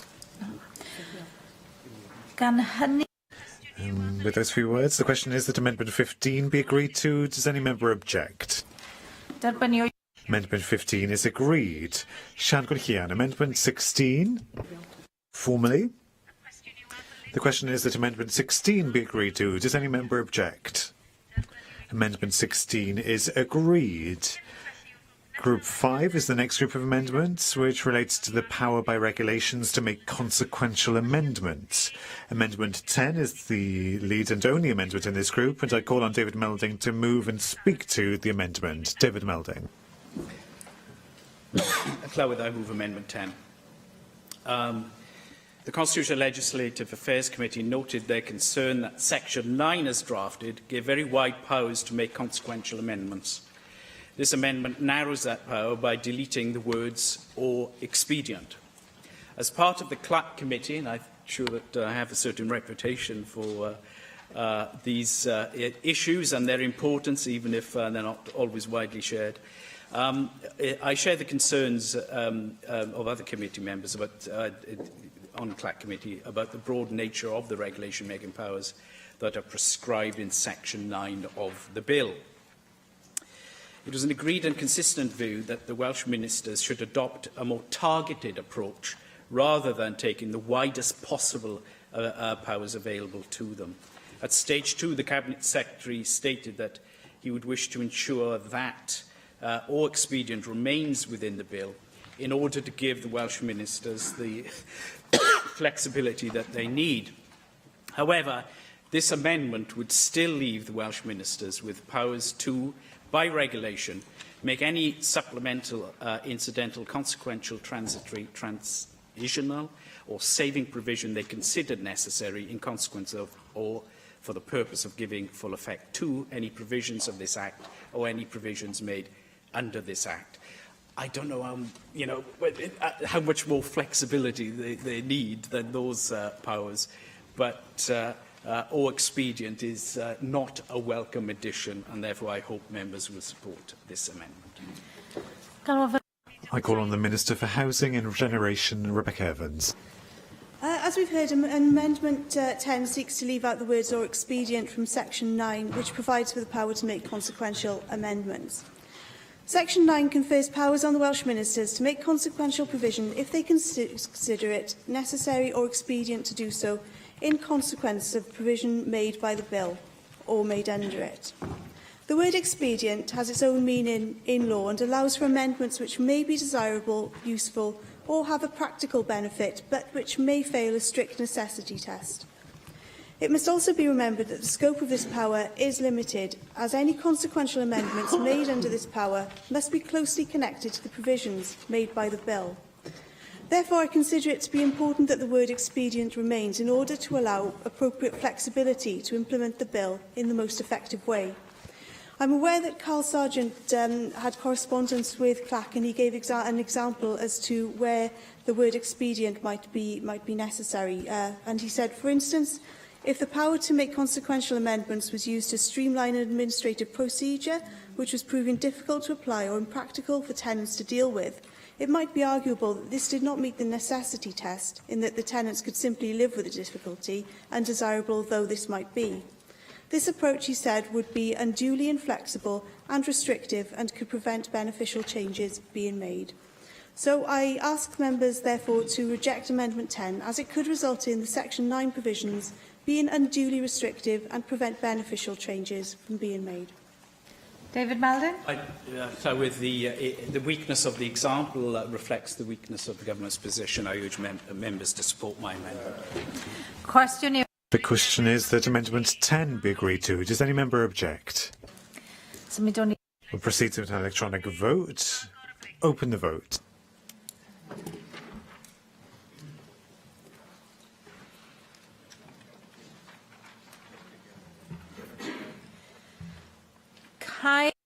Close the vote.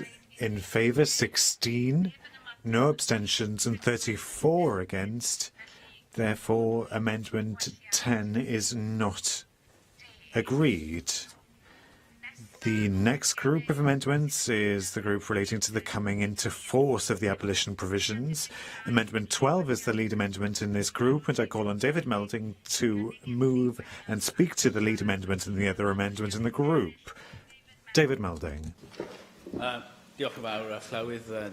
As you said, this is the final group, and I move the lead amendment, Amendment 12. This amendment will ensure that the abolition of the right to buy and associated rights may not come into effect until at least 2 years after the bill receives royal assent. As currently drafted, abolition will come into effect after 1 year. Additionally, Amendment 4 is a consequence of Amendment 12. I believe that there is considerable scope for the right to buy grace period to be extended for 2 years, as it was in Scotland. During our Stage 1 committee proceedings, it was pointed out the 2011 measure provided that where the right to buy was suspended for the maximum duration of 10 years, local authorities were required to wait 2 years before submitting a further application. According to the Welsh Government's guidance for local authorities on applications to suspend the right to buy and related rights, this was to allow, and I quote, a reasonable amount of time, end quote, for tenants to consider whether to exercise the right to buy before the authority could apply for another suspension, creating a very clear precedent, in my view. Given this, Mr Clark of Welsh Tenants questioned why a shorter time period of 12 months was provided in the bill for the purpose of enabling tenants to undertake the same considerations ahead of abolition. Additionally, concerns were raised about a potential spike in sales ahead of abolition, which some respondents linked to the 12-month notice period. Llywydd, these are all significant reasons, in my view, why the grace period should be extended from 1 year to 2. The abolition of the right to buy will have a huge impact on the lives of many aspirational homeowners living in the social sector. I have received lots of correspondence on this issue, and I'm sure that other members have had a similar experience. Now, some committee members at Stage 2 raised the objection that this potential law we're considering this afternoon is already in the public domain, so people are already aware of it and its timescale. I have to say I do find this a fairly idealised view of how the public engage with the legislature, but anyway, I simply don't accept the argument. We cannot implement a piece of fundamental legislation like this with a timescale that is based on the assumption that people would probably be aware of what we're discussing here in the Assembly. During Stage 1, and reflect on my own constituent cases, I've heard from tenants who weren't even aware that suspension was going ahead in their area, and they were meant to have been consulted. So I think, you know, we must realise this is going to land like a bombshell on the mats of some people when they get that information, which, you know, the ministers assured that despite the lack of a duty they will to inform, they will get. And now I'm pretty sure they will. I don't think the government is playing fast and loose there, even if I don't think they've chosen the best method to inform tenants and landlords. So what we don't want, I think, following the bill's implementation is a situation where tenants are taking decisions too quickly. A 2-year period will provide reassurance to tenants that they still have a significant amount of time left should they wish to proceed with the purchase of their homes. This is a second and powerful argument to have a 2-year period. And also, a 2-year grace period should dampen any expected spike in sales. It is more likely that tenants will take their time, and this will lead to a spread of applications rather than an immediate surge. This was indeed the case in Scotland, where a 2-year grace period was given to tenants following the abolition of the right to buy in Scotland, and there wasn't any immediate influx of purchases. And if you look at their sales, they stayed in a fairly similar pattern.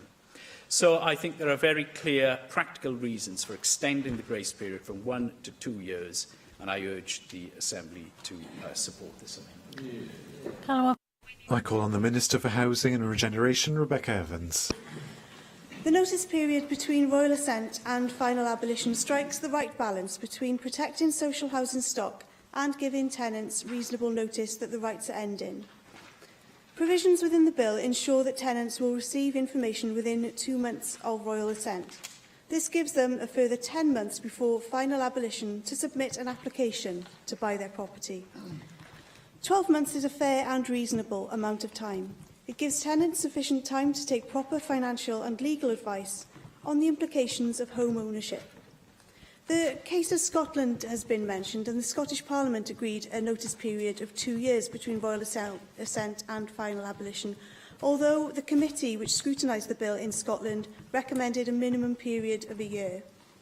The Scottish legislation also didn't contain any detailed provisions to ensure that information was provided to all relevant tenants as soon as possible following royal assent, which is a key provision for our bill. The right to buy ended in Scotland on the 31st of July in 2016, and throughout the year to the end of September 2016, there were more than 37% more applications during the year than the previous year. So there certainly was a spike in Scotland, despite the fact that they had a 2-year period. So in Wales, tenants will be able to exercise the right to buy at any time up until the date of abolition, and this process does not have to be completed before abolition takes place. The report from the ELGC committee stated that the majority of stakeholders were content with a 12-month notice period, and the ELGC committee report concluded that the minimum 12-month notice period strikes an appropriate balance between the need to provide tenants with adequate time to exercise their rights and the need to prevent the further loss of social housing stock as swiftly as possible. So I therefore ask members to reject Amendments 12 and related Amendment 4. David Melding. Diolch yn fawr, Llywydd. Can I just concede one point, that the 12 months in effect is more than that, because it's during that 12 months you've got to express your intention to exercise the right to buy, and then, you know, that if that intention is expressed, then it could actually formally then be exercised during a period after 12 months. So, you know, that is a help, and I was pleased that the government made that clear in committee, and you know, I'm grateful that the Minister has reaffirmed that this afternoon. So, you know, at least give you a cheer for that. But in general, I have to say that I think a 2-year period on such a fundamental change in the rights people have and have had for many, many decades is appropriate. It is what happened in Scotland, and obviously there's the big difference between what the Welsh Government intends to do compared to the Scottish Government. Now, you know, you may be right, they may have been wrong, you know, but I think we needed some sort of justification why you don't think that 2 years is more appropriate, given all that you've heard about the popularity of this policy, the strong evidence we've heard from tenants that they wanted much more flexibility and nuance in this approach and the way the bill would operate. And you know, we've just had an obdurate response, frankly. I have to say, Chloe, that on this side of the chamber, we were very disappointed that the right to buy was going to be abolished.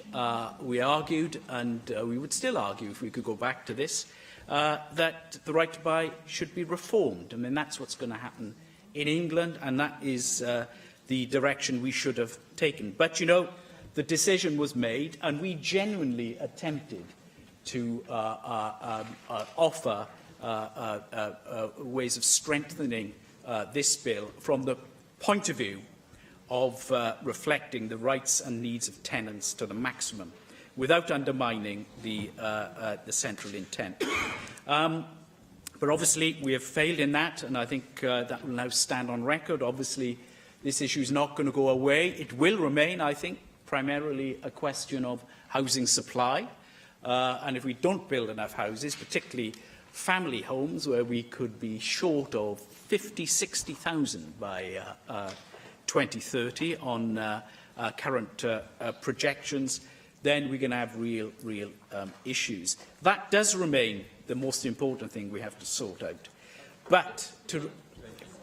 Do you not accept that the problem could be solved overnight if the Treasury allowed local authorities to borrow against the value of their housing stock in order to build houses, which they did in the 1950s and 60s, which the Treasury and the Tories don't let them do now? OK, well, you know, Mike, I've said that we need to build more houses. I've said that I'm happy with councils building houses now. In fact, I said that, I think, before colleagues in Westminster, my party, came round to this.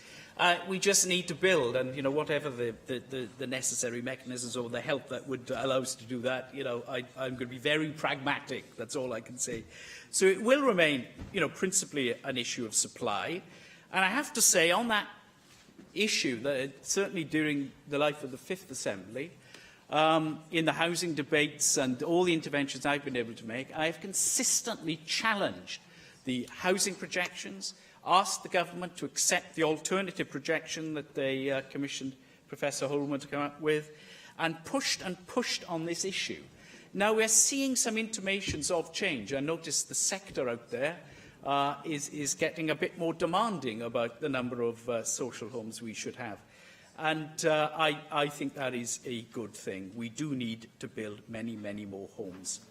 But I believe, as do my colleagues, that the right to buy was a liberating and expansive policy for many, many people. How many, 150,000 or so, took this opportunity?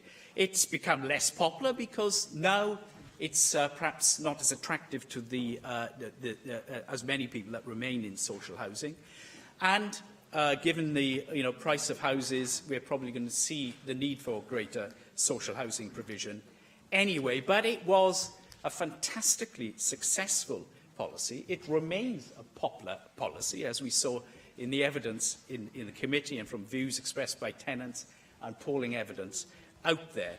And I do tell you this, I don't think we've seen the last of the right to buy. I think it is going to be an issue that will return, and there will always be its champions this side who will sing that song of a method of great home ownership which many people aspire to. If Amendment 12 is not agreed to, Amendment 4 falls. The question is that Amendment 12 be agreed to. Does any member object? We'll proceed to an electronic vote. Open the vote.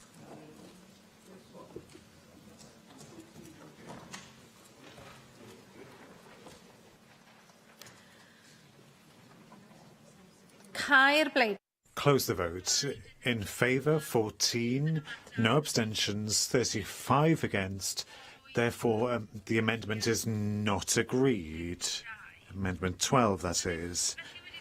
We have therefore reached the end of our Stage 3 consideration of the abolition of the right to buy and associated rights Wales Bill. I declare that all sections and schedules of the bill are deemed agreed.